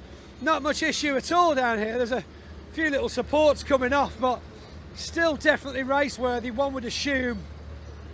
Lots more going on around Ryan Smith's truck though. Where will these guys start? I don't think they'll be re-gridding them into the pack, which will be more of a challenge for Ryan Smith to now travel through the entire grid of both Division 2 and Division 1. Not to say he can't do it, obviously, but less than 1 minute of the, well, less than one lap of the race before the red flag, so I'm thinking we should hopefully get a full 15 minutes, but we will only find out what TSL puts up when these guys are fixed up. We've got lots of thumbs up here now as Ryan Smith is back underway, back bumper repaired, front panelling removed, and the trucks are underway now onto the circuit. Dave, it's back to you in the commentary box. I'll come upstairs now, shall I? All right, let's go.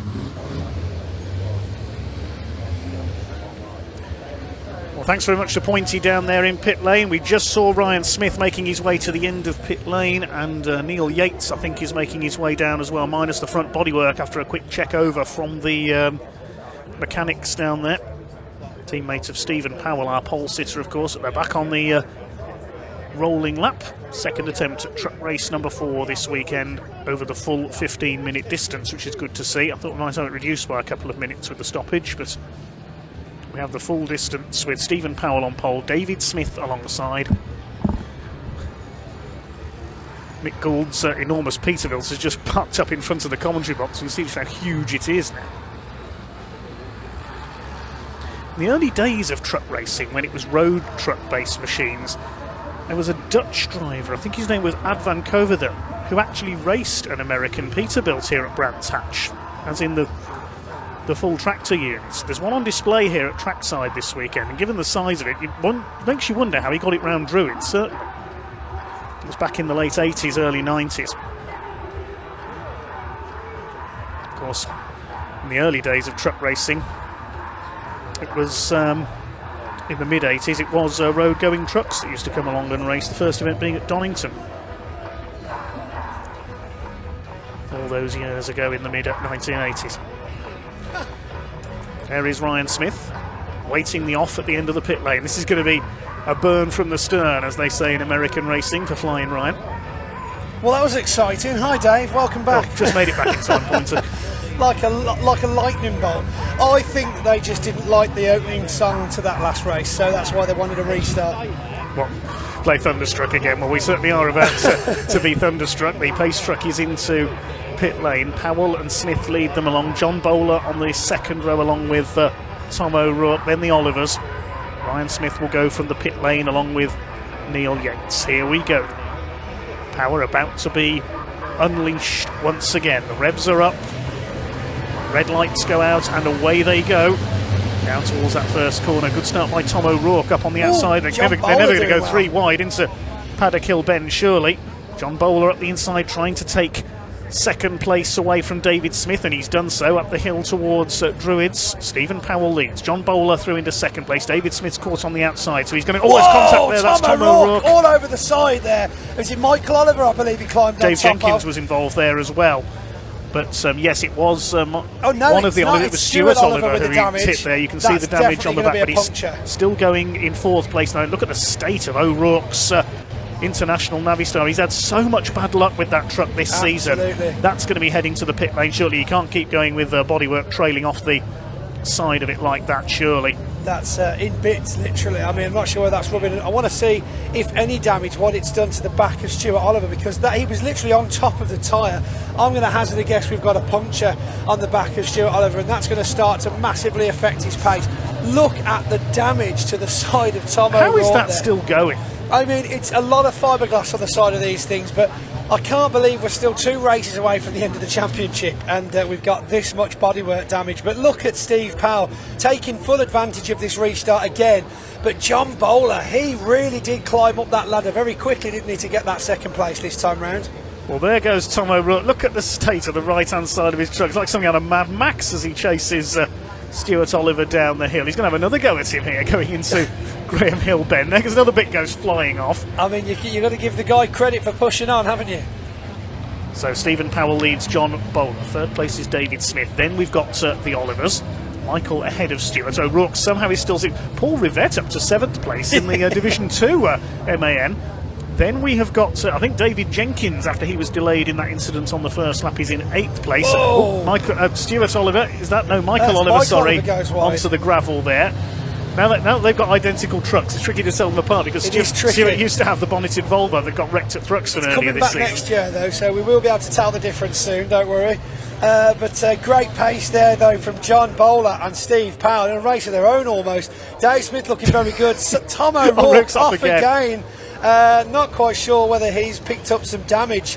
I think he's trying to shed all the panels off it. Literally, I mean, maybe he's just going for the new streamline look. Ryan Smith looking very battered and bruised. Not a normal look for Ryan Smith, is it, to be in the thick of that damage? But Paul Rivette, 3 trucks up in Division 2 effectively, ahead of Jenkins and Ryan Smith. holding them, saying, no, you know what, I feel like being in this division today, I'm going to do a little bit of time, as they both do, in fact, come past him. There's a black and orange flag going out. Guess who it's for? Would it be Tom O'Rourke by any chance? They flagged him in because there's so much bodywork falling off that machine, it's going to eventually coat the whole circuit if it's a fiberglass. It is just fiberglass, but at the same time, we saw the amount of damage that a bit of fiberglass did yesterday to the front of Steve Powell's truck, to the front of Tom O'Rourke's truck. We can't be having things like that flying off at 100 miles an hour. Especially, of course, with so many spectators. I mean, we're struggling to see the grass on the banks here opposite the commentary box. So Powell leads Bowler, David Smith, bit of a lock-up there into Druids, then it's the Olivers. David Jenkins is now 6th, Ryan Smith in 7th, and what's happened to Paul Rivette? Paul Rivette must have had an incident somewhere because he hasn't come through on that lap, so where is the number 22? Camera crew, where's the blue one? We'll try and pick up where Paul Rivette's gone, but no, he has come through. I think his transponder's not working. He is there. My apologies. Definitely there, just the transponder. So got taken by Ryan Smith and Dave Jenkins at the same time, but here comes his old adversary Adam Bint in the background there. But Ryan proving that he's probably even faster with less weight on the truck, as him and Dave Jenkins in the 69 tussle around. So there is Paul Rivette. He is leading Division 2. His transponder seems to have stopped working, so he's not appearing on the timing screen. He's appearing delayed. He's ahead of Adam Bintz. Powell is ahead of Cole this time, so John Powell will still be in pole position for the championship. Behind them we've got Archie Handy, Willem Breedijk as well. And Tom O'Rourke, of course, has rejoined, I think, at the back of the field, having been into the pits to strip the rest of his loose bodywork away. Oh, somebody's off. I think that's Adam Bintz. Yes, the Volvo's gone off. So he's going to try and plough through the gravel to get going again. He's lost 2nd in Division 2 with that little mishap. He's drug it out of the gravel. Bintzy's away again. Nice delicate rejoin there of the circuit. Uphill though, unfortunately. He's going to lost a lot of time there. Let's see what happens if we can. Comes round the corner there, and it's late braking for John Powell. He just carries on, cuts in a little bit close there. Don't think he saw John up his inside. Unfortunate for Adam, who's definitely far enough past to have had to give him the room, but of course that was just a tight bend, unfortunately, that sent him off into the gravel.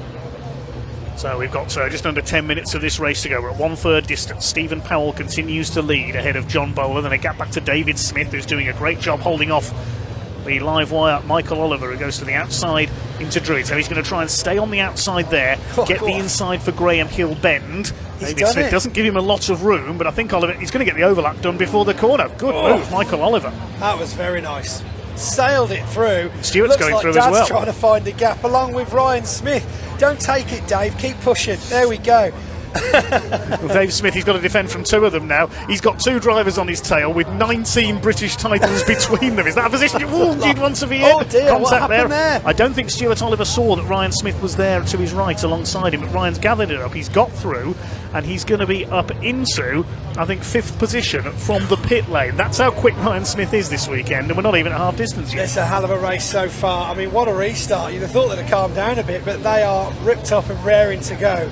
As Ryan Smith, coming from, well, effectively dead last pit lane start, is now, very comfortably in 5th position. If he wins this race from the pit lane, we start him on the Dartford Bridge for the last one and see if he can win from there. We'll load him up onto the tow trailer, and then he'll have to unload and join the race.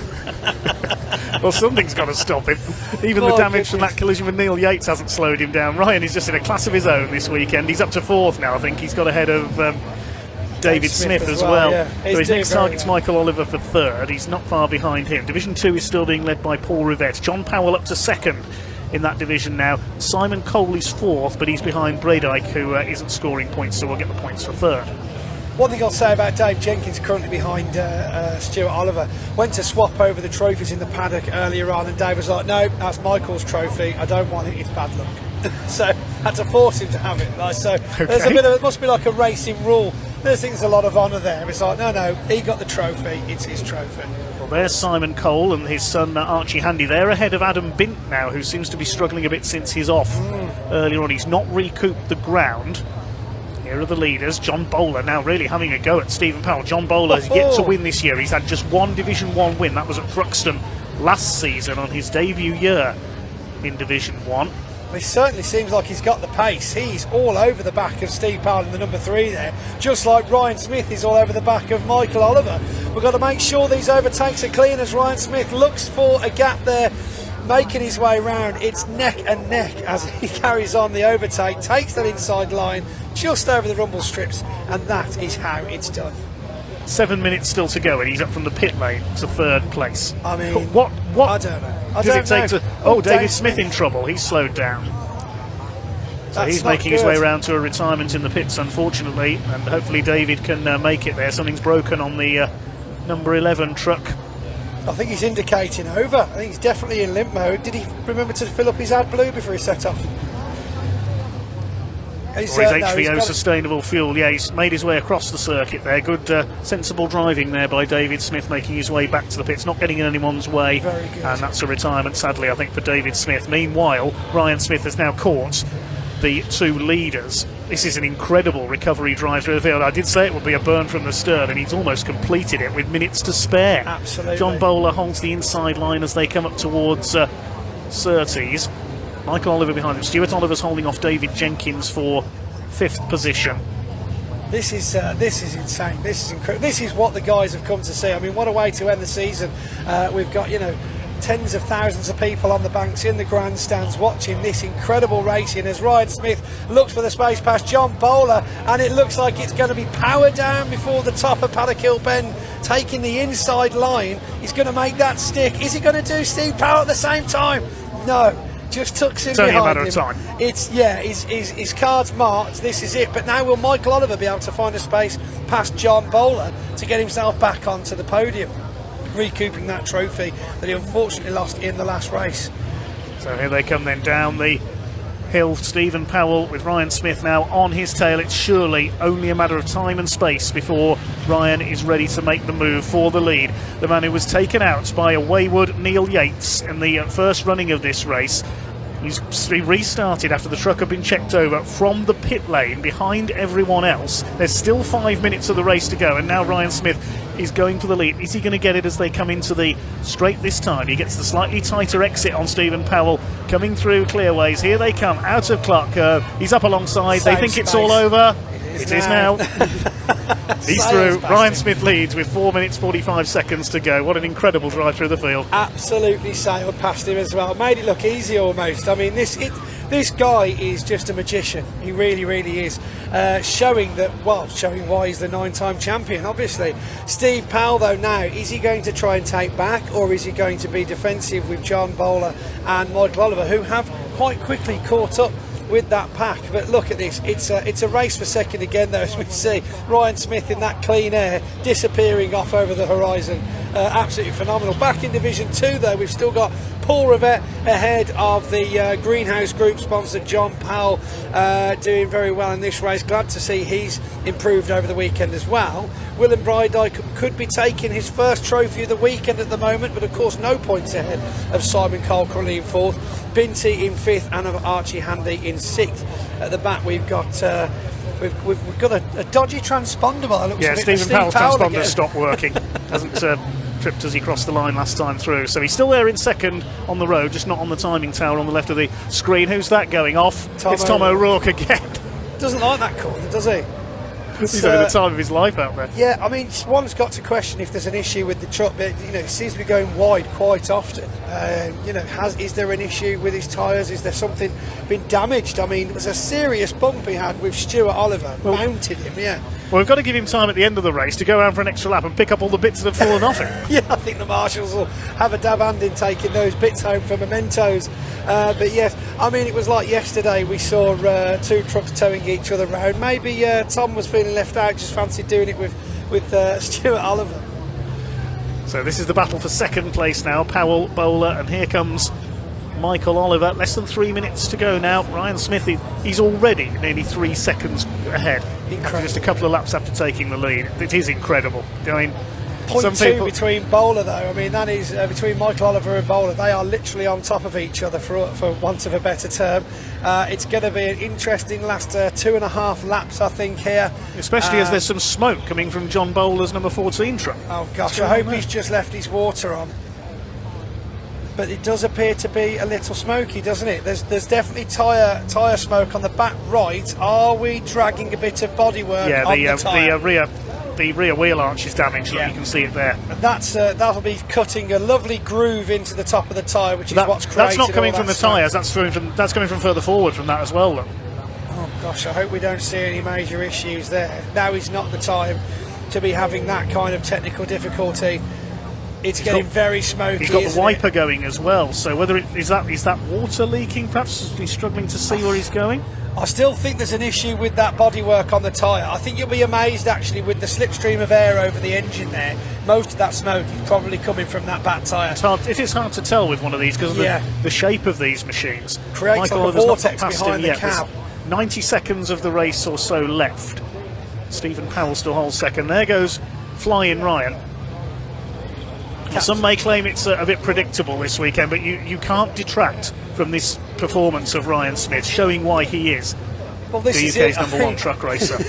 He tried to slow himself down. We saw him in the gravel at one point for the first time in quite some time. I'd say I've not seen Ryan Smith in the gravel hardly at all this season, which is obviously great for him. But yeah, I mean, if we look, it's literally getting sucked up in the vortex behind the cab there. Something else flying off there as well. Somebody else lost a bit of bodywork. There is bits of bodywork everywhere. Archie Handy getting pushed aside though off the racing line, possibly in the wrong position there for Archie Handy as he gets taken by, three of the drivers in Division 1. John Powell though then in the number 6 looking very comfortable in that Adams Morris sponsored truck, sailing around looking for Paul Rivette though, of course, with Yates in between them. Yeah, John Bowler has also got a 5-second penalty, we presume, for exceeding track limits to him at one too many times. So that's going to be a 5-second penalty. He's going to lose third place, but he might lose it on the track anyway because Michael Oliver is coming up the inside. We're on the last lap now, side by side for third. Michael Oliver is going to get through, I think, here into P3. This is going to drop Bowler down the order though, sadly, because they're fairly close bunched up behind him. Keep it clean round that corner. Meanwhile, Keep it Flying clean. Ryan's heading for victory. Bowler's fighting back. Oh my gosh. They're still fighting each other for third place on the road He here. doesn't want to let it go. I don't think he knows he's got the time penalty. No, he won't so know yet. He's fighting. His team won't have let him know probably in this heat of the action. Who's it going to be then? Will he be able to take it fair and square before they cross the line? Ryan Smith with the lights flashing as he takes 4 out of 4 wins for the weekend here at Brands Hatch. The checkered flag comes out as Ryan Smith finishes. Look at the lead he's got. 6.38 seconds lead as Steve Powell takes his second place, closely followed by Michael Oliver in third. We've got who ended up, so with the reset of those results, we've got Stuart Oliver in 4th, Dave Jenkins in 5th. 5-second penalty puts Bowler in 6th place, Paul Rivette taking first. Look at this sideways action from Ryan Smith, always the showboater and a show for the crowd. I'll tell you what, I'm going to let Dave carry on from Yates in 7th. You dash down to the pit lane, Pointy. Before they cause any more havoc. Pointy's going to head down to the pit lane. Great to have him join us once again. He'll be back for the last race. But that, for me, is one of Ryan Smith's best ever victories. From the pit lane, even before half distance, he was up there with the leaders and was able to take the lead with time to spare. And he won by 7.5 seconds. That's unbelievable from Ryan Smith. Paul Rivette wins Division 2. John Powell second. Simon Cole finished behind Willem Breedijk and will get the points for third place. So we'll see what that does in a moment. I'll head to the calculations while Pointy is down in pit lane. Stuart Oliver taking 4th. There's Willem Breedijk, the Flying Dutchman.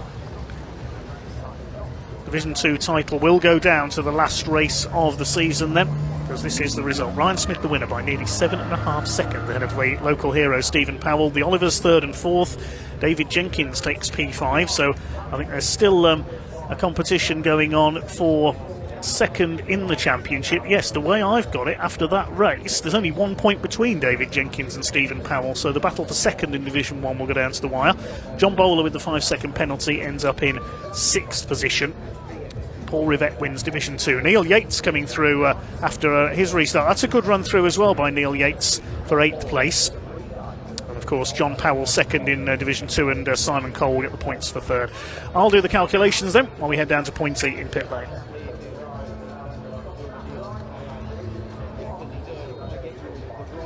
Okay. Right then, we've got to move out of the way because the big truck's coming. So come this way, come this way. Let's go and have a quick chat to Steve Powell. Very quickly. Out of the way. Oh, hello. How are you? Forgot what your name is. Who are you again? I don't know, just that fella Steve. He's sort of like, he was sitting second in Division 1. I had an interview. Starts with a P, ends with ow. Hey. How you doing? Very good. Great result there. What a battle. It's good to see you back at the front there, though. Struggling yesterday, let's be honest. We struggled yesterday in testing, mate. It was wet, and I made a big error in the last lap. We was about a second and a half up on the previous time. Got a bit throttle happy coming out of clearways, lost the whole time. And then started ninth, finished sixth, not too bad. 8th yesterday, like I had debris flying in at me. It was like I was having missile shot, but I took the reverse grid for today. Unfortunate incident with Michael this morning, like lost me 3 places. But I think they've just I think we're level, me and Dave, on points for second in the championship, going into the last race, and we're both on the same row of the grid. So I'd rather you take this one for me if you can. Yeah, happily. I don't know whether I'll fit my head in your helmet, but we'll give it a blast. Mate, I think you bought his helmet. Nah, it's been like I say, we tested Friday, brilliant. I mean, quickest I've ever been round here. Wake up Saturday morning, it's raining. But well, that's the way it goes sometimes, isn't it? 100%, no, I'm happy with it, mate. So, and it's very congratulations with the trophy. Oh, thank you. It's very nice to see you. Yeah. Lovely to see you too. We're strangers. How was the music? The music came great, yeah. They're playing music. Did you ask, is that because of France? Yeah. You were like, play it, yes. You see, I knew they played Space Odyssey for a reason. Get in there. Alan Hyde, this is the man behind the circuit commentary. Does such things as British touring cars. I've even seen him down there. Here he is. Come here. Let's get that in the background because it looks sexy in the background, this does, yeah. Wow, what a race. I mean, you took him anyway. But of course, we were there looking at the timings. That penalty for John Bowler would have put you in 3rd anyway, but you still took him on the last lap. Who cares? We were having fun. It was great laugh. I will have it on record that John Bowler is one of the best to race with. He's fucking great crack. Oh, he's really great crack. He's really great crack. Really great crack. Yeah, enough talk so about fair. his I caught his back corner, so I thought I'd go a bit easier on him, but he didn't want it easy, he wanted it hard. He likes it hard. He took it hard from behind and then you overtook him. Yeah.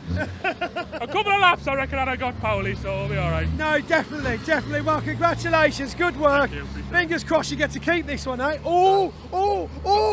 I'm not sorry for swearing now. I'm not sorry for swearing now. Wrist. There you go.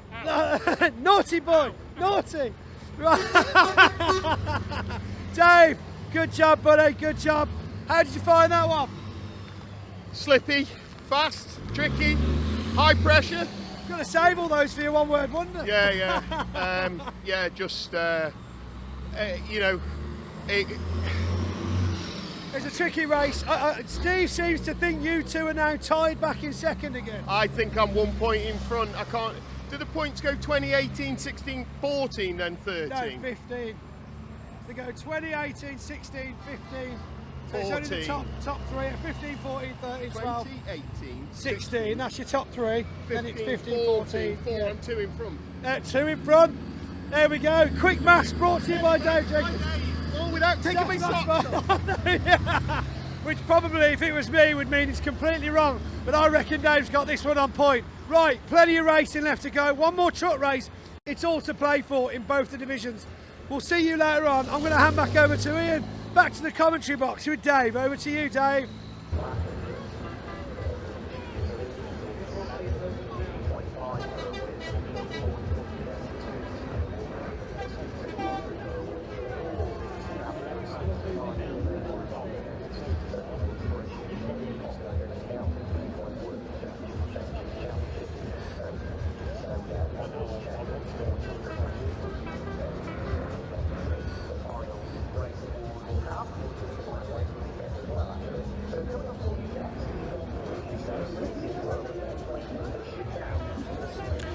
Okay, a little bit of sweeping up needed ahead of our next race, which is the Mini 7 Racing Club O-Plate Winter Shootout.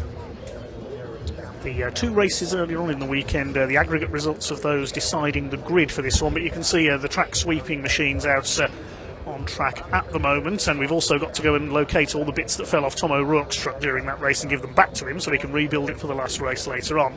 So there'll be a short pause here before we get this next race underway.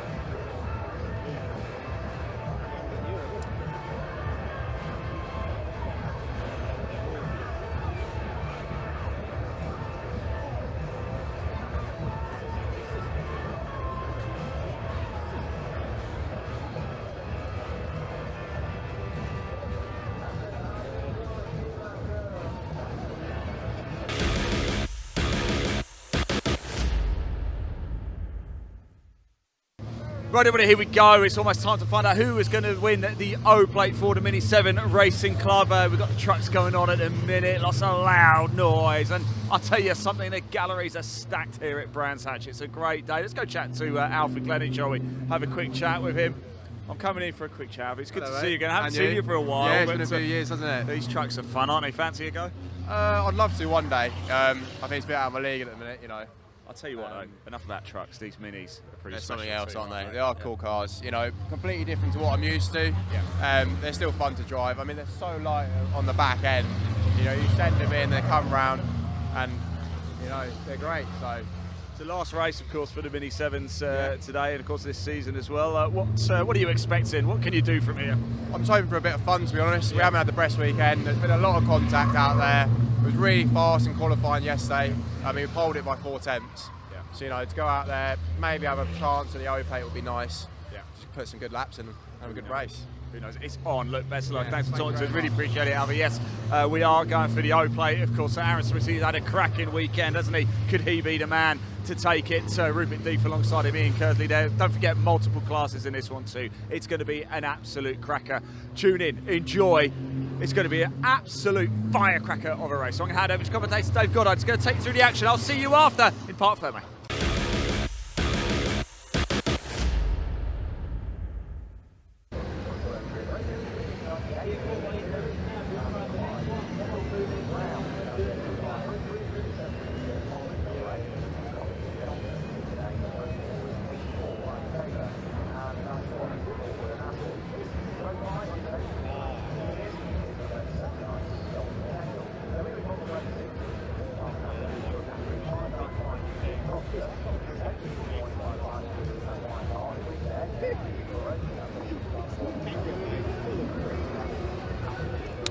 So getting underway then with the final race of the season for the Mini 7 Racing Club, the final of their winter shootouts. Miglias will head up the grid then. It's Aaron Smith and Rupert Death. We've seen them battling all weekend on the front row of the grid ahead of Ian Curley and Phil Bullen-Brown. Third row Joe Polly and Colin Peacock. Fourth row Ryan Taylor, ended up in the gravel in race 2 earlier on. And completing the field for the Miglias is Scott Kendall. Moving on back, we'll have the Mini Lead cars, 595 Julian Proctor and 117 James Burrows. Then the Mini 7s are headed up by Ross Billison and Arnold Duncan. Darren Thomas starts third of the Mini 7s after a retirement in race 1 yesterday. We then move back and have the 7S class headed up by Fraser Hack and Ollie Burkitt. Then Joel Wren and Bill Solis, Alfie Glennie and Bertie Woolard. Callum Perfect will round out the field. I believe it's Callum driving in this race, not Tony, the two of them sharing a car this weekend.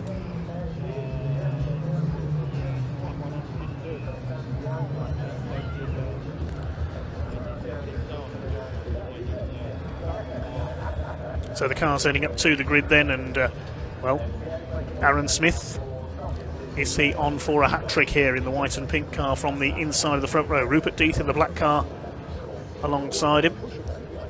Second row Ian Curley, the white car with the red flashes. And the Dayglow red car of Phil Bullen-Brown alongside. Row 3, Joe Polly in purple and white, Colin Peacock in the red car. Ryan Taylor is there, Torben Astin is not, he got some damage this morning, of course, when he hit the tyre wall at Surtees. Scott Kendall's back out, retired on the last lap this morning. We've got Julian Proctor, Jim Burrows is there, hoping to get some laps in this time after a disappointing weekend so far. In terms of the 7s, we don't have Arnold Duncan, so he's missing. Revs are up and the race about to get underway then, the final race of the season for the Mini 7 Racing Club. Away they go. Good start by Ian Curley, straight through the middle. He's clipped Rupert Death, I think, there on the run into the first corner. Can he take the lead away from Aaron Smith? The two white-roofed cars side by side, and Aaron Smith leaves Ian Curley no room at all there, coming out of Paddock Hill Bend. Side by side for the lead. They're still side by side through Druids. Curley in third. Bullen-Brown is fourth. Ross Billison leads the 7s. Now it's interesting to see the 7S class cars overlapping here with the main 7 class. Look at Phil Bullen-Brown sideways through, and Ross Billison through Graham Hill Bend there. That's how you drive a classic Mini. Interesting, as I was saying, to see the scholarship class cars mixing with the regular 7s, because we've lost one of them. No Arnold Duncan out there. So they come round to complete the opening lap then. Aaron Smith and Ian Curley absolutely together, but Smith pulls away just a little bit at the end of the lap. The black and white car there. Across the stripe they come for the first time. Less than a second covers the first 4. Colin Peacock's made a decent getaway. He's up there in P5 ahead of Ryan Taylor. Down to 7th is Scott Kendall, and Joe Polly at the back of the Miglias at the moment in 8th place. Also there's one non-starter in Torben Astin after his damage earlier on in race 2. Julian Proctor leads the lead category. Ross Billison the 7s, and look at Darren Thomas flinging his car around the outside of Fraser Hack, who leads the 7S class. Through Graham Hill Bend they come.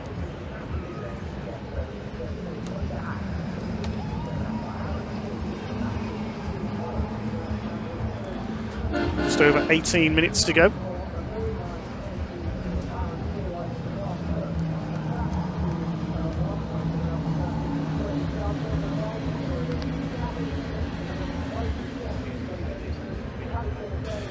Billison leads the 7 category over the line then. Good to see Fraser Hack up there, taking the fight to the more experienced Mini 7 runners, ahead of Darren Thomas there in the number 20.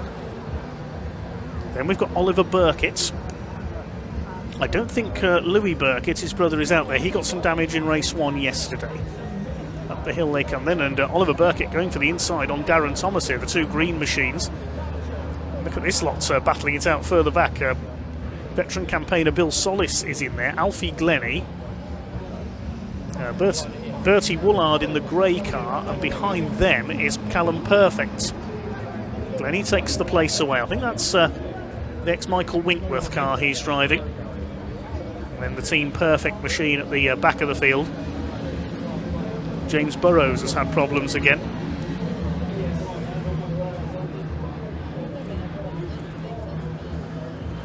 He's at the back of the field in the 117 car. Up the hill they come. Ian Curley now coming under fire. This race has got a familiar pattern, hasn't it? With Aaron Smith leading, Curley and Rupert Death battling away over second place.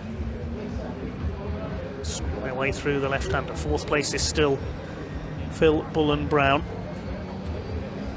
There's James Burrows, so he's had a problem somewhere. The Mini Lead car is about to be lapped by Aaron Smith. It goes straight by him.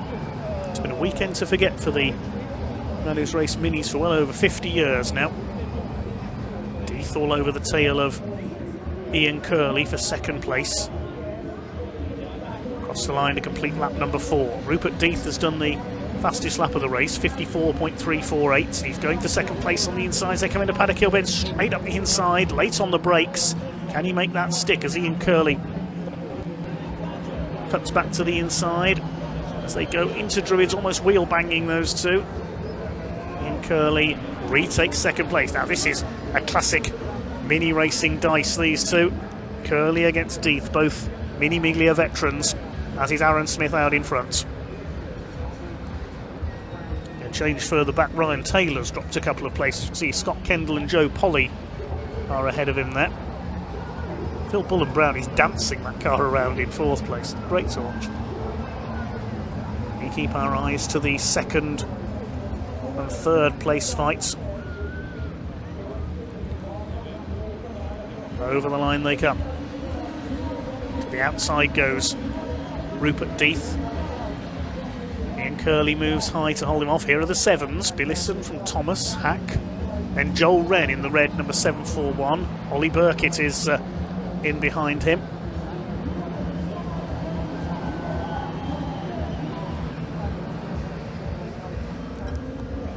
Only a quarter of the way through this 20-minute race for the Mini 7 Racing Club, their winter shootout finale. We used to have a winter championship, the club, over a couple of rounds every year. There's Ollie Burkitt up the inside. He's taken Joel Wren. So he's gone through into 13th place overall. Swinging it wide there, Joel Wren, the ex-junior Saloon car star. A couple of ex-junior Saloon car races out this weekend, but Torben Astin not able to race in this one with that earlier damage. New fastest lap for Rupert Death, 54.27 seconds. Aaron Smith it is who continues to lead. There's James Burrows, who's still being lapped by the rest of the field. He's just out there along for the ride, just wants to get some laps in after his struggles this weekend in the 117.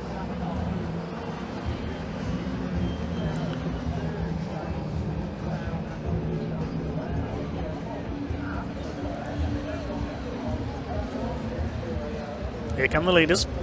Along Cooper Straight. Smith. Death's got through into second place. He's ahead of Ian Curley. That must have happened in the first part of the lap there. There's Death, because Curley was ahead of Death at the line. Phil Bullen-Brown still there in fourth position, the man from Cambridge. Aaron Smith, local man from, very local man, in fact, from Aylesford in Kent. Just down the road from Brands Hatch, really. Leads the way ahead of Rupert Death in second. Ian Curley in third place. He shared cars with the great Nick Swift in mini events in the past at Goodwood and the like. Joe Polly up the inside takes Scott Kendall into Druids, that's P6. Just behind them, flying Ryan Taylor, ex-Mini Stocks racer. Well, Joe Polly ex-Mini Stocks as well, but a few years earlier. You can see the name Inch on the front of Scott Kendall's radiator grille there. That refers to Paul Inch, his classic race engine business, another leading engine tuner of Minis. Chasing down Joe Polly. Here's the lead in Class 7S. Ollie Burkitt has now caught Fraser Hack in the 725. Meanwhile, here comes Scott Kendall back again on the tail of Joe Polly. Tries to get around the outside, doesn't quite manage it. As a look to the inside, dodging him out all over the back of Joe Polly there, but she holds him off. New fastest lap for Rupert Death, so he's going after our race leader Aaron Smith now. You can see he's got the gap down, and Rupert Death, is he going to have a go here as they come through clearways? They've got back markers ahead of them as well, some of the 7 S-Class cars. Towards the line, there's Bill Solis ahead of them, he's about to be lapped. Out to the outside goes Rupert Death, here he goes, they're going to go either side of Solis. Oh, this is going to be very close indeed. How did Rupert Death avoid going off into the gravel there? Goodness me, that was a Code Brown moment, as David Addison would say. Scary moment for Bill Solis. I don't think he realised there were cars going either side of him there into Paddock Hill Bend, and Rupert Death very nearly went straight on into the gravel. Aaron Smith cuts his way past a couple more back markers, he puts them between himself and second place. This is going to delay Rupert Death slightly. He gets past Callum Perfect, and another of the 7s there. Just caught a glimpse there of the 7S class battle, still led by Fraser Hack. There go your leaders. Ian Curley trying to close back up now, so this has allowed Curley to close back in on Rupert Death, because Death was delayed getting past those back markers and Aaron Smith was able to get through. Off the final turn along the Sir Jack Brabham straights, just over 10.5 minutes still to go. A lap. Alfie Glennie, ex-Mini Challenge racer in BMW Minis, having to go at the classic side of things. Somebody kicking up a bit of dust there in the background. I think that was Callum Perfect. He didn't get his line perfect through there. Aaron Smith continues to set the pace in this final race of the season for the Mini 7 Racing Club, the oldest one-make racing club in the UK. 1966 they first put on their brand of mini racing in what was then the Mini 7s. Miglias came along 3 years later. There's the lead battle in the 7S category, and they need to watch their mirrors here because the leading Miglias are bearing down to lap them. At the inside takes Ollie Burkitt, who's dropped back into 3rd place behind Joel Wren. Don't think Joel Wren has spotted Aaron Smith there. He has now. Moves out wide, lets him through. Rupert Death dives in, but Fraser Hack is briefly in his way there. Had to take the line through Druids. Yes, Aaron Smith is certainly getting the luck with the back markers here. One who isn't at the moment is Ian Curley. It's tricky to get past her through Graham Hill Bend.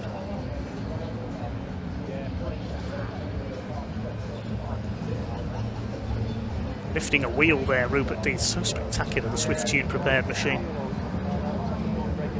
Here comes Phil Bullen-Brown. He's been getting points for style during this race, flinging his Miglia around with abandon in that 4th place. Peacock still 5th, ahead of Polly, Kendall and Taylor. Vinnie Lieb is led by Julian Proctor. Ross Billison still leads the 7 category, and the 7S's we can see just been lapped, being led by Fraser Hack.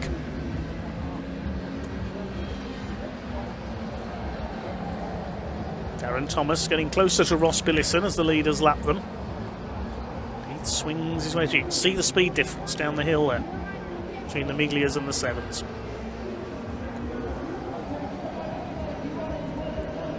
Lead gap was just over half a second. Lights ablaze for Ian Curley there in 3rd place. Ahead of Ross Billison now, the man from Epsom in Surrey. Darren Thomas, the Welshman behind him, the number 20. No other rivals, sadly, in the 7 category this weekend. The 7 class a little bit thin on the ground, apart from in the scholarship category,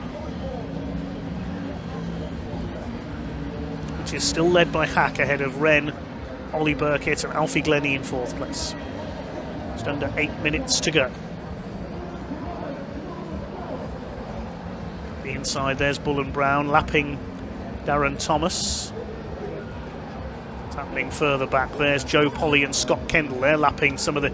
Well, they're lapping Burrows for the 3rd time and Hackett for the 1st time at the same time, is what I was trying to say there.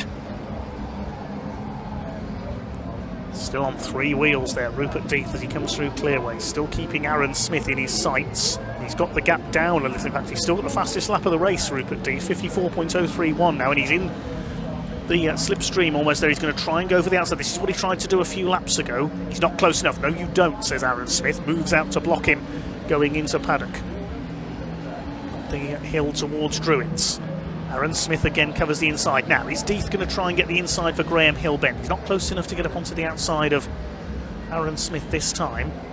Down the hill they come. This is enthralling. Rupert Death working out where he can try to make his move. But Smith's got the straight line speed. You can see there down the Cooper Straight. He gets his foot down. How far behind is he in Curly? He's 2.2 seconds back now, so I think it's just between these two at the front of the field, unless anything goes wrong.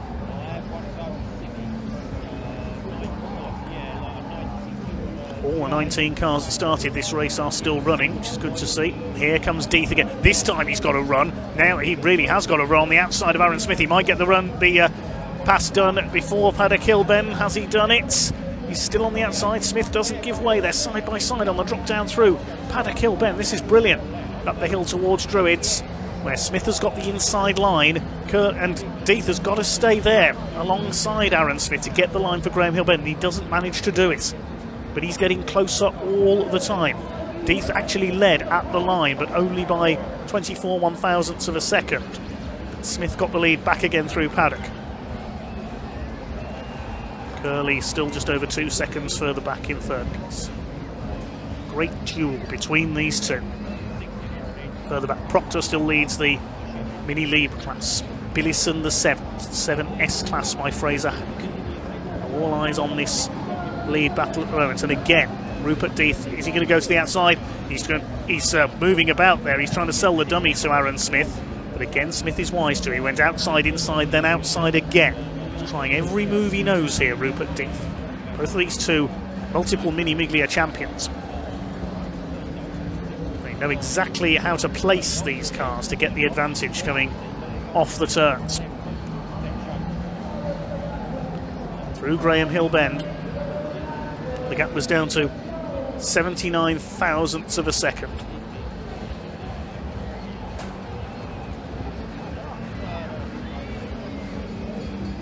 Out of Surtees towards McLaren. What's he going to try this time, Rupert Death? They come towards Clark Curve and the Sir Jack Brabham Straight. What's he going to do this time? He's in the slipstream. Is he going to go inside or outside? He's going to the outside. Now, is he going to move back across? No, he keeps his foot in. Now, has he got the toe correct this time? Here they come. They're leaning on each other into Paddock Hill Bend. Now again, Smith gets the better exit. 4 minutes and just over 4 minutes of the race to go. Smith moves across to take the right-hander into Druids. Down they come. Into the left-hander at Graham Hill Bend.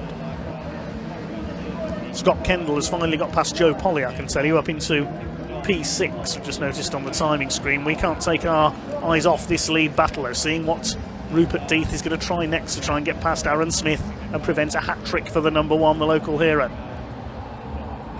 Closes right up on him again. Into the straights. Again, Death goes to the outside. Can he get the move done this time? He's really got to push here down into Paddock Bend. He just can't quite get the overlap. 3 minutes to go. Well, 3 minutes and a few seconds. Now they're side by side. They almost bang wheels.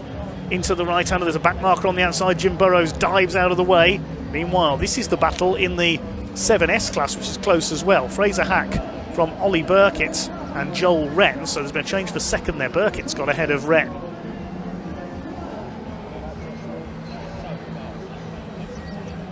Final laps of the season for the Mini 7 Racing Club. Ian Curley still in there in third place. Should get 3 more laps, I think, out of this one. Can Rupert Death get the lead? Meanwhile, Fraser Hack under fire from Ollie Burkitt. He's got some damage to his front end, I noticed there. Down to Paddock Hill Bend. There's a back marker there. It's Bill Solis again. He won't want to make the same mistake he did earlier on and get in the middle of those two cars. Yes, he's going to let them through up Halewood Rise this time. And still Smith holds on in front. He's soaking up the pressure from Rupert Death. This is brilliant. Disappear behind the trees momentarily, down towards Graham Hill Bend. He's lifting a wheel there on the curb, Aaron Smith.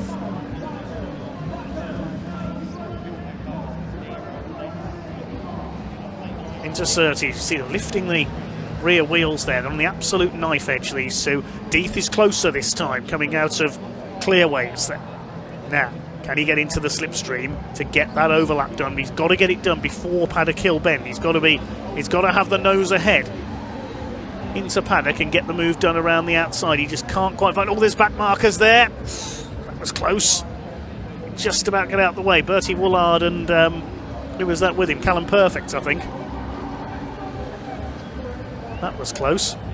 Now this is close. 1 minute 20 left on the clock. Rupert Death's getting desperate here. He's throwing everything but the kitchen sink at Aaron Smith to try and take the lead away. Out of Graham Hill Bend. Will we get another lap out of this? Fastest lap 54 seconds, so it's going to be close. They lap Alfie Glennie. Yes, we will get another lap out of this.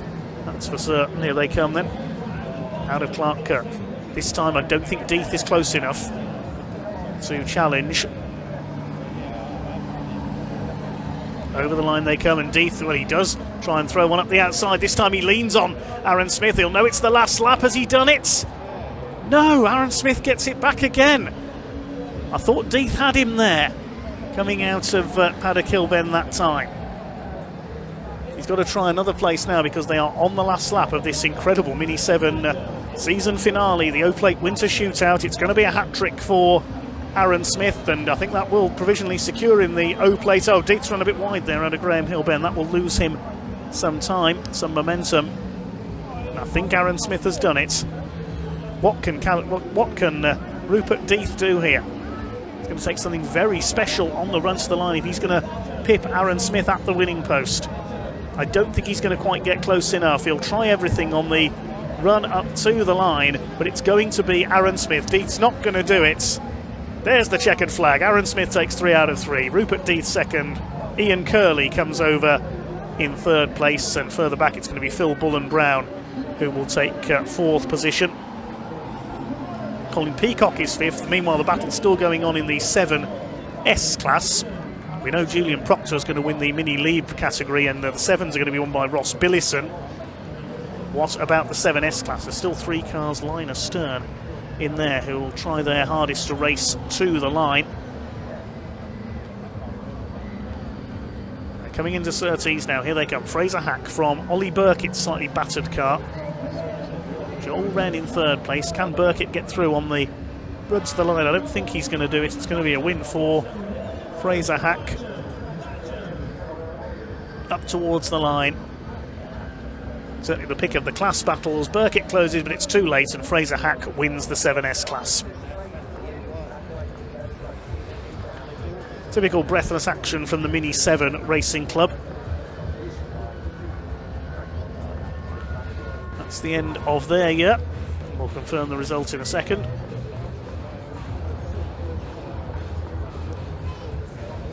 So Aaron Smith the winner by 0.16 of a second over Rupert Death, who was throwing everything at him all the way through that race. Ian Curley in third place ahead of Phil Bullen-Brown, then Peacock, Kendall, Holly and Taylor. Julian Proctor wins the Lieb category. The 7s are won by Ross Billison ahead of Darren Thomas, and Fraser Hack holds off Ollie Burkett and Joel Wren to win the 7 scholarship category. After that it was Callum Perfect, Bertie Woolard, Bill Solis and the rather hobbled machine of Jim Burrows.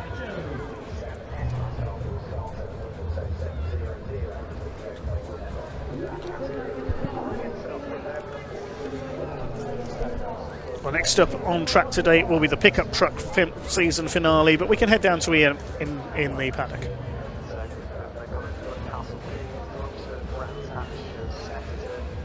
Yeah, hello everybody, welcome to the pit lane. You can see the cars, they're going to make their way straight to the outer paddock. That's where they're scrutineering us, so we're not going to be able to hear from them. But boy, oh boy, Aaron Smith and Rupert Deep, what a race they were having there. Congratulations to Aaron Smith. Fantastic stuff indeed. Right, just come for a little walk with me, if you will. Unfortunately, the outer paddock's where the scrutineering is for the Minis, so we're not going to be able to grab a word with them. But just through here, you can see the Pickup Truck Racing Championship. They are about to head out on track. It's the final race of the season for the pickups as well. Dale Gent, he is all but your champion. We should be able to confirm that in about 16 laps or so. He's basically just got to start and finish, really, and that is it. He will be crowned the champion. Still a lot to come up as well. They have swapped over, by the way, the pickups. If you're looking at a timetable wondering why are they about to go out, they've swapped with the Mini Challenge Trophy, because the Mini Challenge Trophy, the race earlier that ended under the red flags, there's still a little bit of dispute going on with that, so we're not still fully sure of the official result. It looks like it has gone back a lap, which does make Harry Hickton the winner of that, and that puts him to the top of the championship standings, but we'll have more on that a little bit later. First up, Pickup Trucks title is about to get underway, and I caught up with Chris Land just over here. In fact, he's the other side of the number 42 car there, the Hadfield car. I caught up with him about 10 minutes or so ago to find out whether he's going to be coming back in 2025. Let's hear from him now.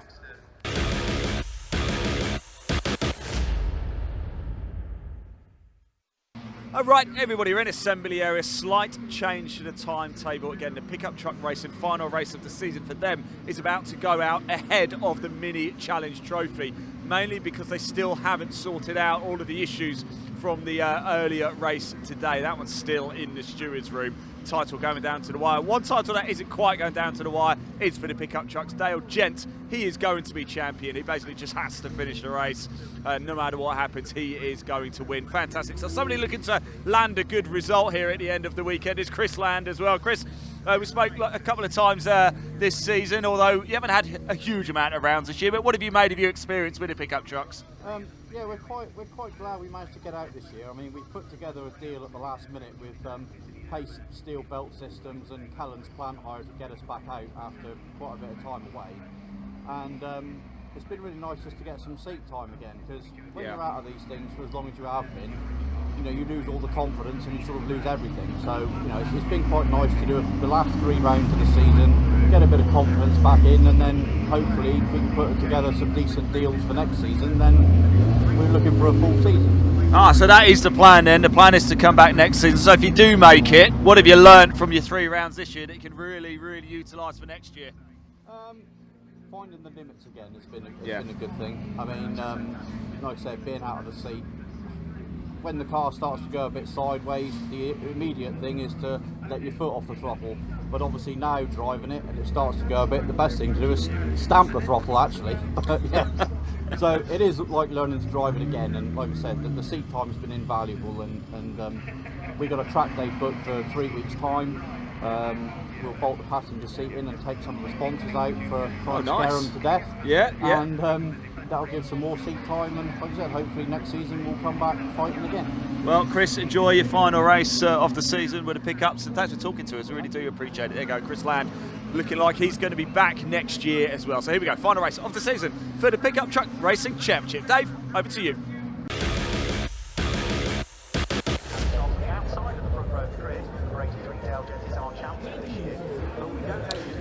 Okay, thanks very much, Ian, and it's now time for the season finale in the Pickup Truck Racing Championship. I can tell you that the champion has already been confirmed. Congratulations, Dale Gent. He is confirmed with a race to go as the 2024 Pickup Truck Racing Champion, and he'll be starting on the front row for this one. It will be number 93, Michael Smith, on pole alongside Dale. Second row, Alan Cooper, number 72 and 89, Chris Brockhurst. Third row, Matt Simpson and Ryan Hadfield. And in the fourth row, Matthew Moore and Eric Bolton. Chris Land and Jonathan Hadfield will complete the top 10 on the grid.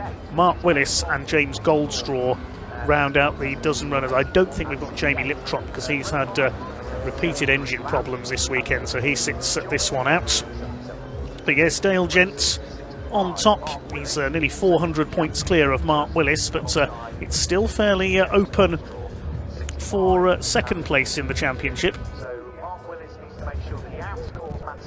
There's 24 points between Willis and Simpson for second place, and of course it goes down in increments of 10 with 200 for a win. So basically, to get second in the championship, Matt Simpson has to finish 3 places ahead of Mark Willis, and Willis has struggled this weekend, so Matt Simpson could still take second in the championship from Mark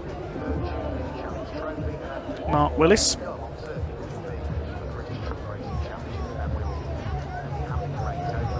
So Michael Smith on pole, 12 trucks out there. This is 18 laps, the final race of the season for the Pickup Truck Racing Championship. Dale Gent looks like he's already got the gold roof in place on his number 83 truck as the new champion. Alan Cooper and Chris Brockhurst on the second row. Watch for Matt Simpson from row 3 alongside Ryan Hadfield. The final 18-lapper of the season gets underway, and down towards the first corner at Paddock Hill Bend they go. It looks like it is Michael Smith who's made the best getaway. Alan Cooper trying to dive his way through on the inside for second place. Dale Gent, as new champion, will still be keen to win. He slots in second. Chris Brockhurst trying to get around the outside in the number 89. Not the best of getaways for Ryan Hadfield. He's side by side though with Matt Simpson. Matt Moore up behind them in the 84, the ex Mark 1 Escort Space Frame racer. He gets tagged and round he goes. That was out of contact with Eric Bolton. That's delayed Goldstraw, and Mark Willis. He's had a disastrous weekend, Mark Willis. Looks like he is going to lose second leg. Oh, and Ryan Hadfield's tangled with Simpson, as I was about to say. I was just about to say, Matt Simpson, it looks like he's going to take second in the championship, and he's tangled with Ryan Hadfield, who's now churning up the infield grass as he tries to... Is he rejoining or doing donuts? It's hard to tell there. He's stuck on the grass. It'll take him a while to get out of there. Michael Smith leads the way then from Dale Gent, Chris Brockhurst and Alan Cooper. That's created a bit of a hole in the field, that tangle with Simpson now. Remember, back to Easter. Matt Simpson nearly won from the back. Ryan Hadfield, I can tell you, still hasn't got off the grass as Dale Gent up the inside at Druid. He takes the lead from Michael Smith, who's now under fire from Chris Brockhurst. And there is Ryan Hadfield. We see him from our paddock camera making his way back onto the circuit. He's finally rejoined, but he's nearly a lap down. No grip on the grass. Gent leads it from Smith in second place. Brockhurst under fire from Alan Cooper. Matt Simpson still there in fifth position. Then it's Eric Bolton in the 68, the ex-Ford Fiesta and Honda Civic racer, among others.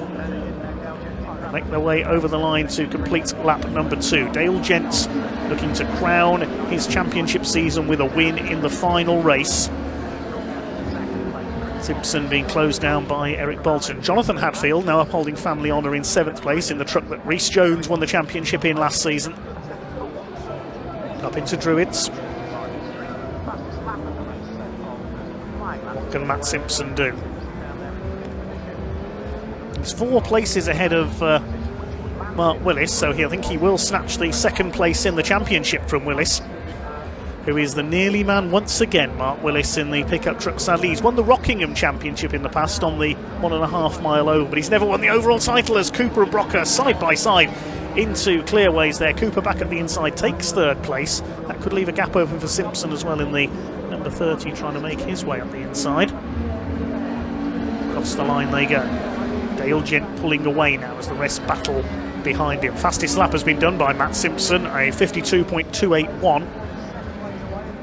3/4 of a second now the lead for Dale Gent, the new champion in the number 83. Brockhurst up the inside, determined to get past Cooper. Look at Simpson round the outside of Chris Brockhurst. The momentum from Paddock carries him through into 4th place. I think he's going to get the move done at Graham Hill Bend. He's up to 4th. Splits the squabbling pair of Cooper and Brockhurst. But Brockhurst fights back on the inside as they come along the Cooper straights. Bolton's closing up, he wants a bit of this as well. Simpson side by side with Brockhurst in the white truck. There's contact between the two of them, and Brockhurst had to lock up there to avoid going onto the grass. He's lost 5th place to Eric Bolton in the purple truck. Frantic there through the second half of the lap. There's Hadfield in the background. Well, it's not as pink anymore. He's replaced several panels on it. It's multicoloured now. Jonathan Hadfield's truck, brother of Ryan, who is still going, but he's a long way behind after recovering from that spin. Up towards Druids once again, and Michael Smith has closed back up on Dale Gent for the lead. 6 of them line astern. Then Hadfield in 7th, and behind them James Goldstraw in 8th. He's battling with Mark Willis and Matthew Moore, who's recovered from his spin in the early stages. Surtees, and Mark Willis in the background, very sideways there, the red truck. He's lost out to Goldstraw, and the yellow machine of Moore has got through as well.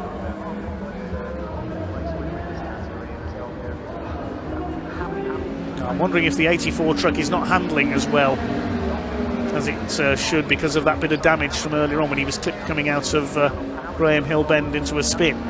Moore up the inside. It's okay in a straight line. Gets past James Goldstraw there up into 8th place, but it's a bit wayward in the corners. Willis behind them in 10th.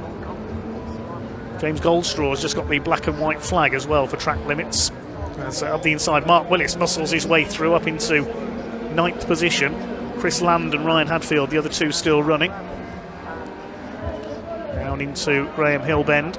Battle continues, Willis and Goldstraw. Meantime, this is the battle for 2nd place. Alan Cooper's having a go at Michael Smith. Looked like they'd settled into a status quo line astern, but now Cooper up the inside. And Simpson's going to have a go as well. He's bump drafting Cooper, NASCAR style there, and Simpson might get 2nd place with a bit of luck on the inside here. Going into Paddock Hill Bend, he's done it. Excellent from Matt Simpson in that number 30 car.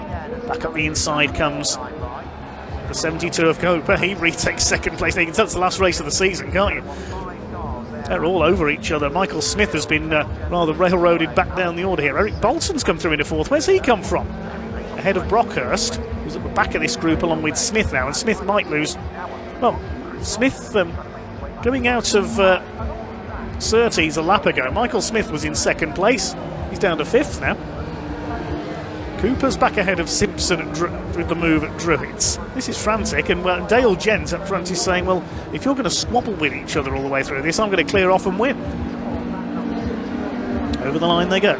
7 laps completed. 1 second the lead for Dale Gent ahead of Cooper. Simpson all over Cooper. They bounce over the curb on the inside. Eric Bolton up alongside Simpson. Now, Eric Bolton having a good run here in the 68s. Down the hill, Michael Smith holding off Chris Brockhurst. The battle for P5. Hadfield is a little bit further back in 7th. Jonathan Hadfield, that is Ryan, still at the back of the field. He's nearly a lap down after taking so long to recover from that spin. Cooper bouncing over the curb there at Surtees. Going through to complete lap number 8. They're coming up towards half distance in this last race of the season for the pickup truck racing championship. Smith under fire from Brockhurst.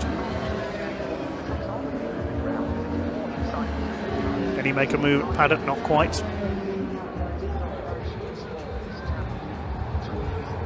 Simpson up the inside has a look. Smith under fire from Brockhurst. There's action all the way down the top 10. Still your leader is Dale Gent.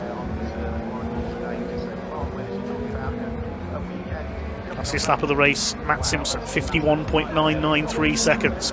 Only man to have lapped under 52 seconds.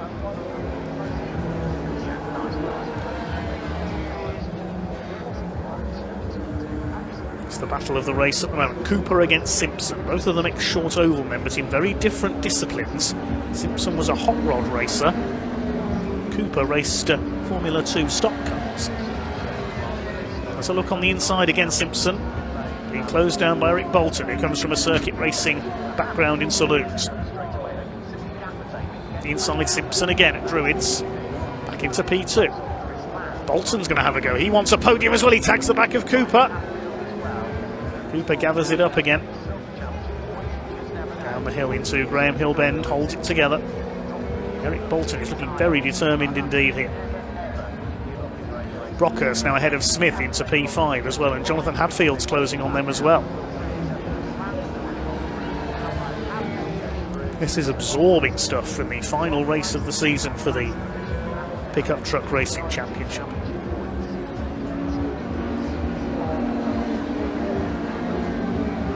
All 12 still running. Mark Willis has been into the pits. We know not why. He's rejoined to the back of the field, so he's going to lose 2nd in the championship to Matt Simpson. That's pretty certain now, unless Matt drops out of the race. There's Jonathan Hadfield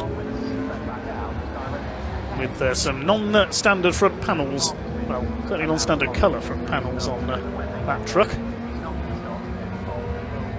A couple of black and white flags have gone out. The number 30, that's Matt Simpson, and the 68 of Eric Bolton. They need to be careful here, they don't want to risk a penalty.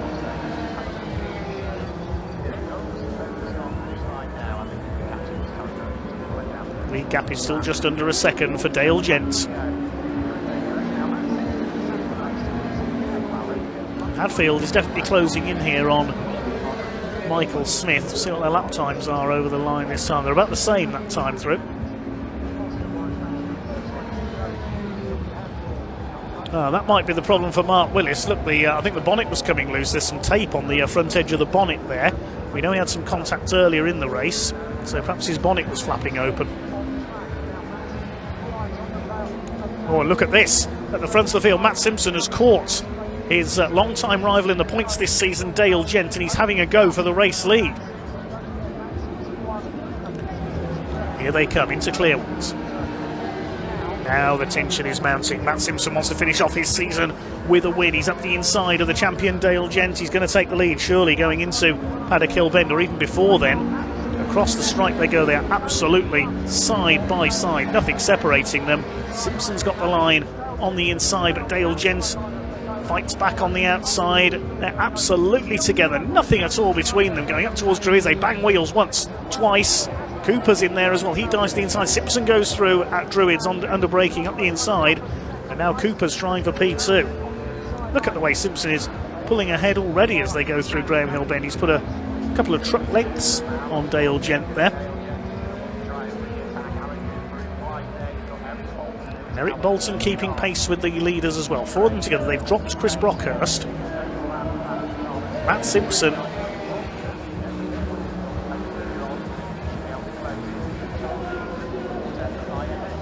showing his love of Brands Hatch, Matt Simpson here. Dale Gent, he may have pushed too hard in the early stages. His tyres might be going off. We saw that with Alan Cooper earlier on as well.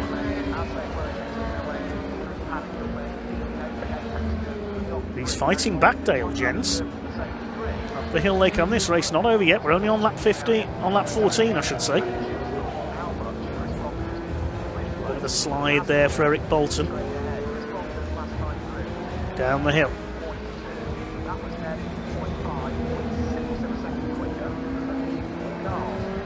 Along the Cooper straight into the left hand. Simpson, Gent, Cooper, Bolton, Brockhurst rounding out the top five. Michael Smith, the pole sitter, down to sixth.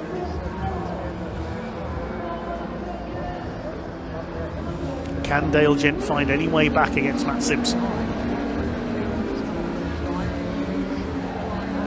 Jonathan Hadfield's catching Michael Smith a little bit further back as well. There's only a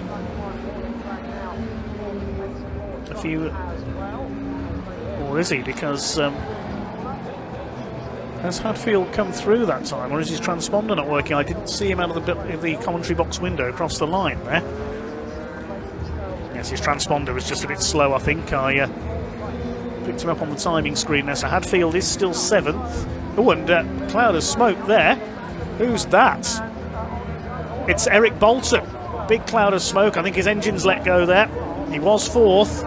Eric Bolton spins to a halt in a cloud of smoke on Cooper Straights. Now let's hope he hasn't dropped any fluids there. So then there were three in the lead battle. Simpson, Gent and Cooper. 3 laps to go, including the one that they're on. Up to fourth is Chris Brockhurst. Then Michael Smith. Half a second in it, so Dale Gent might be getting a second win here and closing back up. They're coming down to where Eric Bolton just went up in smoke. Let's hope there's no fluid down here. Looks okay as they go through.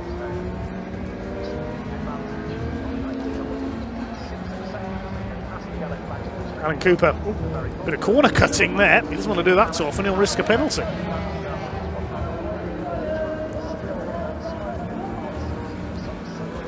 Across the line they come once again. 2 laps of the pickup season to go. Chris Brockhurst is keeping a watching brief from fourth place. He's clear of Michael Smith now. Jonathan Hadfield up into the top 6 as well. So 11 trucks still running. Mark Willis, who has been lapped, is the final runner after going into the pits to secure his loose bonnet. It's looking good for Matt Simpson. He's going to take P2 in the championship.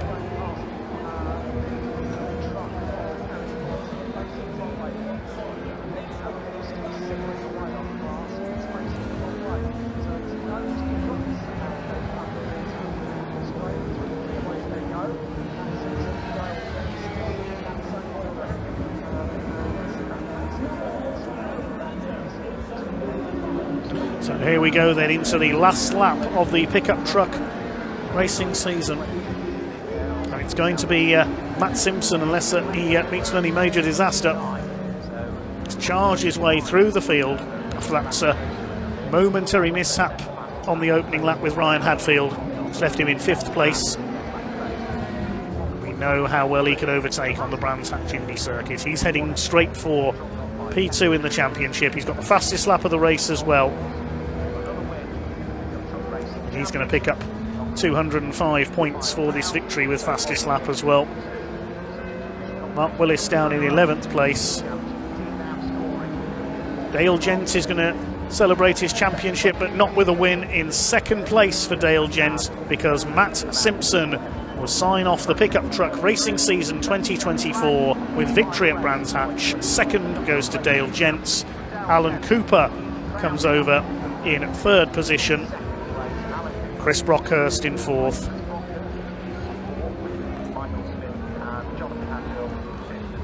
Michael Smith is 5th, ahead of Jonathan Hadfield. Matt Moore is 7th. James Goldstraw comes over in 8th place. It'll be Chris Land in 9th, one of his better results this season, ahead of Ryan Hadfield after his spin, and Mark Willis after his pit stop will complete the finishers.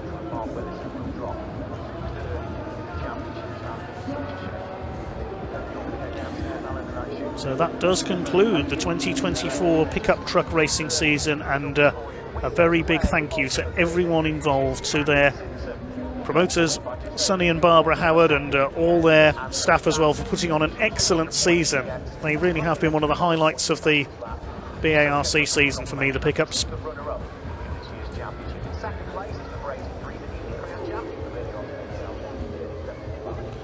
Provisional results then.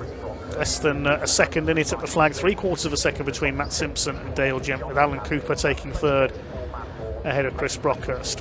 Pulsar to Michael Smith in 5th ahead of Jonathan Hadfield, with Matthew Moore in 7th. James Goldstraw, Chris Land and Ryan Hadfield completed the top 10. Mark Willis a lap down after his pit stop, and sadly we lost Eric Bolton.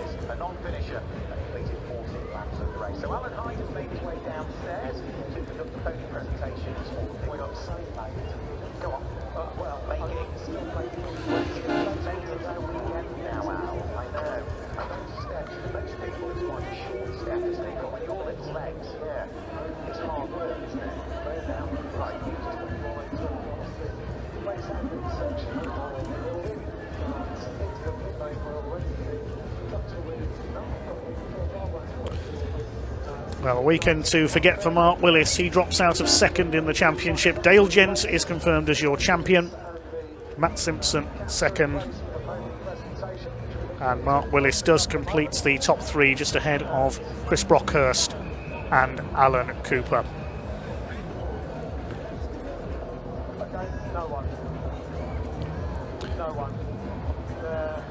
Well, we have just been told that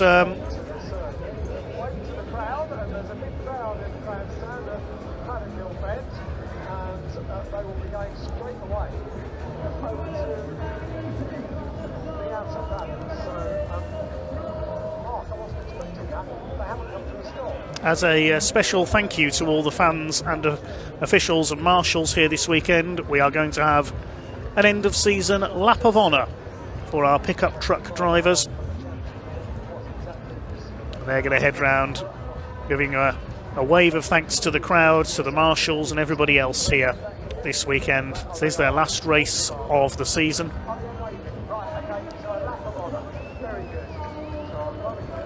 I said a big thank you to all their officials, to Sonny Howard and his wife Barbara, who have been at the top in motorsport for so many years now.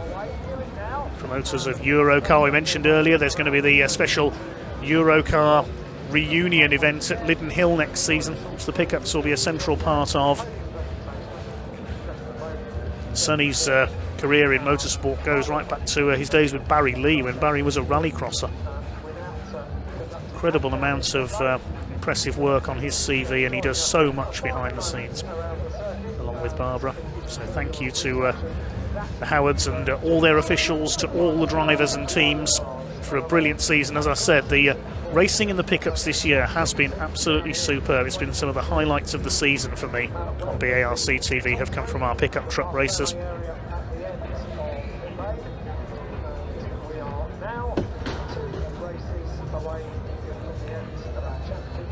The drivers say thank you and goodbye for 2024.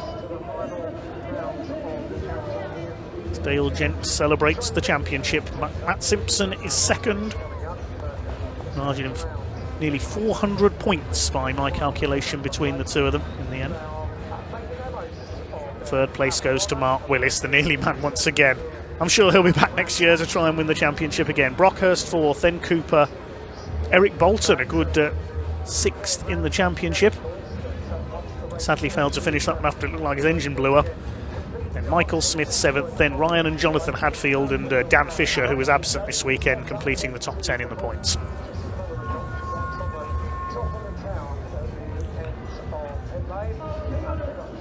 "19 drivers in total have entertained us this year in our pickup trucks. And we say thank you to all of them. Goodbye for 2024. One of British motorsport's most closely fought championships.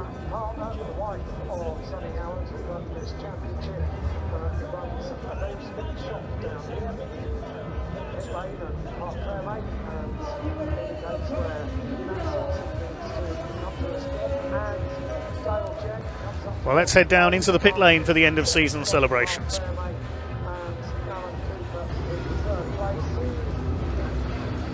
Well, hello everybody, welcome down to Parc Ferme. Dale Gent, your 2024 pickup truck racing champion. But hearing a little rumour he might just about to be jumped onto his roof, so let's let him do that. Here we go, Dale Gent, your champion, look at that. That is what it means. Dale Gent. I know he wants to go have a quick chat with some people, see his family and friends, but let's just very quickly get his reaction. Just a handshake between Matt Simpson and Dale Gent. Fantastic. Matt Simpson, of course, winning the race. I believe that's his 26th win, but Dale, we've just seen what it means to you there, but can you put it into words for us? Well, we've been in this 6 years now doing this. I won the rookie title. Second the year before, after. Did a bad year the year after that, then a third and another second. It was like, to win it, finally, we've managed to do it. We've got it at last. This year it didn't look like we was going to have a good year. It's been up and down year. I was going to throw the towel in earlier on in the year with everything, all the dramas that were going on, but we stuck at it. I bet you're glad you did it now, aren't you? Yeah. Everyone's just saying to stick at it, just keep it down, let's just go. And it's been a hard year, it's been a good year. And roll on next year, we'll be back. You're coming back to defend it? Yeah, we'll come back and defend it, we will. Congratulations, so, Dale. You're champion. Shout out. Joe, Brian, Blake, this is for you. Well said. Dale Gent, your 2024 pickup truck racing champion. Come on, woo! Congratulations to Matt Simpson as well, picking up yet another win. I believe that's his 26th win in the pickup truck racing championship. As you can see though, the final race of the season for the Mini Challenge Trophy. They are on the grid already, fast and furious. Harry Hickton, he is there. I did catch him a little bit earlier. I don't know if we're going to have time to hear from him. If he finishes first or second, we believe he wins the title. Dave, over to you.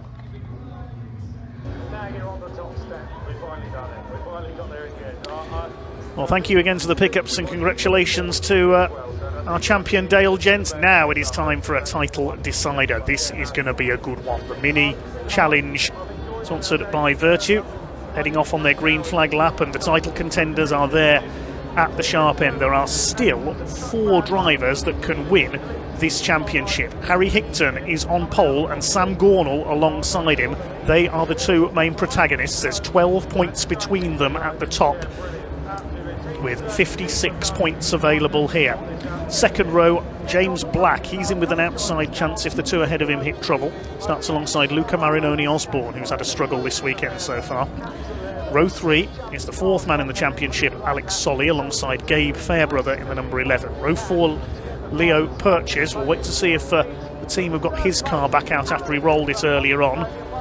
Alex Keynes will be alongside him. Josh Wilby and Ben Taylor will complete the top 10. Behind them, Ronnie Smith, the Rookie Cup champion, alongside Reese Hurd. Row 7, Paul Manning will not be there after his accident yesterday. John Castle starts there alone. I don't think Ashley Gregory was there on the grid, so it could be Lewis Saunders starting there alone. Row 9, Katia Loggy and Callum Eason. 10th row, Stephen Chandler and Matt Hammond.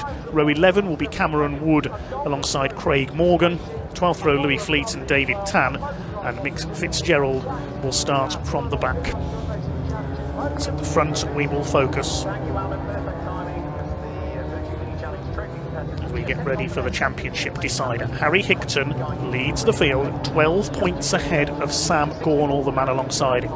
James Black is 29 points off the championship lead. He starts third. Cars go through for their second green flag lap. And Alex Solly has an outside chance as well. He's 37 points off the championship lead. Tension really mounting here at Brands Hatch ahead of our penultimate race of the day.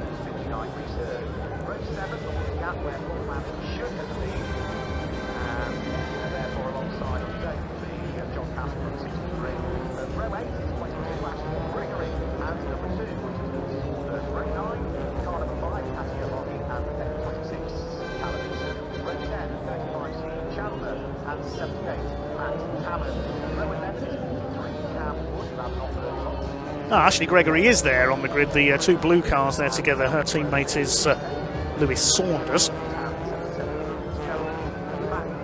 So we'll wait for them to head round to the grid then. This will be a 15-minute race, and I reckon a few sparks are going to fly in this one.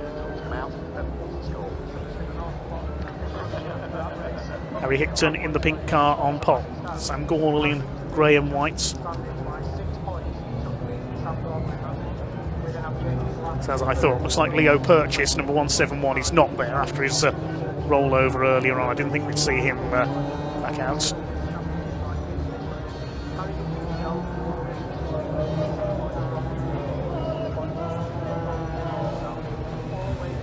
Discounting the 6 points for fastest lap at the moment. Without that in the equation, Sam Gornall needs to win this with Harry Higton outside the top 4. So his rivals basically need Harry Higton to hit trouble.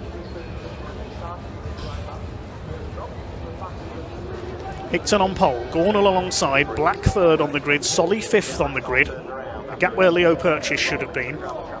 This, of course, the fastest times set the grid for race 3 from qualifying. The Minis do it a bit differently. Here we go. In position, ready for the title decider in the Virtue Mini Challenge Trophy 2024. This is going to be an absolute belter. Tension begins to mount, the revs beginning to rise, these 1600cc engines. Hold on the grid. Now they get underway. Down towards Paddock Hill Bend. Good start by Higton, good start by Sam Gornall, who's not had the best of weekend so far. James Black trying to sneak through on the inside. Championship leader Harry Higton leads the way into Paddock Hill Bend for the first time.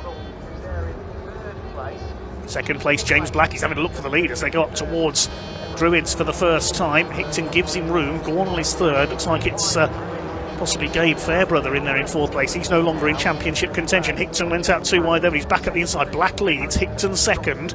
Side by side for 3rd position. Luca Marinoni Osborne is in 5th place. Looks like they've all got round, all couple of cars going off there. Oh, that's Ashley Gregory through the gravel, tangling up there with John Castle briefly. Ashley Gregory has had virtually no luck at all this season. Somebody else was going backwards there as well. That might have been Katia Loggy. She's come to grief in all 3 races now this weekend. Poor old Katia. Meanwhile, the leaders are coming through to complete their opening lap. And it is James Black who leads the way from Harry Hickton. Gornall is in third place, then Fairbrother. Alex Keane's up to fifth. Alex Solly in sixth. Down to seventh is Luca Marinoni Osborne. He just doesn't seem to have the pace this weekend.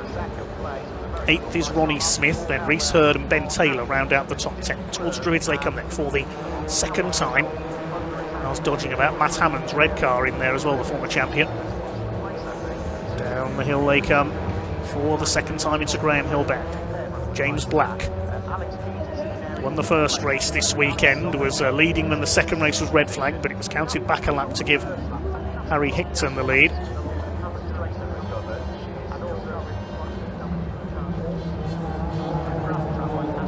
Side by side now for second place. Yes, Gornall on the attack on the back of Harry Hickton, who moves across to defend his line as they come through to complete their second lap. Then it's James Black with the advantage in the number 53, the Graves Motorsport car. Harry Hickton almost being bump drafted by Sam Gornall. This isn't pickup racing, that was similar racing action from them, and Gornall's gone through into second place into Paddock Hill Bend. So Sam Gornall up into second place.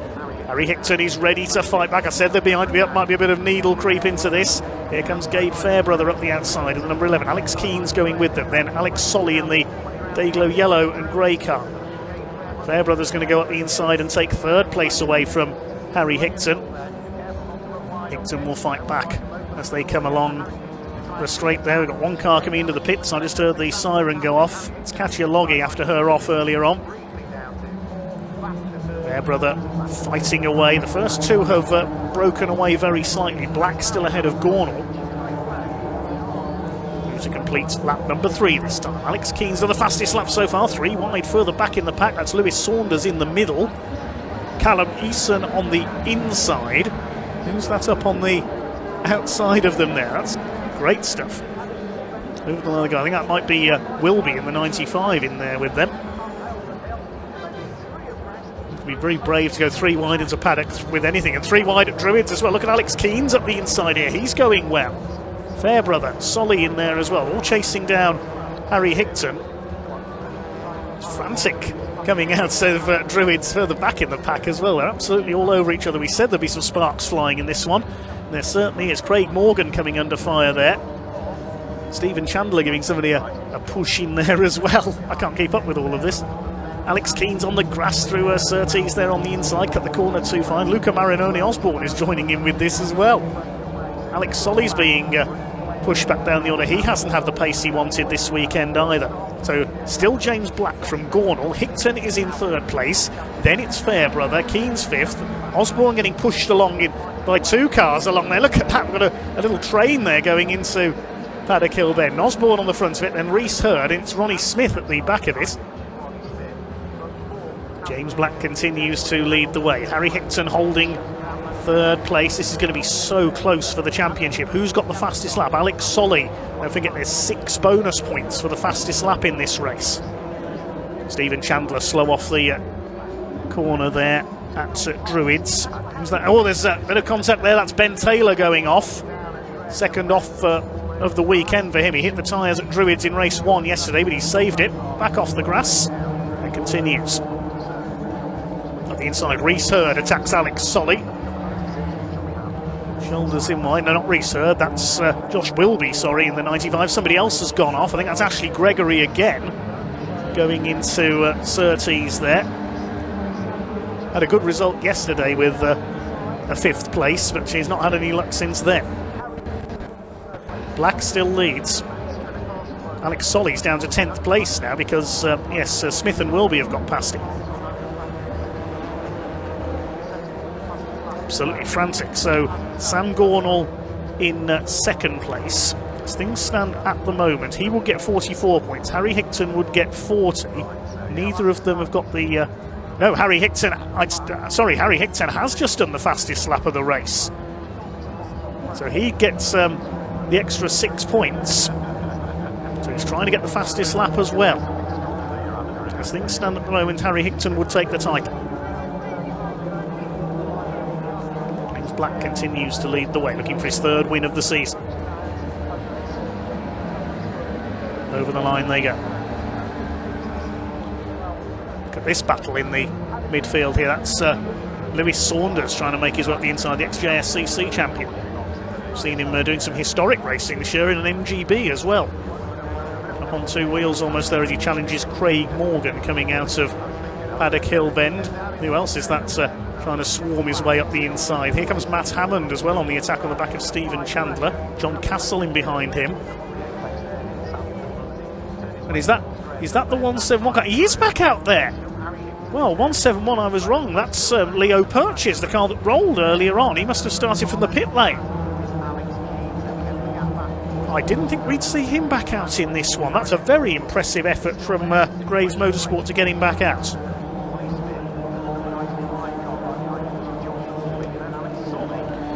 Leaders go over the line once again. The lead gap for Black over Gornall is just under half a second. Harry Hickton still there in third. Crucially, he's still got the fastest lap. 56.714 seconds. Across the line, the midfielders go. There are the leaders heading up towards Druids. It's getting closer at the front of the field and in this battle for 6th place now as well. 2 groups of 5, line astern.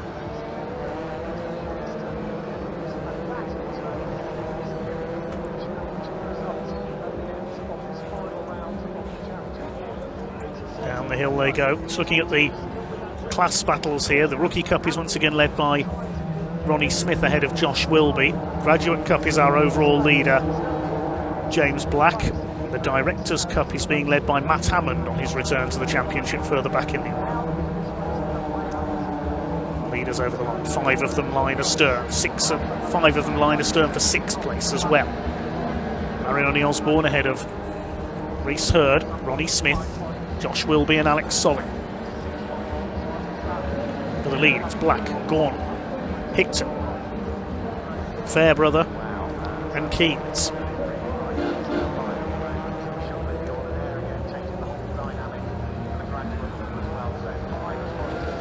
Just under 7 minutes of this race to go, so we're just over halfway through. Sam Gornall doing all he can. He'll be cursing that. Oh, we've got a tangle there. That's John Castle into the tyre wall at Druids. He's tangled with, I think that's Matt Hammond. What has happened there?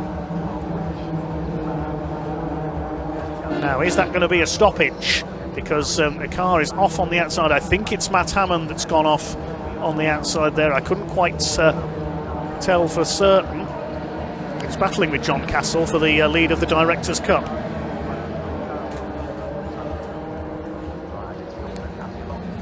So there'll be yellow flags at Druids with that stranded car. It is Matt Hammond, heavy damage to the front, so I'm not sure what has happened there, but he's out and appears to be okay. He's behind the barriers there. Yellow flags at Druids then.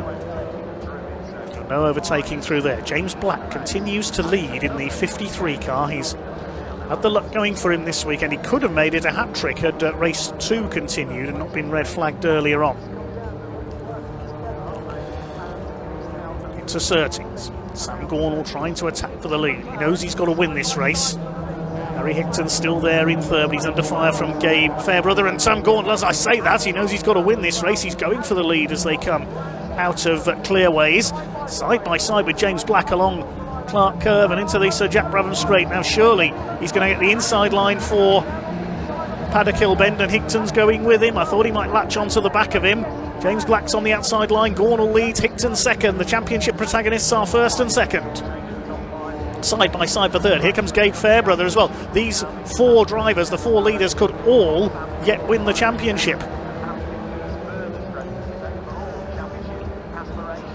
James Black is third in the points. Alex Solly fourth. Just double checking. No, Gabe Fairbrother, I don't think he's quite within contention. Now I think he's just out of it. Just doing the maths there in my head. Alex Solly was in contention coming into this race, but he's at the back of this group of 10. So down from first to fourth in the space of a lap goes James Black. That's how close the Virtue Mini Challenge Trophy is. And it's Sam Gornall who leads the way. But Hickton has still got that crucial fastest lap. If it stays like this, they will both score 50. There's the replay of the tangle between Matt Hammond and John Castle. Another car involved there as well. I think that might have been Cameron Wood. He's been involved in a few scrapes this weekend, and Hammond got the worst of it. He's out of the race. The lead as well. It was 2 groups of 5. It's going to be one long line of 10 soon. Saying Sam Gorn will be cursing that gearbox problem in race 1 yesterday when he was stuck in 3rd gear throughout the race and only ended up finishing outside the top 10. Harry Higton chasing hard. If he keeps the fastest lap, they finished as they are now, they'll both score 50 points and Higton will take the championship. Side by side though for second, look at Gabe Fairbrother, he's attacking for second place now. Higton went a bit too wide through clearways and Fairbrother's going to go through into second place. Harry Higton needs to duck back in there into that space to his right. He's not doing so, he's trying to go back around the outside, but he might lose out to James Black if he does that. He needs to be careful here through Paddock Hill Bend because Fairbrother won't leave him a lot of room. These two are coming together in race 2, remember. Higton back around this. He's got second place back again under braking for Druids. That's excellent by Harry Higton. Very talented young man indeed is Harry. Fairbrother tries again down into Graham Hill Bend. He's not close enough to get up the inside. But one car retiring into the pits. That's Stephen Chandler. It must have been him who was the other car involved up at Druids. Sam Gornall's pulling away. Higton's still got the fastest lap of the race, so he knows if he finishes second here and gets the fastest lap, he'll take the championship. 12 points, the gap between Gornall and Higton. Harry Higton being bump drafted here by Gabe Fairbrother down the straights. Black 4th, Keynes 5th. There's Luca Marinoni Osborne in 6th. Yes, Sam Gornall is starting to pull away. He's 0.8 of a second clear now in that grey and white number 96 car, run by Westbourne Motorsports. Harry Higton, also a Westbourne driver, in second place. Gabe Fairbrother, the first of the Accelerate Motorsport machines. James Black, the first of the Graves Motorsport cars, a winner already this weekend. Rounding up the top 5 is Alex Keynes, also for Graves Motorsport. Side by side, Alex Solly leaning on Josh Wilby briefly there. Josh Wilby, one of the contenders in the Rookie Cup this year, driving for Team Avago. And Alex Solly did have a go at him there, didn't he? Through Surtees. Alex Solly has had a bit of a disappointing weekend by his usual standards. Was a contender for the title this year. Very experienced mini racer, the ex-junior Saloon carman. Still Gornall from Higton. Higton still has the fastest lap, 56.714.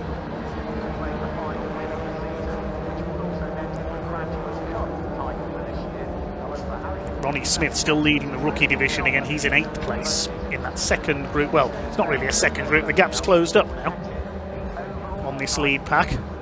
Less than a minute left on the clock. It's flown by, this race has. I think they'll get one more lap out of this. One more lap for things to change in the championship. But as it stands at the moment, the title is going to the man in second place, Harry Higton. All subject to official ratification, of course. So here they come to start the last lap of the season. The Virtue Motors Mini Challenge over the line. Sam Gorn from Harry Higton. Now Higton will want to seal the championship with a victory. He's going for the outside there into Paddock. He doesn't want to take any unnecessary risks. Second place will be enough for the title. He's just lost the fastest lap though. James Black has taken fastest lap, but second place should be enough. Oh, look at this at the inside. Black's having a go. Fairbrother having a go on the outside. Higton's got to defend now because Fairbrother's trying to get his nose down the inside for second place, and he's done it. Good move into Graham Hill Bend. Now we'll have to do some more calculations at the end of this one because it's going to be 50 points for Sam Gornall. It might only be 40 for Harry Higton. This is going to be very close for the championship. We'll see who gets the fastest lap if it's broken on the last lap.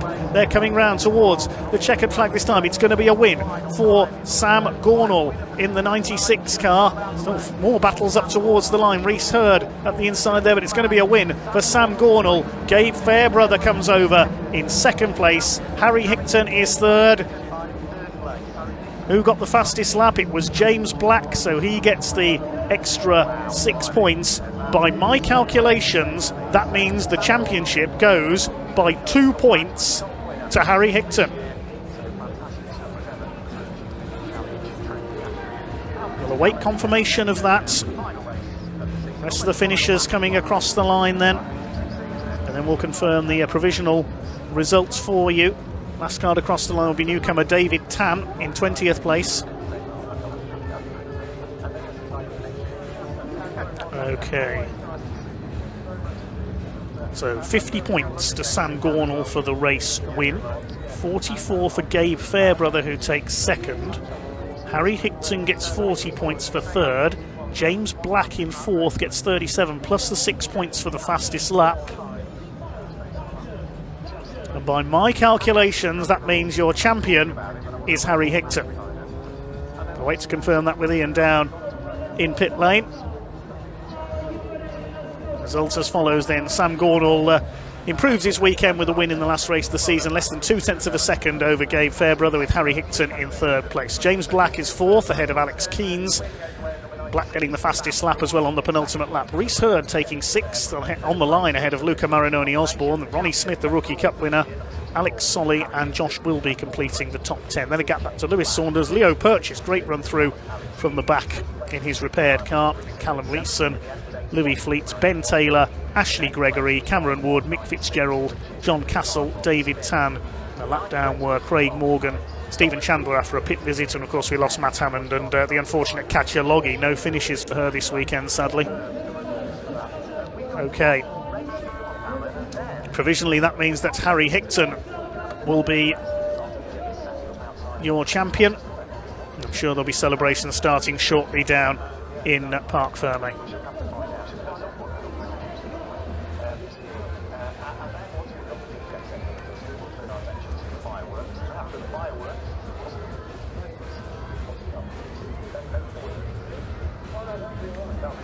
Let's go down to Ian in pit lane then for the celebrations for the Virtue Mini Challenge.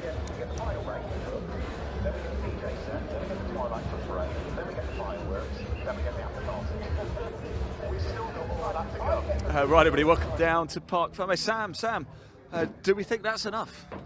No, it's not enough. It's not, no.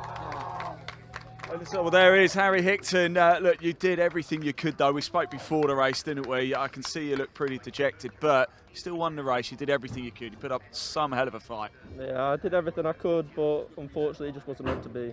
Congratulations anyway, though, Sam. Anyway, thanks for talking to us. Very dejected Sam Gornall there, as you can probably understand. Harry Hickton just did enough. It was tight in the end. There wasn't much in it, was there? Sorry, guys, can I just jump in? Sorry to get in the way there, but Harry, I can see you're emotional. It's been a very, very difficult day, hasn't it? How do you feel? I'm over the moon. It's been such a mental year. And coming into weekend, we were on the back foot. So we knew we had a job to do. We needed a bit of luck because luck hasn't been on our side for the second half of this year, and it's really hindered us. And we got a bit of luck this weekend. Harry, well done, mate. Come on, I'm going to let you go celebrate, everybody. You deserve it. Fantastic stuff. There we go. Wow, Harry Hickton, very, very emotional. Unfortunately, not to be for Sam Gornall, but he's down there with his family as well, is Sam, just taking in his friends and family as well. I'm not too sure where James Black is. Where's Gabe? Gabe has disappeared as well, it looks like, too. So a lot of drivers have to... Let's grab Ronnie for a quick chat. We'll grab Gabe in a minute. But Ronnie, well, congratulations. It's been some season, hasn't it? Yeah, good season. Obviously, we wrapped up the rookie title yesterday, which was a big relief. Yeah. So we knew we could come into today and really enjoy it. A P2 earlier in race 2 in the end, and just came home in 8th, 7th, something like that. But a steady race, just no damage is the main thing. Back for more next season? Obviously. Yes, that's what I like, obviously. Let's grab Gabe for a quick chat as well, if we can. Gabe, can we just grab you in there as well? An eventful race at the end. It's been quite an eventful day, hasn't it? But another podium for you. It's been a really, really heavy day so far. I mean, race 2, we had some questionable judicials, which were... I don't think it's actually all been settled yet. It's not been settled, but we're going to settle it. We know we didn't do anything wrong. It's clear as day, especially with the first one as well. So, I mean, Hickton cleared it up. We know he knows it wasn't my fault, and that's the main thing. Yeah. I mean, that race was good. I'm glad that Hickton took the win. He deserves it. He's worked hard this year, and yeah, just what a race. Just 6th to 2nd. It's been the story of the weekend, really. Just missed the P2, starting 6th or 7th or 8th, and we've just managed to get that second step. But you know, whatever we do next year, bring it on. That's all I got to say. Go have a nice cup of tea, mate. You deserve it. There we go. So it looks like... Sorry, Jack. I'm running around in circles. Harry Hickton Not confirmed yet, can I just say, provisional. This is not confirmed yet, but it looks like Harry Hickton is your 2024 Mini Challenge Trophy winner. In fact, we've just seen, we just missed a moment there, but Harry and Sam just embraced. They just had a hug there. Look, both of them are in tears. This is what it means. It's been one hell of a title fight between the pair of them all season long, and unfortunately, there always has to be somebody who comes in that second place. It looks like it's going to be Sam Gordon, and there is Harry now with some family as well, just hugging it out. So very emotional. It's been a very emotional day. If you tuned in for the race earlier, we ended up under red flags, and the race ended up going back. James Black wasn't happy because he actually won the race, but then it went back a lap, and then Harry Hickton ended up taking the race win, and he's just done enough, it looks like. So head over to the Mini Challenge Trophy social media channels to check out the final standings. Probably won't be settled for a few hours yet, but as it stands, your provisional champion for 2024 is Harry Hickton. And that's it then. One final race for 2024, and the big rigs are back in town. Yes, it's time for the final race of the season for the British Truck Racing Championship. Dave, over to you.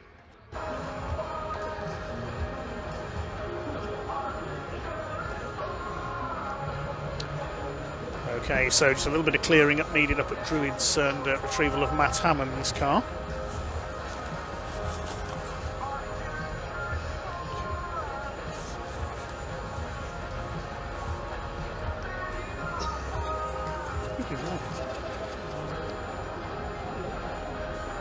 Before we bring on our last race of the season here on BARC TV, it is race 5 of the weekend for the British Truck Racing Championship. Well, we know who's won Division 1, but there's still a contest for second place. By my calculation, there's just 1 point between David Jenkins and Stephen Powell for second place in the points. And in Division 2, John Powell leads Simon Cole by 15 points with a maximum of 21 available. So Simon Cole in second place has to rely on John Powell not scoring. Pointy, what do you reckon? Sorry, I've got just try not to listen to everything going on in the background. Yeah, it's going to be an interesting last race. 1 point between the two is going to be extremely tight. This, of course, in reality just means that they're going to try extra hard to get ahead of each other, but at the same time they're going to really struggle to keep it clean effectively. We all know testosterone starts to build up. We all know it starts to get very excitable out on circuit for the last race of the season. Not to mention they're here to put on a show, and of course they'll be putting on a show in a big way for all of the people here attending at Brands Hatch for the fireworks spectacular. Yes, there'll be plenty of fireworks, I'm sure. Traditionally, the last race of the season is a bit of a chance to drivers to let their hair down, shall we say, at the end of the year. Very true, yes. They'll be looking for the opportunities to... well, we always see a bit of sideways action, the excitement, the relief almost, the release at the end of what has been a very challenging season for so many drivers. It's going to be a great finish. And let's just hope we have the same kind of racing standards that we've had all weekend so far, because they have been quite well behaved. Let's be honest, we've seen some incidents, which is great in a way, that's what the fans want to see, but the way they've all recovered from them has been very noble, very professional, and as we see now down on the screen, the GT liveried pace truck with my friend Stuart there in the driving seat, making their way up onto the circuit. John Bowler, one to watch, of course, in the particular grid order that we've got today. Love it. We've got Dave a GT hat and a. I've just been given a GT tyres baseball cap. Thank you very much. They're very nice caps. They're very nice. We've actually been handing them out to people down in the paddock. We've been having great numbers coming down for the podiums, which is phenomenal because we are very far away from the beaten track. So yes, if you're watching this on your phones, if you're watching this from home, thanks to everybody that's come down to see us in the paddock. one of the good things about the truck racing is it is a completely open paddock. People mixing with the drivers, hanging out, you know, and seeing things up close and personal, which of course you don't really get to do with certain other series in racing. And yeah, really great family environment. So if you do join us down here next year, please do feel free to come down, find the drivers, ask them for an autograph and just say hello. Okay, the grid for this race, based on the results of race 3 from earlier on today with the top 8 reverse. So it's David Smith who should be on pole. Yes, I think he's fixed his problem with his MAN from earlier on. Starts alongside Tom O'Rourke, if he's there, in what's left of his International Navistar that didn't fall off the chassis during the previous race. Yeah, he's put it back together, he's there. Second row, Stuart Oliver and John Bowler. Stephen Powell and David Jenkins, just 1 point apart for second in Division 1. They're together on row 3. The fourth row, Michael Oliver and Ryan Smith. The fifth row, the first Division 2 trucks, Paul Rivette and Adam Bintz. Simon Cole starts on row 6 alongside Willem Vredijk. On row 7 is Neil Yates, who of course had those problems earlier on today with a spin. John Powell starts alongside him, and Archie Handy rounds out the grid. So just to clarify for those at home, what are we looking at with Steve Powell and Dave Jenkins? Who is actually ahead at the moment? Because they've swapped over a couple of times this weekend, haven't they? By my calculations on my spreadsheet, David Jenkins is ahead of Stephen Powell by 1 point. Oh, can't believe it. Talk about leaving it till the last minute. So it's second for David Jenkins, third for Steve Powell at the moment. Provisional. We always like to use the word provisional in racing, just in case it all changes at the drop of a hat. But we see them lining up very nicely, battered and bruised, some of them, for the last race here at Brands Hatch. What a great season finale. You say battered and bruised, Pointy. Looking at Tom O'Rourke out of the Combox window, he's managed to reattach Yes. all his panels. It's back in one piece. He's certainly got some spares, that's for sure. Yeah, I was actually chatting to some chaps from the Armed Forces earlier on down in the paddock. They were looking for some bits of fiberglass to put over their bar. I says, well, definitely Tom's team is the people to speak to, because they certainly had some spare fiberglass at the end of that last race. Brilliant stuff, and also nice to see that Tom O'Rourke has got the poppy stickers on yes, his indeed. truck as well for, of course, I believe it's next weekend, Remembrance Day. Remembrance Sunday's next Sunday indeed. Yes, it's funny because in the past it's actually fallen on the race weekend on some occasions. What do you think of the poppies this year? Have you seen the poppies? They're paper poppies, very good for the environment. One thing, if anybody is listening, you could do with losing the pins, because I still don't understand how to put them on. Well, make sure you... yeah, literally.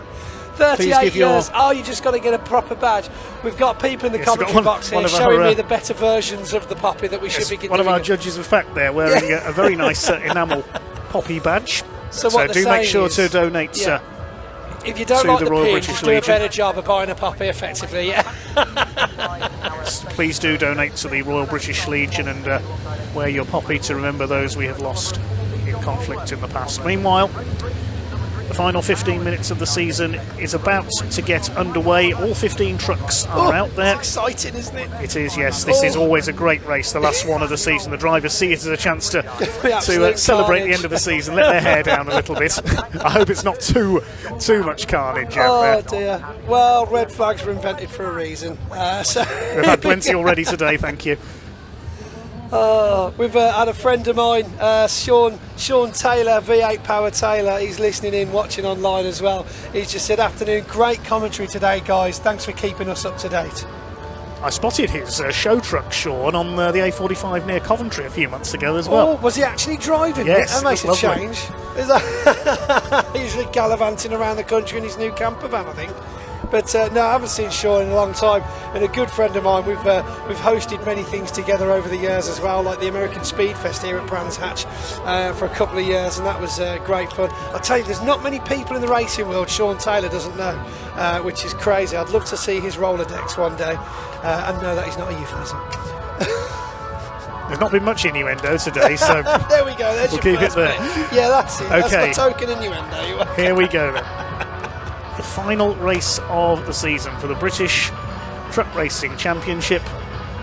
David Smith and Tom O'Rourke on the front row of the grid. Stuart Oliver and John Bowler behind them. The question, of course, can Ryan Smith make it 5 out of 5 from 8th place on the grid this time? Only 8th? Yes, he's back on row 4. Pace Go truck then. Dave into Smith pit next lane. to Tom O'Rourke, holding those vehicles back on the brakes, boosting up those turbos, the power building until those red lights go out on the gantry. And yes. it's 3, 2, 1, they're away racing. Tom O'Rourke, quick start there as Dave's left in the dust. John Bowl looking for a space down the side of Michael Oliver, I do believe that is. No, it's Stuart Oliver, sorry. Round the first bend then, all looking very clean at the moment. It's very tight down there with Adam Bint just behind Paul Rivett. Back up the hill now then as we see dust and steam everywhere. It's bunched up into the hairpin. Oh my goodness, Steve Powell comes up the side of Michael Oliver, sending him off into the gravel. Narrowly missing the tyre wall. He's going to get it out of there as well, I think. It looks like he's still rolling. He's not going to be happy because that 1 point difference is now a distant memory. Well, as long as David Jenkins keeps going, he's going to be second in the championship. There's the Division 2 battle. It's Paul Rivett ahead of second place Adam Bintz. Simon Cole third in Division 2, but of course he's got to rely on John Powell not scoring here to steal the championship from him. So John Powell just really needs to finish this race to take the Division 2 title. John Bowler running a little bit wide there. Ryan Smith's already on his charge towards the front. He's got past. Stephen Powell is still sat there on the outside of Druids. This is going to be. Looks like he's trying to jump it in reverse, to be honest. I think he's stuck there. This may have to be a stoppage. We've just been told that we said a quick start for Tom O'Rourke. Unfortunately, it was a bit too quick. He's got a 10-second penalty for a false start. Oh, false start, my goodness. For Tom O'Rourke, yes, he was a bit too quick off the line. He didn't keep formation. So Tom O'Rourke received a 10-second penalty. Stephen Powell is trying to get going again there. He'll be a lap down at very least when he gets going. I can only imagine the thoughts going through that driver's head right now. Seeing that second place 1 point away from him, you know, coming into the weekend effectively in a comfortable position for second overall, he's going to be really, really upset, you know. Well, Tom O'Rourke leads, but we know he's got that penalty, so he's basically got to get 10 seconds clear of everybody else if he's going to win this race. He's well clear at the moment by at least a couple of seconds, but his demise is inevitable from the top of the time. So the de facto race leader at the moment is David Smith, but Ryan Smith is already up into third place as he crosses the line on the road. Let's have a look again at what happens here. Stephen Powell is in there somewhere. Oh, he hit the back of Jenkins. Was he being pushed by Oliver as well? We couldn't see, but Stephen Powell bounced up the back of David Jenkins there. Did very well to avoid the tyre wall, but he gets going again. A lap down. I think Stephen Powell's going again now anyway. I haven't seen him come through. No, I've not seen him rolling, but we'll soon find out, because we've certainly not seen. He's not on the track, so it's weird that they're leaving him there though, because we've not had any yellow or red flags come out just yet, so we'll soon find out as they make their way back round now to complete the third lap, I believe it is. Well, Tom O'Rourke is leading, but Ryan Smith, second on the road, is going to be your leader with that penalty given to O'Rourke for breaking formation early at the start. A false with the start gaps is the way they are, would Tom term. O'Rourke even be on the podium at the moment with those 10 seconds? I don't think he will. We'll check it as the race goes on. It'll be applied after the race, of course. So the two bonneted trucks lead the way then. Then the battle for third place is headed up by Stuart Oliver, then David Smith behind him, John Bowler under fire from David Jenkins, then Michael Oliver, and Division 2 leader Paul Rivett keeping pace with the Division 1 trucks. Second behind him is Bint, then it's Paddock as John Bowler gets three wide out through Druids in trucks. You can barely do that in cars. That's crazy. Tucks in just behind him though, very, very well dealt with there by John Bowler. Having another go though at Michael Oliver, looking for David Jenkins as he pulls away. Michael Oliver under pressure from Paul Rivett, for goodness sake. Yes, Paul Rivett, he loves to take on the Division 1 boys in that Napa MAN. It is a real shame he missed 3 rounds this year, because he would surely be up there fighting for the Division 2 championship if he hadn't. Just bad luck for Paul Rivett this year. It prevents him from being a title challenger. And no driver likes to win because of someone else's failure, but at the same time, winning is still winning. Right said, yeah, the timing screen says incident involving trucks 3 and 12 noted, so maybe Stephen Powell got some contact with Michael Oliver. Where did that happen? Well, Stephen Powell was on the first lap, and we couldn't see what was happening behind him, so maybe there was contact from Michael Oliver. Up the hill they come then, David Smith under fire from Dave Jenkins. There's Rivett leading Adam Bint in Division 2. Bint's had a good weekend in his Volvo. Yeah, great handling there, great speed as well from Adam Bin. Like you say, chatting to him earlier on, he's going to have a new truck out at Brands Hatch next year, and full season from him as well, sponsored by his new sponsor Apollo Tyres. Well, Ryan Smith has caught Tom O'Rourke. He's surely going to take the lead away on the road from the 86 truck here as they come down. Always on the this start, straight, finish isn't it? straight. I've noticed he does a very good job of overtaking, but quite equally matched pace there coming down the pit lane, pit straight, which is interesting to see. Certainly is. He didn't quite get him. We have that time indeed through. got Steve Powell in the pit lane now. Yes, he just pulled in the number 3 truck. So yes, obviously he managed to get himself going again just in time to get round. So fair play to him though for not causing that red flag and managing to get himself out of the way safely and quickly, because of course it could be an issue. Here come the leaders then. Yes, there's work going on, I can tell you, on Stephen Powell's truck just down below us in the box here as Ryan Smith continues to harry Tom O'Rourke Trying for to the wrench lead. the panels out. But I see the problem he's got. I mean, yes, it's good he wants to finish the race, but of course he's still points enough ahead of fourth position in the championship. As long as he finishes, he still should be at 10 points clear anyway, shouldn't he, Dave? Yes, he certainly will be. We'll confirm all the points afterwards once I've fed them into my spreadsheet. He's got a spreadsheet, ladies and gentlemen. Yep. He's got a great spreadsheet. I watched him make it. It was very, very interesting. I can't even use a laptop, so how you made a spreadsheet was literally magic. It certainly is. It certainly is to some, yes. Well, Ryan Smith up the inside meantime. He's taken the lead away from Tom O'Rourke, so he is surely heading for a maximum score because he's got the fastest lap as well, 58.961. Wow. I don't think anybody else has even lapped under a minute this weekend. No. He is so much quicker than everybody else. 57 at one point. I think he did, yes. It's almost disgusting. Absolutely incredible. Let's look down then. We've got something Fresh Instant involving trucks 3 and 2 at post 5 noted that we've still got that up there. Looking like we're spreading out nicely now though. Archie Handy at the back, but I'll tell you what, interesting year for Archie Handy. I'd say for his debut year in the Division 2 trucks, he's certainly seen some circuits. I mean, to say you raced around Le Mans your first year in the trucks is a pretty big claim, isn't it? Well, he's gone virtually straight from junior saloon cars into truck racing, which is one of the biggest steps you can make in motorsports, I think, quite literally. Indeed it is. And you've got to have a certain amount of car races on your licence now before they'll let you in the trucks. New regulation came in this year. So if you're planning on jumping straight in a race truck, that's not going to happen anymore. However, Dave Jenkins, look at that move around Dave Smith. Very, very close with Michael Oliver and John Bowler behind them. The pack is set. Dave looking a tiny little bit loose as they come out of the hairpin there. Down the hill, Dave Smith under pressure from 3 of them, I'd say. Bit of sideways action from John Bowler, but they're all clear yet again as they accelerate up behind the media building. Yes, David Smith in 4th place is the cork in the bottle at the moment. He's got Jenkins behind him, Michael Oliver, John Bowler and Paul Rivette, the Division 2 leader, in 8th place overall.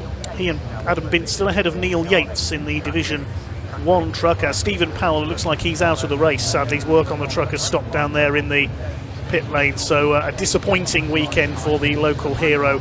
And he will take 3rd provisionally in the Division 1 Championship. David Jenkins still attacking David Smith for 4th place. In Division 2, it's still Rivette from Binter. Bredyke is in 3rd. Simon Cole is 4th in Division 2 and John Powell 5th. But as long as John Powell keeps going, he will provisionally take the Division 2 Championship, of course. David Smith working hard here to hold back the number 69 of Jenkins. He's lost a rear wheel arch there. He's going for the inside. There was a bit of rubbing there on the way into Graham Hill Bend. That was tight. Forces him wide on the exit. He's all over the grass, but he keeps it going. We've lost some more panels on number 12, Michael Oliver, there as well. They're like a train going around this place. It's incredible. Dave Jenkins showing them what he's made of. He just about starts to try and pull away from Dave Smith there in the number 11. But it's all still to play for with just under 6 minutes left on the clock. this is turning out to be a very exciting race for everybody watching at home and of course here at the circuit. Paul Rivette's taken John Bowler. He's up into 7th overall. He's taken the fight to the division. Wrong trucks again. Michael Oliver's having a go at David Smith. He's going to try and go around the outside. Now careful, Michael, you did this 2 years ago and we know how it ended up. You ended up in the barrier on Halewood Ride. Just, you know, you're not going to lose your 4th position at this stage in the game. Just keep it clean, keep it going round. That's the important thing at this stage. Load the truck in one piece. It's a lot quicker than going around with a brush. He's not listening. He's not listening. He's got past now down the hill into Graham Hill. It was There's a bit of rubbing. Motion, though. Smooth move. That. Yeah, a bit of rubbing between the two of them there. Michael Oliver is through. He's up into 5th position now overall. How far is Ryan Smith ahead? 4.5 seconds now ahead of Tom O'Rourke. We know Tom's got that penalty impending for that slightly over-enthusiastic start. There's a black and white flag for track limits for Simon Cole. Just a warning for him there in Division 2. He's currently... Simon Cole's pulled into the pits, in fact. No. Yeah, it's just come up on my screen. If you look in the background, can we see him? Yes, the pink truck is in pit lane. Oh dear. That means John Powell's Division 2 champion. He's got to be. Can't be, John Powell would have to, of course, not finished, and Simon Cole would have had to finish high up to create any kind of difference there. The way it was going into that, I can tell you, Simon Cole would have had to finish in the top 3 in Division 2 and rely on John Powell not scoring, but it looks like it is Simon Cole who's not going to score any points in this one, sadly. Sockets flying around, work already started on the truck. What a disappointment. Indeed, but I tell you what, I was talking to Simon earlier on, off camera, and he's really enjoyed this year. He says he's found his love for truck racing.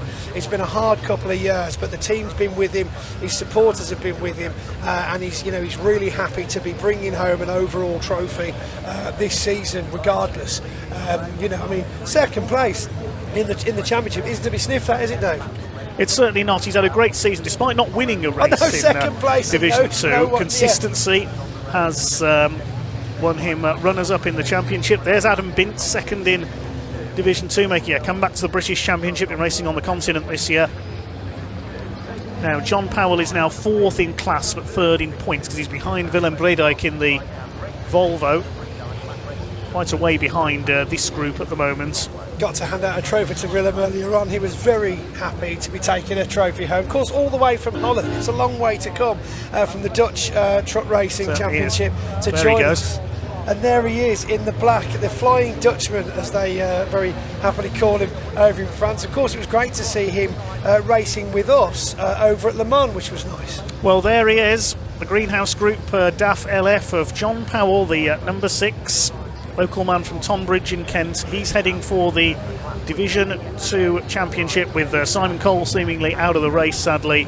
It is going to be the number 6 of John Powell who would take his first British Championship in Division 2 in 2024.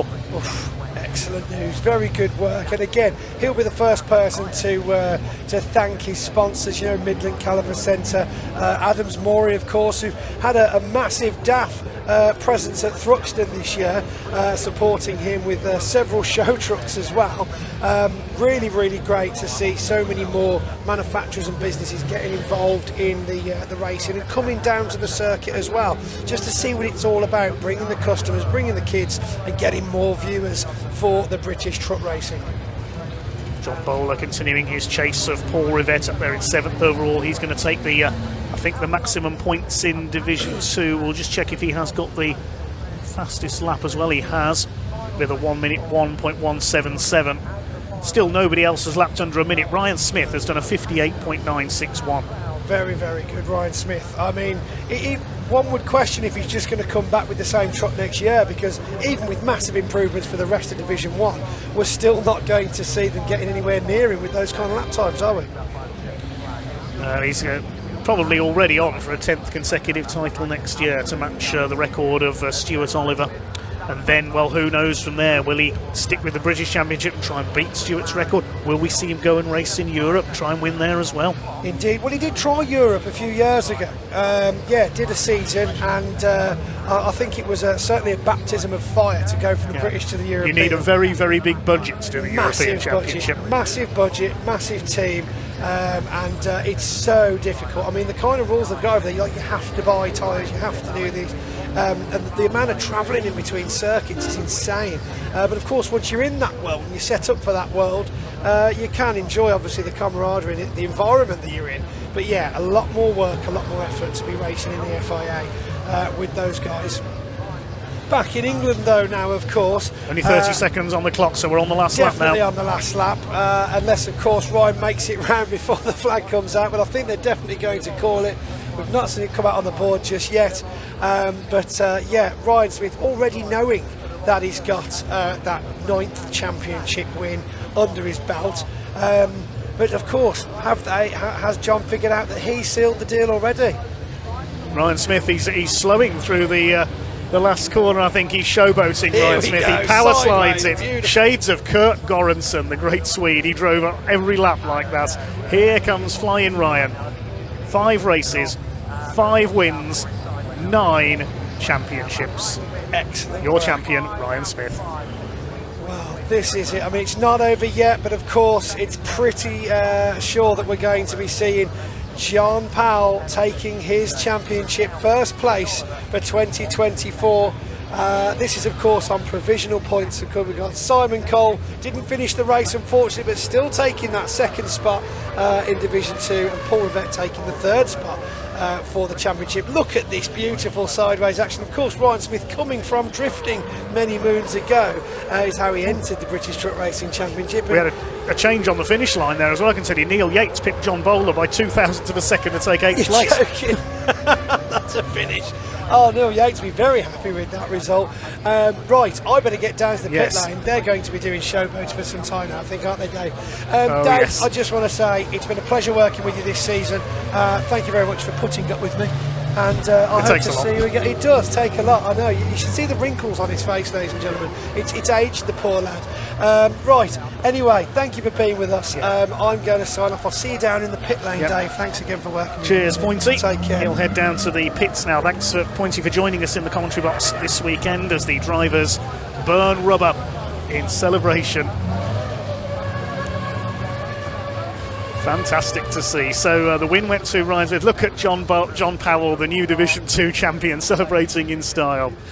Okay, so time to do some points calculations then before we give the official results. It was Stuart Oliver who came over in 2nd. David Jenkins took 3rd, and that confirms him as 2nd in Division 1, a mere 129 points behind Ryan Smith in the championship. David Smith's going to have no tyres left on that truck by the time he gets back to the pit. In terms of the penalty applied to Tom O'Rourke, it only dropped into 4th place in the end, so he picks up a decent haul of points there. His best finish of the weekend with 4th. Michael Oliver takes 5th. 6th position overall was Paul Rivett. That's impressive from Paul. That completes 4 wins out of 5 for him in Division 2 this weekend.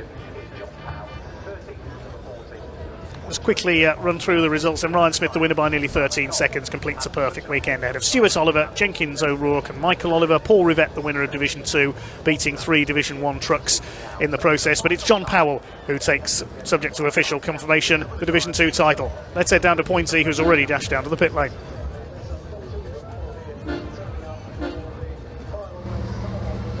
Right then, here I am. I was up there, now I'm down here. That's it, it's over. The championship is finished, and my goodness, what a result, what a change of result this weekend alone for Dave Jenkins. Over here commiserating Steve Powell for the issue that he had. We'll get in with Dave. Dave, congratulations, of course, provisionally, I won't commit it, but you've got 2nd in the championship. There's nothing provisional about that. There's nothing provisional about that. No, I just don't want to get called out if someone changes their mind. No, we're standing in front of the wrong truck, come on. Yeah, over here, come this way, Here we go, the Digraph liveried 69 MAN, the black, white and red synonymous with the championship. Well done, Dave. Who do you want to thank? Everybody, the team, the family, the boys, the championship, Digraph, Morris's, Maha, Premier Pits, the show goes on. It's been a fantastic year, and it's just been some great racing, and I know the last race was amazing. It perhaps didn't turn into the spectacle that it quite could have been, but we've had a great day's racing, and thoroughly enjoyed it. Thanks to everybody involved. Well, no one needed towing home, and that's the main thing. But Dave, second place in the championship. When was the last time? When was the last second you got in the championship? It's been a couple of years now. Last year, the year before, the year before. I thought you were third last year. No, second. Oh, wow. So it's first next year then? Yeah, well, we're going to try and come back stronger, aren't we? But Ryan's a formidable competitor. So's Michael, so's Steve, so's Stuart, so, you know, I everybody. can distract him for a couple of minutes if you just want to take his truck, just drive off in it. Yeah, that sounds like a good idea, but no, just can't. You know, this is what we strived for really for the back end of the season, was to consolidate the championship position. We had a little bit of bad luck and we fought back. Team have been brilliant behind me. Sponsors, just can't thank everybody enough. Well done, Dave. Thank you very much for joining us. Congratulations again. Dave Jenkins, second place in the championship. Let's head a bit further back now, because we need to find someone high up. Oh, it's a river. We need to find a driver in Division 2 that'll be extremely thrilled with his sponsors behind him. Team down here with him. Here he is. Give me a hug. Yeah! 12 years in the making, mate. Come on. Yeah. Congratulations, John Powell, Division 2 champion for 2024. Say that again. John Powell, Division 2 champion for 2024, the champion. That sits very well. Well done, mate. Well done. I'll take that. It's Yeah. been a long, hard slog. You've had issue after issue. The team have saved you so many times. You've been there at the helm the whole time as well. Yeah. You've got to feel that excitement and relief. Last corner, just a release, but excitement. You know, it's like, come on, just one more corner. This is what it looks like when he smiles, by the way. It's just started coming back to me now, all that we've been through this year. Yeah. Just in 1 year. Hardest Just 1 year year. that I've ever done, to be fair. So even more of a reward that you've succeeded. Well, you know, I've got to mention the sponsors massively. RSM for putting the lorries on, buying the tyres, Greenhouse for doing the parts. You know, without them we wouldn't have made Thruxton. New engine turned up, 5 days in the workshop. Thank you, mate, thank you. And 5 days, 6 days in the workshop, you know, just, it's a nice package. It came together all at the right time, and it's, yeah, you know, I don't know what else. Had to have a good driver as well, so well done to you, thank Joe. I appreciate that. Well Yeah, done, lovely. buddy. Well Cheers, done. mate. Absolutely phenomenal result for John Powell. So many years have gone into this moment. Massive, massive congratulations. I feel it. The hairs are standing up on me. It might just be cold, but I feel it. Stuart, hello. Hello. Just to the general public out there, on behalf of all the drivers, I would like to thank Pointy for being the champion on the mic and the voice of truck racing throughout the season, and hopefully you'll be back next year. So, sorry everyone, I probably will be back next year. Yeah. Thank you, Stuart. Thank you. Oh, good guys to work with the British Truck Racing Championship. We've got lots to see next year. We've got another Le Mans for you to go to. We've got Pembury, Brands Hatch, Donington, huge one at Donington, Thruxton, Snetterton. That's all I've got time for the British Truck Racing Championship on behalf of Trucksport UK. Don't go, the Pointy, BTRC. don't go just yet. I want to say thank you as well. What do you want? Who do you want to thank? I just wanted to say thank you to the Orange Army as always. Always. They've had a bit of work to do today, not actually for the trucks though, to be fair. So, no, true. But they've worked so hard, as you always do all season long. So if you do want to check out and fancy getting involved in marshalling, do head over. Just Google it and you'll be able to see if you can get yourself on a course over the Because winter. without marshals, there's no racing. Yes, exactly. I'd also like to say thank you to Pointy as well. For And I'd looking like after to him, say thank you having to me Ian. on your shoulders this season. Thank you to the crew who bring you all the pictures as well. Jack, you can't see him, but he's holding the camera. He's followed me around all day. Thank you so much, Jack. Shout out to Dave. Shout out to Dave Goddard, of course, the voice really, isn't he? Yeah. Of, And of course, Ewan as well. Ewan as well. Big thank you to everybody. We've got Richard. Well, he's not there actually, but he's on top of the roof. He's been up there all day. We've got Catherine's out there as well. Ray's out there. We've got Jack here. We've got Elliot as well, and the whole Dan team back all at the season. studio as well. Don't forget Dan. Dan, of course, as well. But that is it. You're right. That's The it. season, We're over. Not just the race. The season is over. We'll be back next year, though. So for one final time, Pointy, give us your hand. Time to go.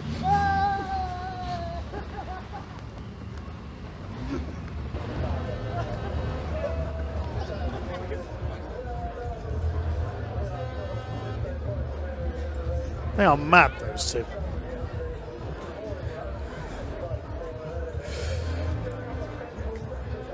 Well, thanks very much indeed to Ian and Pointy there. Absolute hilarity from them for the whole of the season this year. Enjoy your winter break, gents. Well, big thanks to both of them for getting the interviews down in pit lane in the paddock throughout the season this year as well. Well, that's not quite the end of the action. It's not quite dark enough for fireworks yet, I don't think, so we're going to wait to see how long it takes before the fireworks are lit, and we may see, I haven't got confirmation of this, we might see a parade of some of our show trucks as well. We did see that a couple of years ago.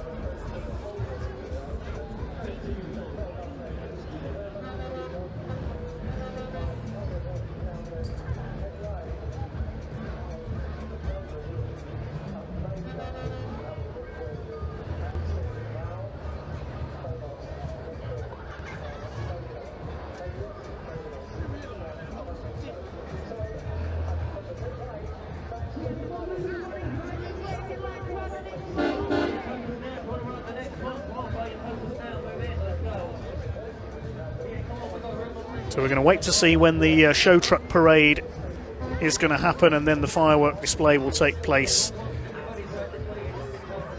after that. But we'll have to wait for it to get dark, of course, before the fireworks take place.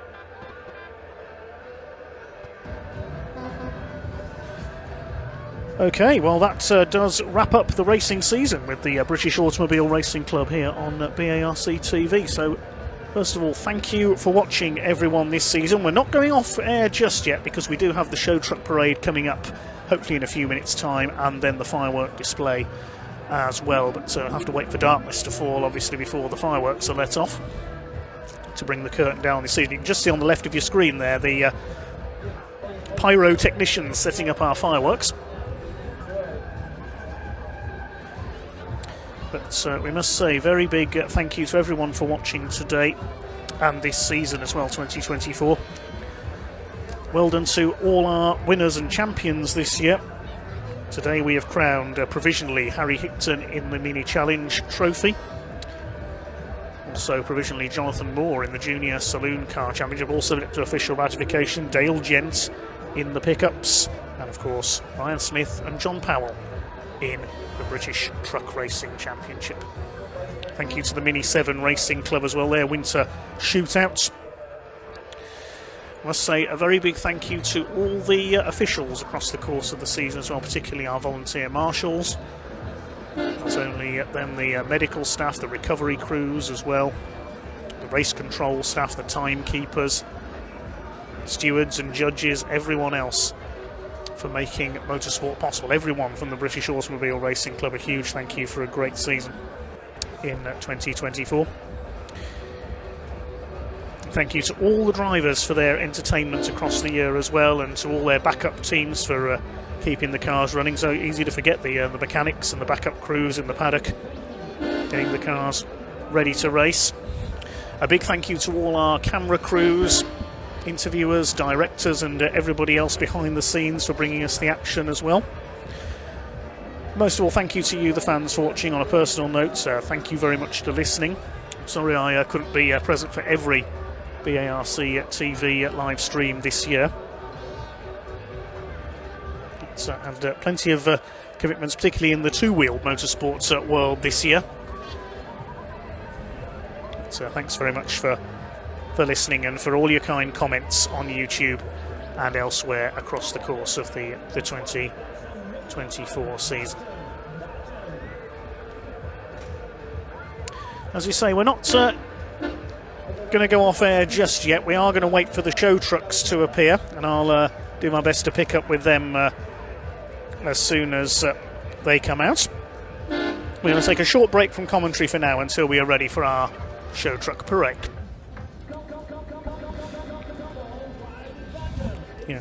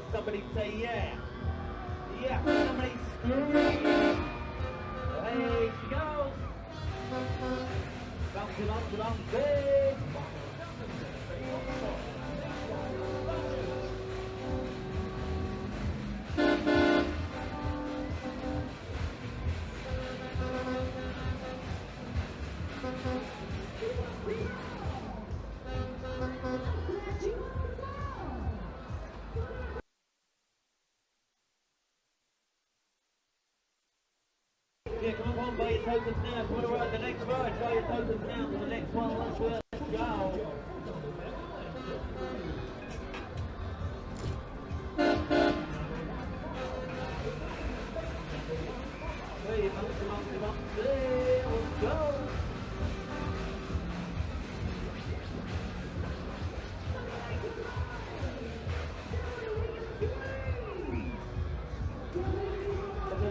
Who wants some more? Who wants to go from the back? Let me see your hands in the air. Yes, somebody scream. Hey, sit back, get ready for the back. Let's go. Come on, drive it back. It's a new back. Yeah, come on, buy your tokens now, ready for the next ride. Buy your tokens now for the next ride. Okay, riders, do you want to go faster? Yeah, somebody scream! Hey, that's how we like it. Yeah, one more time, to bounce it up, say.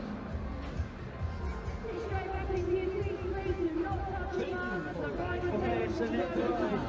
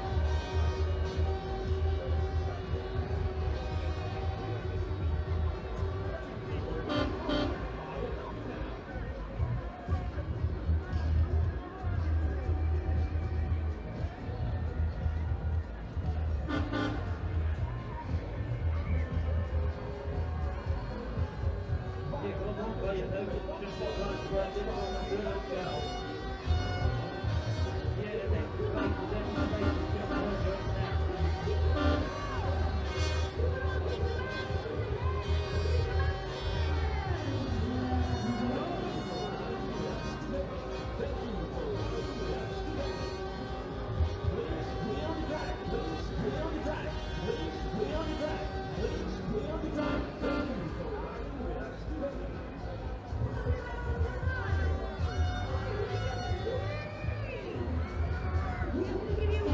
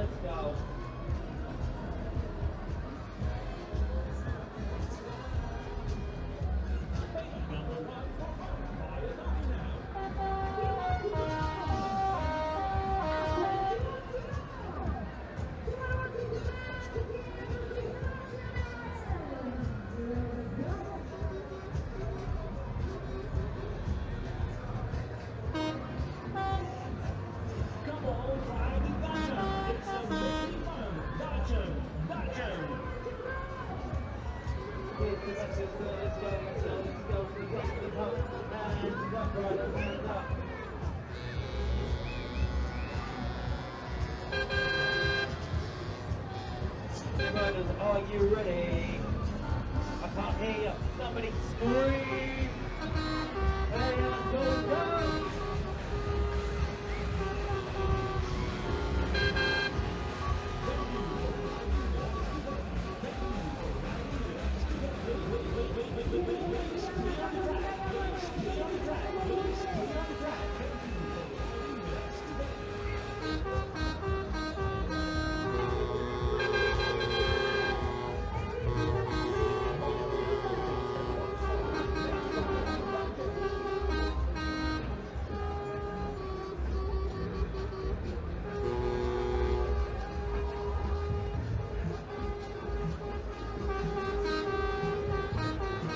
Riders, let's see your hands in the air. Let's take you faster. Somebody scream! Let's go! Yes, one by your tokens now. One right the next ride by your tokens now. Let's go. Hey, bounce. Hey! The riders, who wants to go faster? I want to see your hands in the air. Come on, hands up. Yeah, let's do it. Let's take you faster.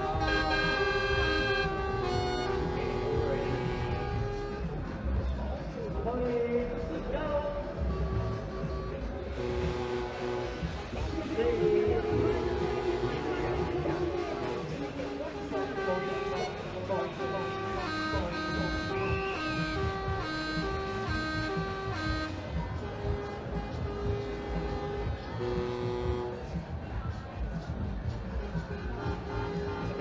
Let's take you back.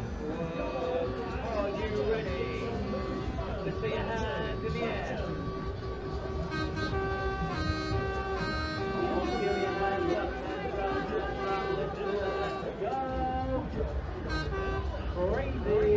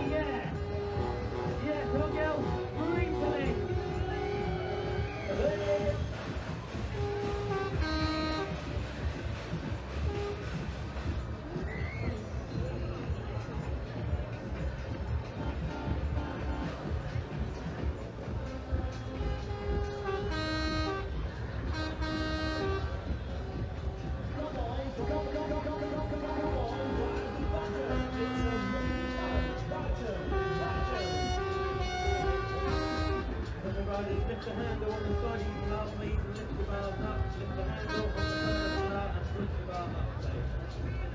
Yeah, come on, buy your tokens now. If you want to run the next one, buy your tokens now. Move it forward, let's go. Yeah, you want those wheels to riders on this one. Just one turn now, let's bounce.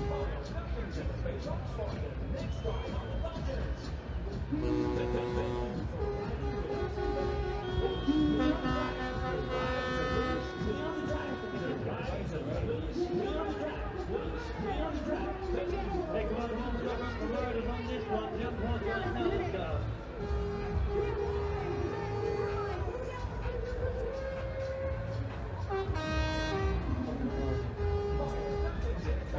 Yeah, come on, play now, move it. Let's go. Play tokens now. Do it.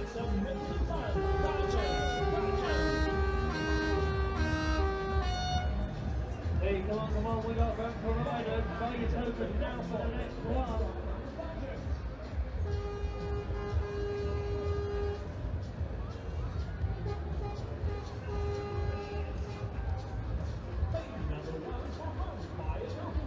jump in the cars, riders. We'll come round and shut your bars.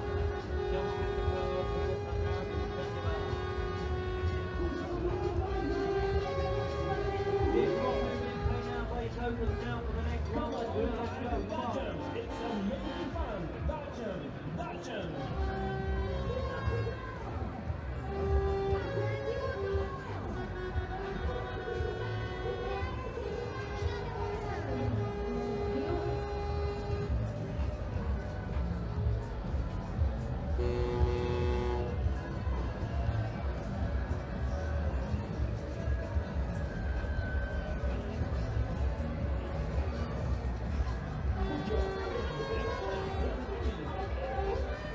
Sit in the cars, please, drivers. We will come round and check the bars. Yeah, come on, buy your tokens now for the next one. Jump on, let's do it. Let's go. Wild thing, come on.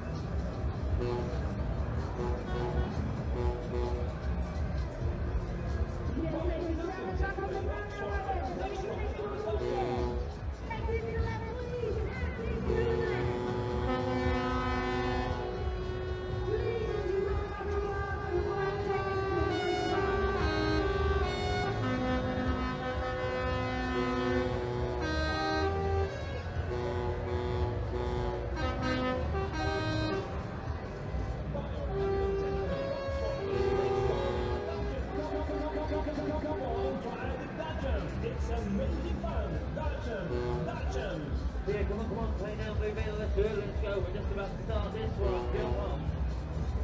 Yeah, still got room for riders. Want to ride this one. This is the next one. Oh, no.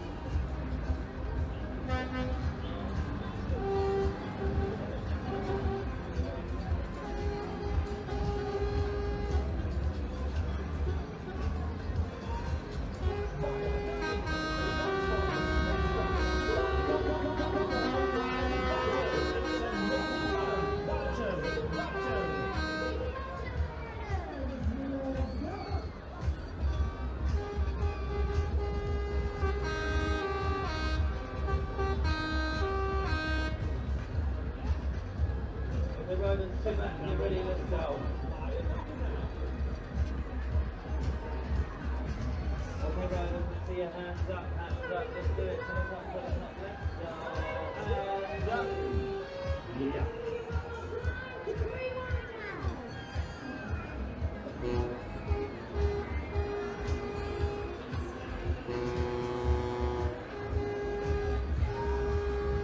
riders, get ready, let's go, bouncy, bouncy.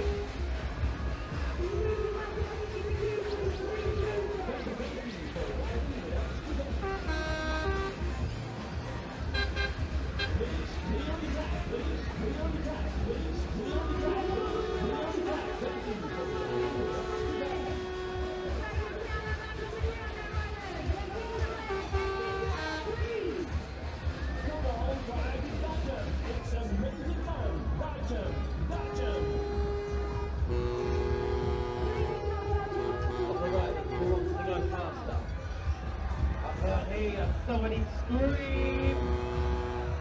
Hey, we're gonna do better than that. Scream! Hey, let's go, bouncy, bouncy! Yeah.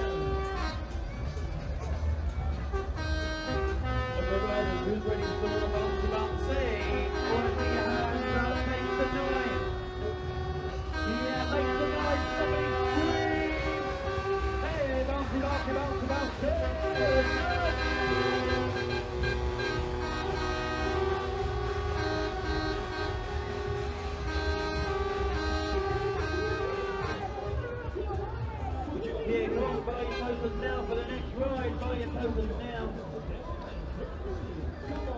Of the riders who want to circle backwards. Make some noise. Let's do it. Let's go.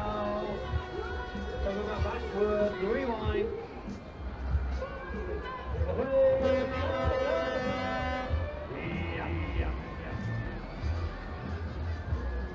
Please take it to your radio.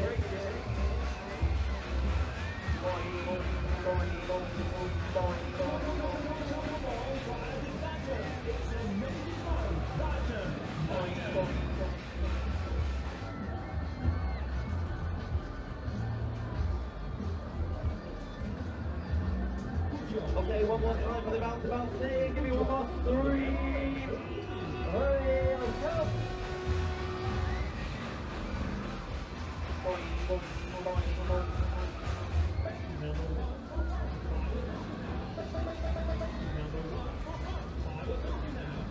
Yeah, come on, buy your focus now for the next ride. So no riders, we're back on the ground. Let's do the handle on the side of the car, push the bar up. It's the handle on the outside of the car, riders. Okay, come on, move in, play now, buy your focus now for the next one. Let's do it, let's go.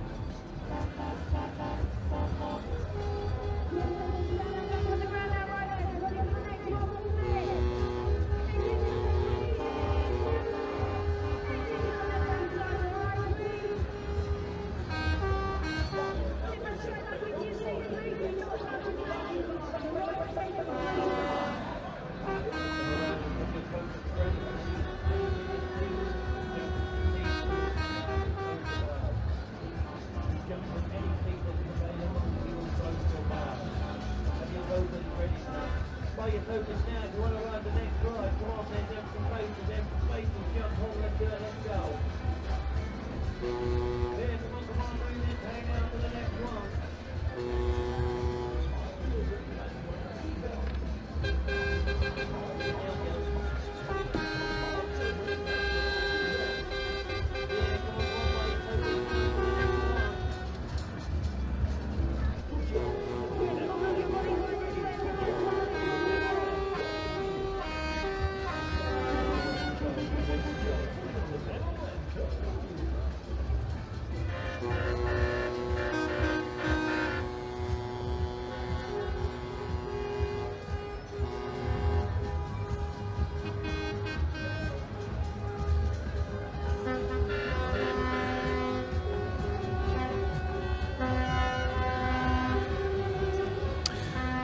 Okay then, after a short break there, it is now time for a very special sight indeed. Dim the lights and enjoy a twilight parade by a magnificent group of show trucks. One of our main sponsors this weekend is Dines Group, Dines Recovery, Dines Motor Group to give their official name. Car, van and lorry breakdown and recovery, 24/7 service. You can see there a huge convoy of their 3-axle lorry recovery vehicles.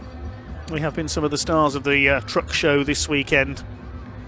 Convoy of looks like transit vans behind them there. Here comes the Mick Gould commercials. Peterbilt, we saw that recovering Ryan Smith's truck earlier on from the gravel trap.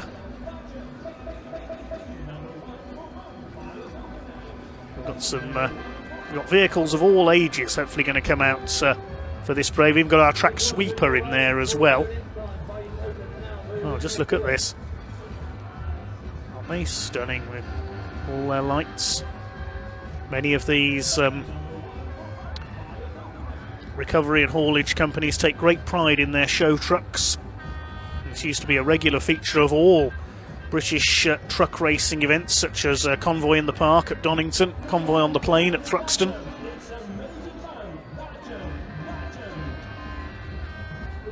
Here we see a close-up of some of the Dines Motor Group heavy recovery vehicles.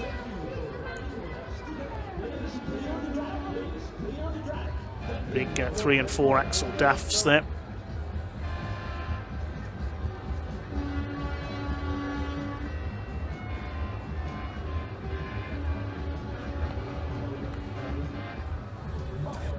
The air horns will be going off all the way round.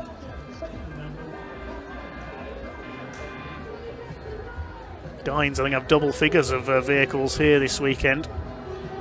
There's one of their service vans, the new Transit.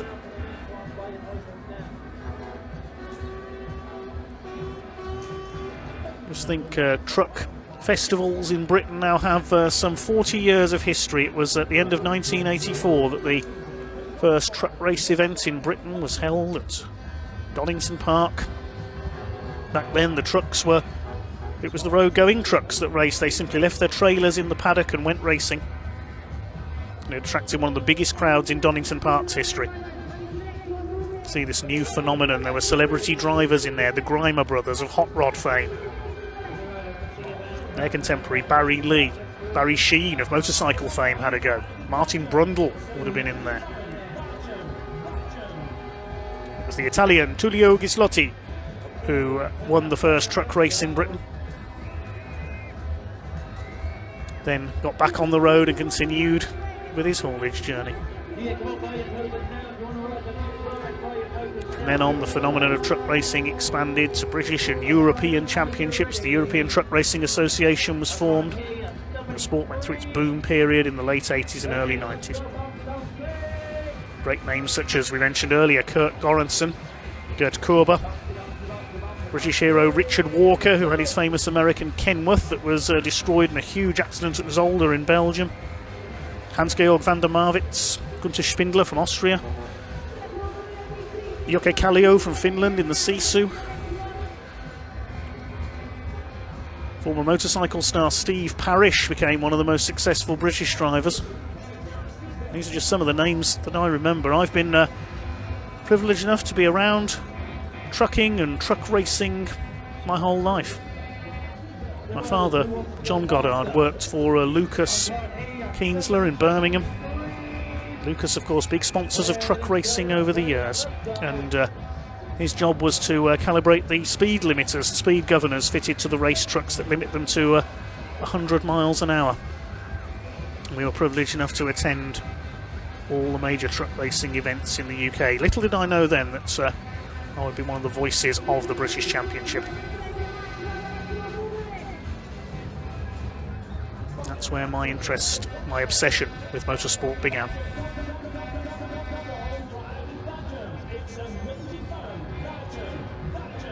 Nowadays, the big name in Europe is Norbert Kiss of Hungary.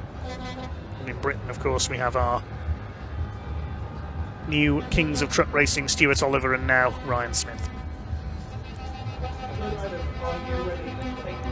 Large numbers of lady racers have competed in truck racing over the years as well, the likes of Germany's Ellen Law, Davina Galitza, the former Olympic skier, Heather Bailey, Pauline Stewart in the UK.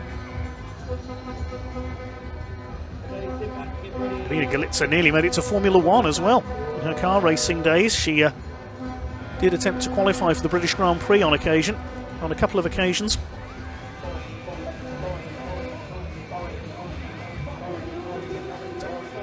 Cacophony of air horns out there at the moment as the show trucks make their way around.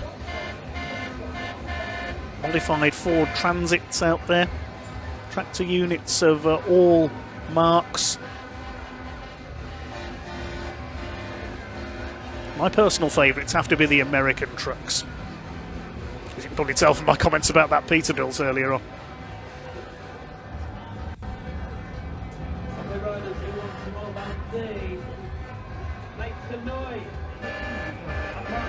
This extraordinary beast, that must be some sort of military vehicle I think we've got there. We do have a presence of the army.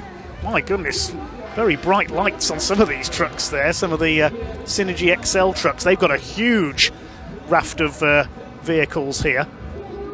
I think a whole fleet's here. Classic shape of a Leyland DAF there.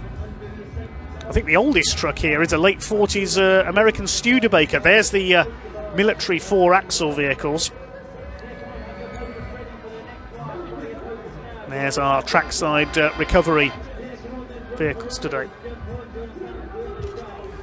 Apparently that massive beast just behind the recovery vehicles there is an Oshkosh military vehicle.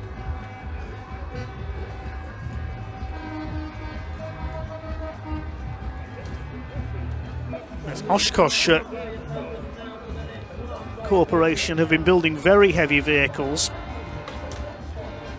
for many years, like things like airport fire tenders, military vehicles and large cranes.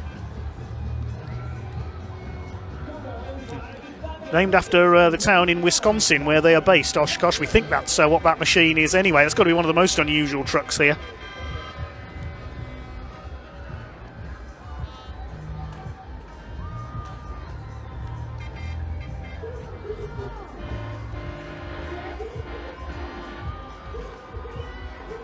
Well, there it is. That's what we think is an American-built Oshkosh off-road truck. I'm not quite sure what it's used for. Named after Oshkosh, Wisconsin.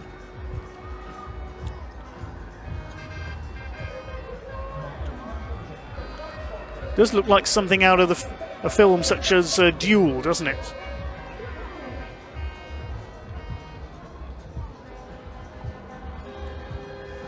Hi to Andrew Spate, who's just messaged in. Mentions Dick Pouncin, who raced trucks years ago. He had a Volvo White, number 47, ran a trailer company. Andrew used to be part of Dick's crew.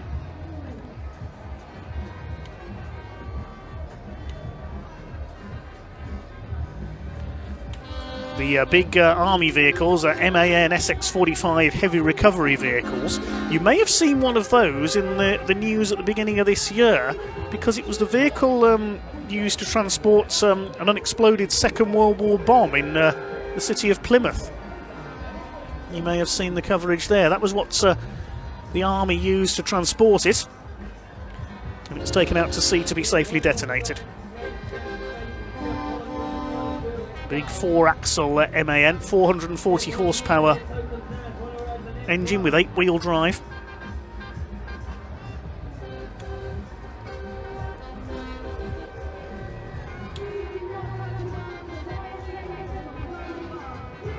What a magnificent sight.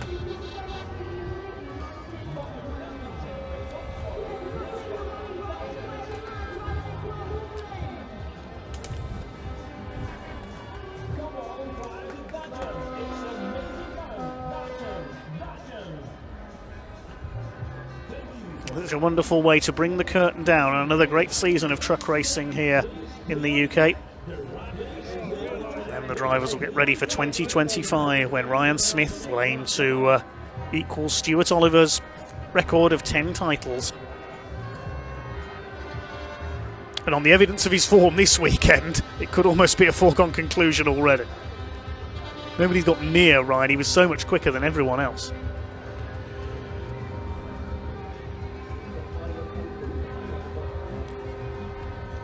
Said earlier in the weekend, if you could see someone from another form of motorsport, racer, truck, who would it be? My choice would be Tom Harris, the Brisker F1 world champion.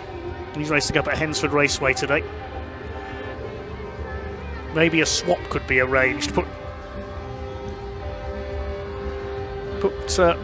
Ryan Smith in a Brisker F1 and Tom Harris in a race truck.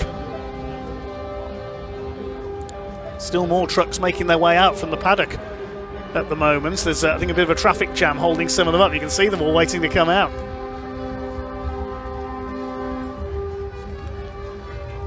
The firework display, I can tell you, is coming up in about half an hour's time.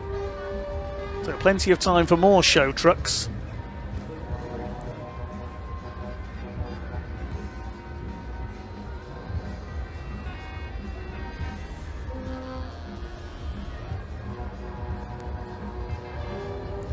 You look down on the bottom left of your screen there, we've got a pair of American vintage trucks. The smaller one, that's a 1946 Studebaker. Now, until I saw that today, I didn't even know Studebaker made trucks.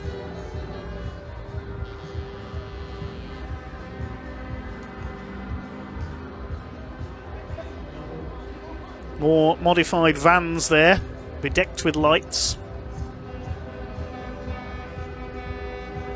A smaller flatbed recovery vehicle down there as well. This is a celebration of the road haulage industry in the UK, because when you think about it, everything in our lives, our food, clothes, material to build our houses, even our cars, everything travels on a truck at some point in its life. Where would we be without lorries? So thank you to all the haulage companies and all their drivers, and everyone else who works so hard to deliver everything in our lives. Every day of the year, every hour of the day.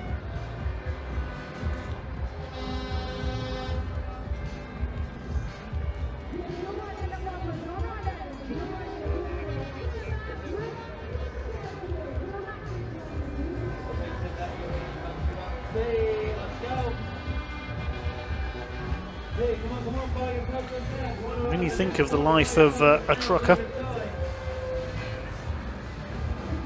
these drivers work long unsociable hours a lot of the time, have to contend with endless road closures, road works, and a lot else besides. Expensive fuel as well. Just think what would happen to the UK if, even for just a few days, there were no lorry drivers. Makes you think, doesn't it?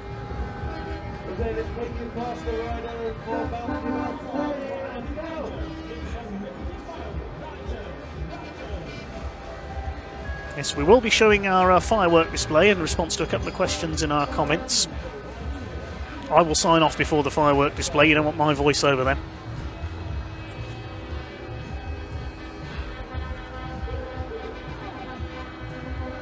That will be coming up at around 5:15.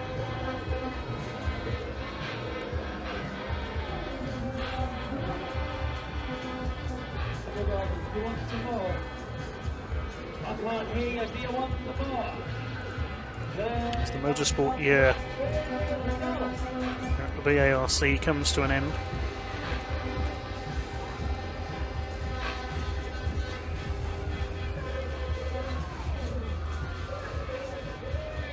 All kicks off again in March. Of course, the international season will continue on. There's still a few Formula One races to go this year. All starts up again in the UK in March.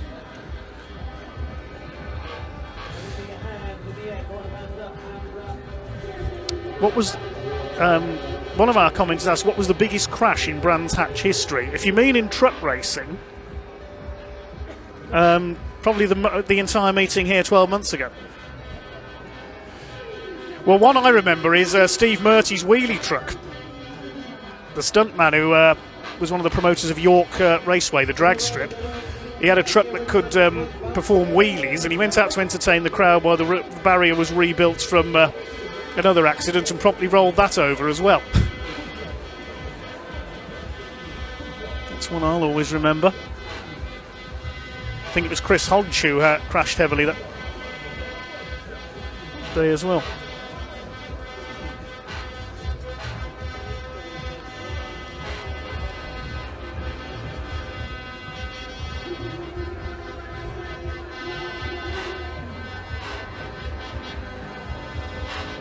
Trucks now passing down the home straight past my commentary box, led by the Dines Motor Group recovery vehicles. Big crowd being deafened by air horns.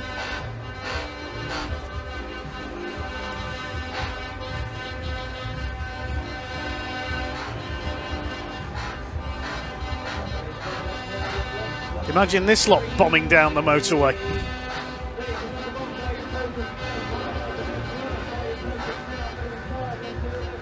There's still more of them coming out of the paddock.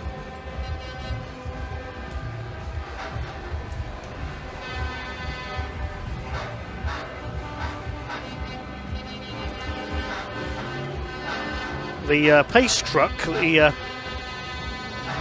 think is one of the trackside recovery pickup trucks, was leading them round.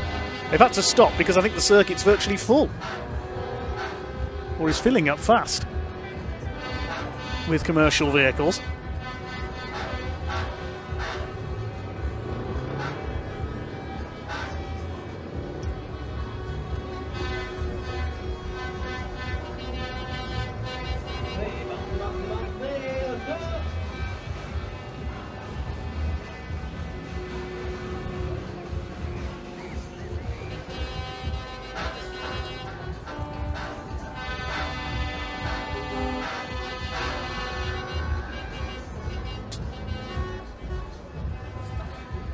Wonderful, isn't it? Looks like a scene from the film Convoy, just a bit slower. We haven't got many American trucks here. We haven't got Rubber Duck in his Mac.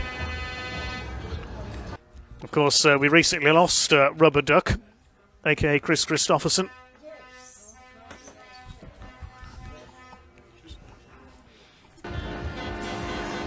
What would he have made of this? Would his Convoy have gone round Brands Hatch? I reckon they would.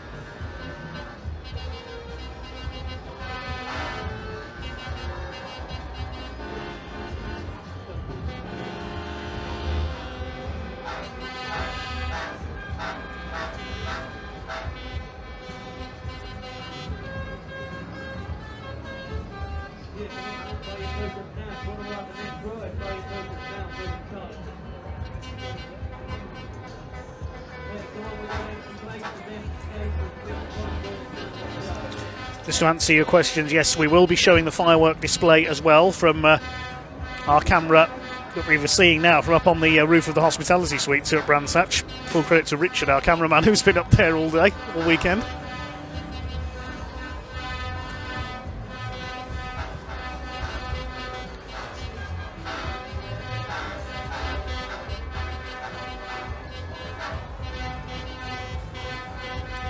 Imagine how much weight you could pull with all these trucks.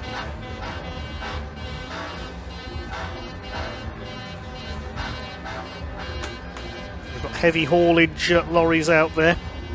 One of the best known heavy haulage companies in the UK, of course, is Collett's, owned by Ricky Collett, who has raced trucks in the UK for many years and been racing in the European Championship this year. He runs a heavy haulage company which, among others, transports parts for wind turbines. Now, if you imagine how inaccessible wind farms can be, try getting a massive heavy haulage truck into one of those. It's months of planning and logistical work to decide how it's going to be done. Cooperation with the police, with local councils, telephone companies to get under the wires as well. I remember seeing Collett's transport some giant oxygen tanks through areas near my hometown in the Midlands a couple of years ago, using one truck pulling and another pushing, and operators on the trailers to individually steer the axles on them. There's so much that goes into heavy haulage jobs like that. Of course, you can't take things like very large loads on the motorway because they won't fit under the bridges.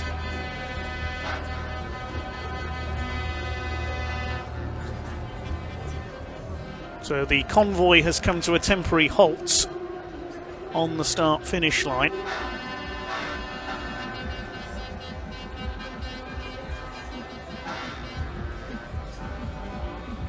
Because up at Paddock Bend there's still more vehicles coming out onto the circuit. Incredible sight it makes.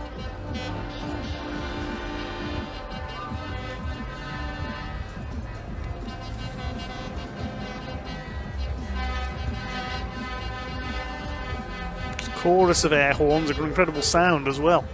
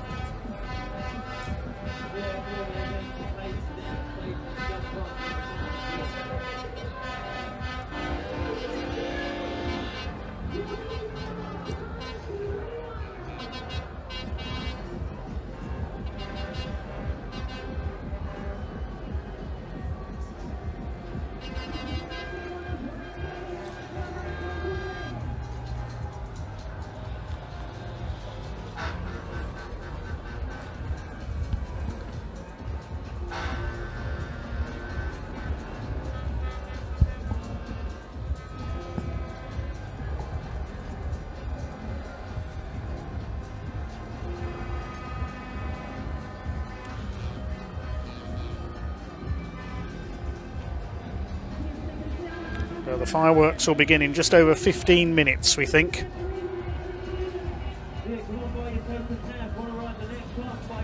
Hope the trucks will put their lights out for that.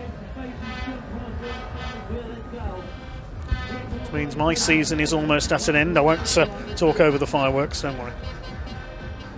I will say though, on a personal note, it's not been the easiest of years for me for a few reasons, and I just want to say a very big thank you to everybody for their words of support this year, and several people for looking after me over the course of 2024. They know who they are. And thank you everyone for listening this year.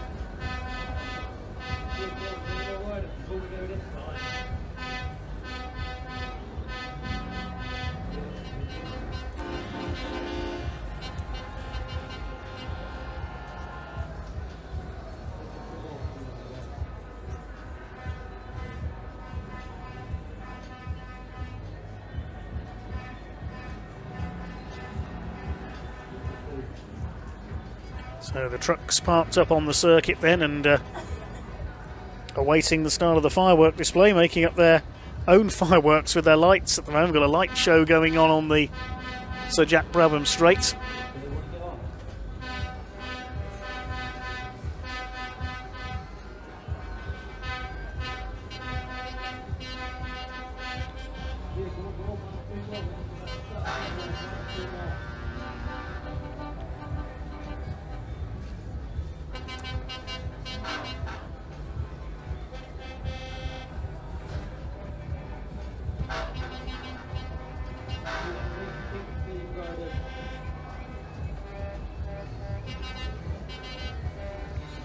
Still more on their way, look.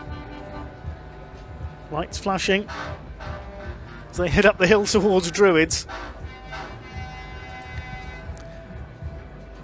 Looks like the M25, doesn't it, here at Brands Hatch? Oh no, wait, it's actually moving.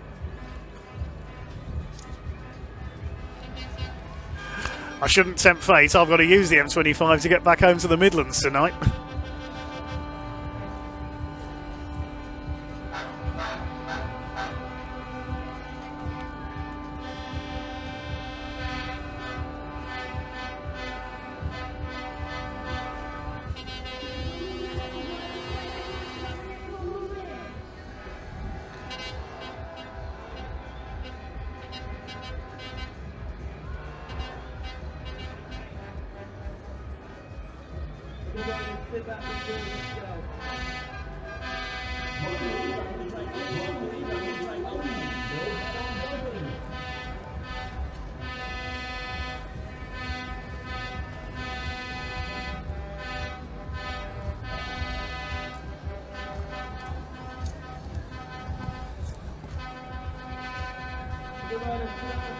Still they come from out of the paddock, making their way up to Druids.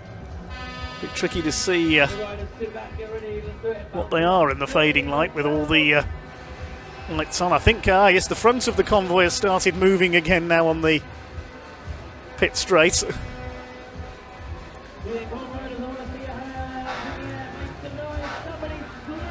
With the Dines Motor Group recovery vehicles at the front, of course one of the main sponsors of this weekend.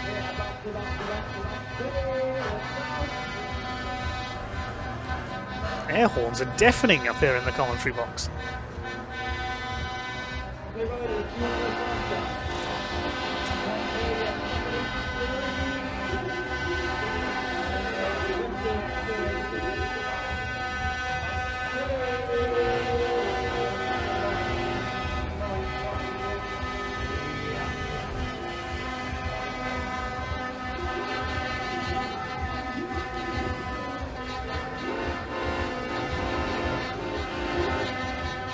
Double figures of Dines vehicles here.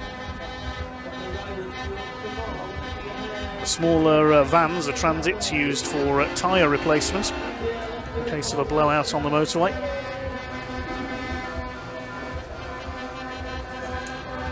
Behind them we've got some magnificent modified vans.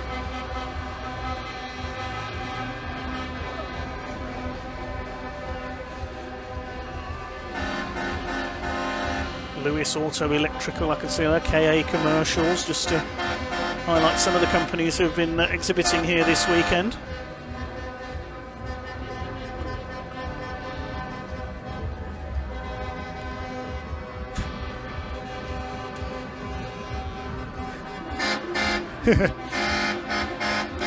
I hope nobody's broken down out in the southeast of England tonight because there's no recovery vehicles available, they're all here.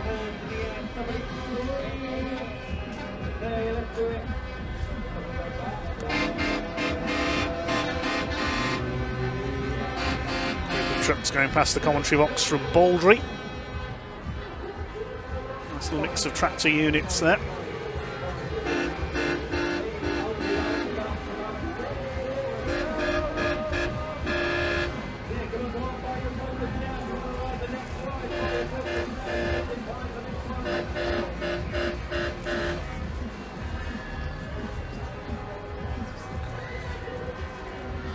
World's most brightly lit and colourful traffic jam.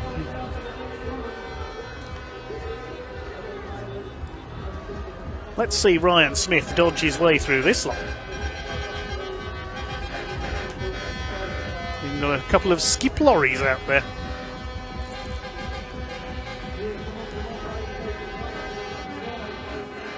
There's a cement mixer somewhere here as well. I did spot that in the show truck paddock earlier.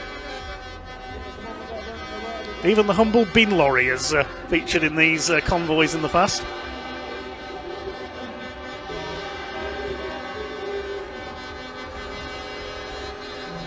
I think, however mundane these vehicles may seem, they all serve a purpose in life. Where would we be without something to take our rubbish away every week?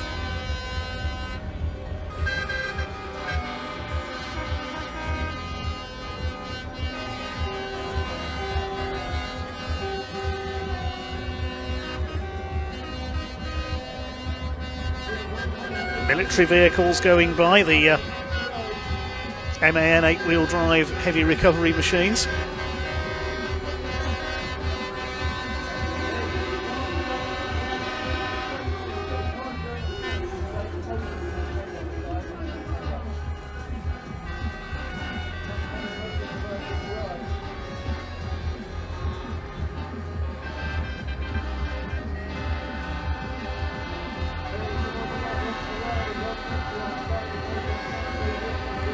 The only thing we are missing, I think, is the Coca-Cola truck.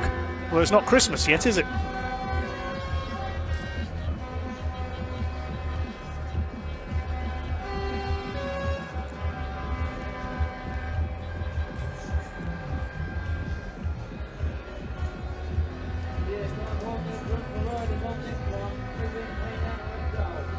There's a gap before we get the Mick Gould commercials Peterbilt.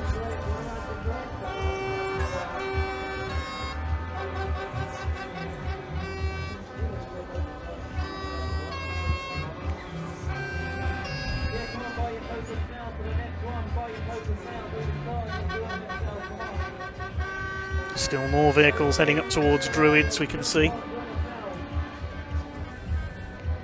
The Nationwide Vehicle Assistance 3-axle DAF XF that we saw recovering Neil Yates earlier on. It's alright that Neil Yates didn't get his own recovery vehicles to pluck his truck out of the gravel, isn't it? And Synergy XL's gigantic Oshkosh off-road truck is there as well. We think that's what it is anyway. Synergy XL have got a massive fleet of trucks here. I think they've got their whole fleet here.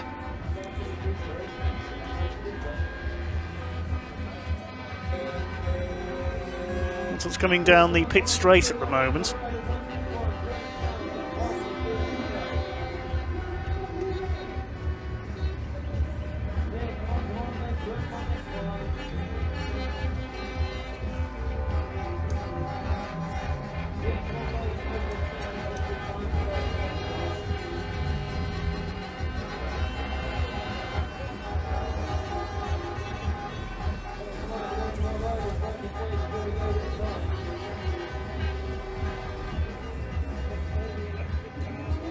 CJ Clark now passing over the start-finish line. Lights flashing away.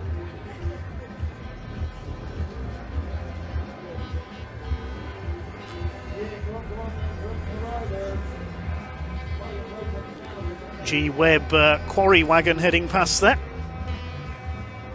More modified transits.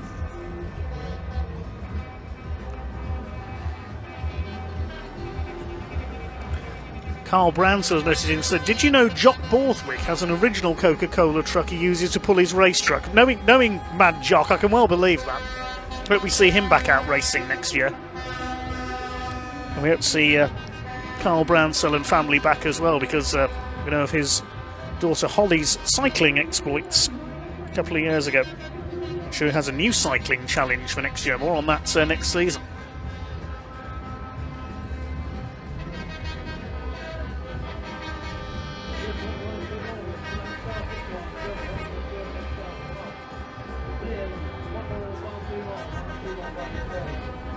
Vintage American trucks make their way over the start-finish line. There's a nice fleet of vans behind them from Watling Tyres, looking very impressive.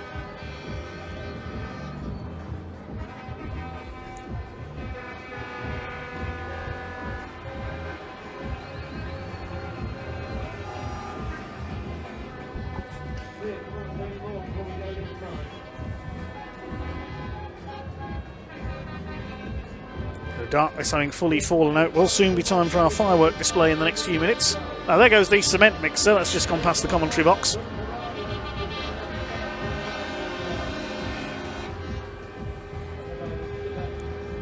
So in about 5 minutes we will have our firework display scheduled.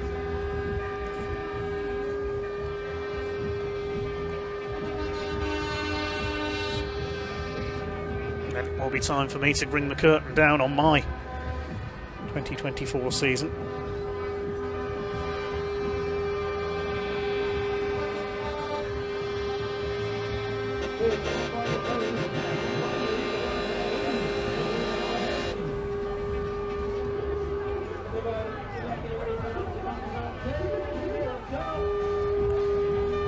There's the British Army on their MAN heavy recovery vehicles. Stunning grab lorry from MSY Grab Hire just making its way past the commentary box. Great to see the companies that take pride, so much pride in their vehicles. They don't come much cleaner than these, all highly polished. Looking very beautiful indeed.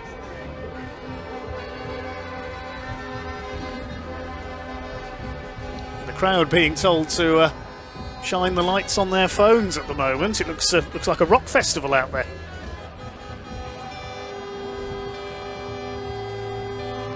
Look at that, you can see it on the right there. The truck stopped flashing the lights, you can see those are phones. That's extraordinary. I've never seen that from a crowd this size before.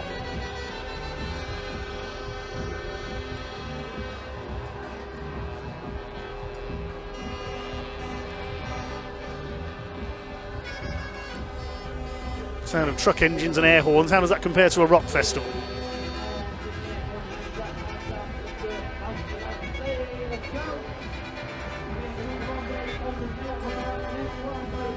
Fleet from Dunford's going past on the straight in formation now. One of their tipper lorries. Lights from the crowd as well as we count down to our firework display.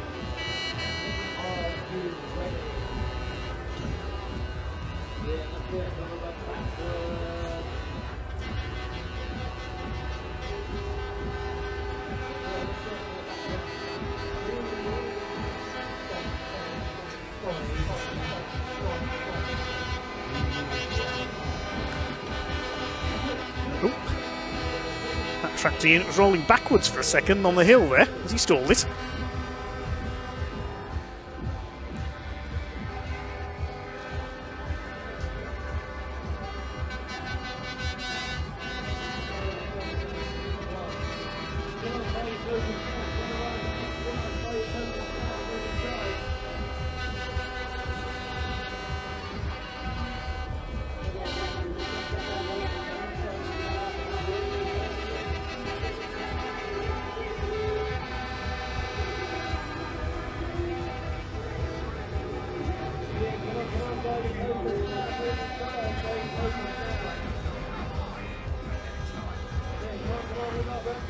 Just a few minutes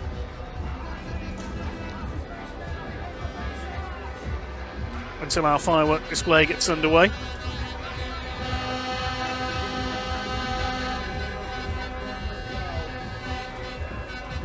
We will rock you on the circuit PA. Reminds me of Rockingham Motor Speedway, that was the theme there. I miss Rockingham, especially the pickups on the oval.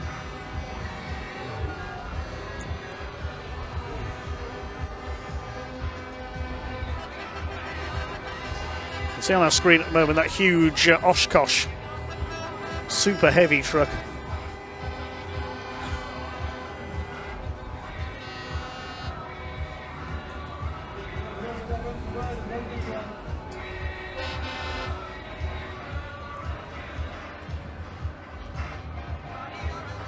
Well, the fireworks will be starting very shortly, so I think within the next 5 minutes. So I think that is my time to sign off for the 2024 season. So once again, thank you to everyone who has tuned into BARC TV this year. We've already said our thank yous to the officials and everyone else, all the drivers and everything else. That does bring BARC TV to an end for 2024. Thanks to all our camera crews once again and everyone else for bringing us the action. Their final act is to bring us the firework display in the next few minutes. I'm sure you won't want to hear my voice over the top of that, so it's time for me to sign off. Thanks for listening, everyone. From myself, Dave Goddard, it's over and out for 2024. Thanks for listening. See you hopefully next year. Goodbye for now.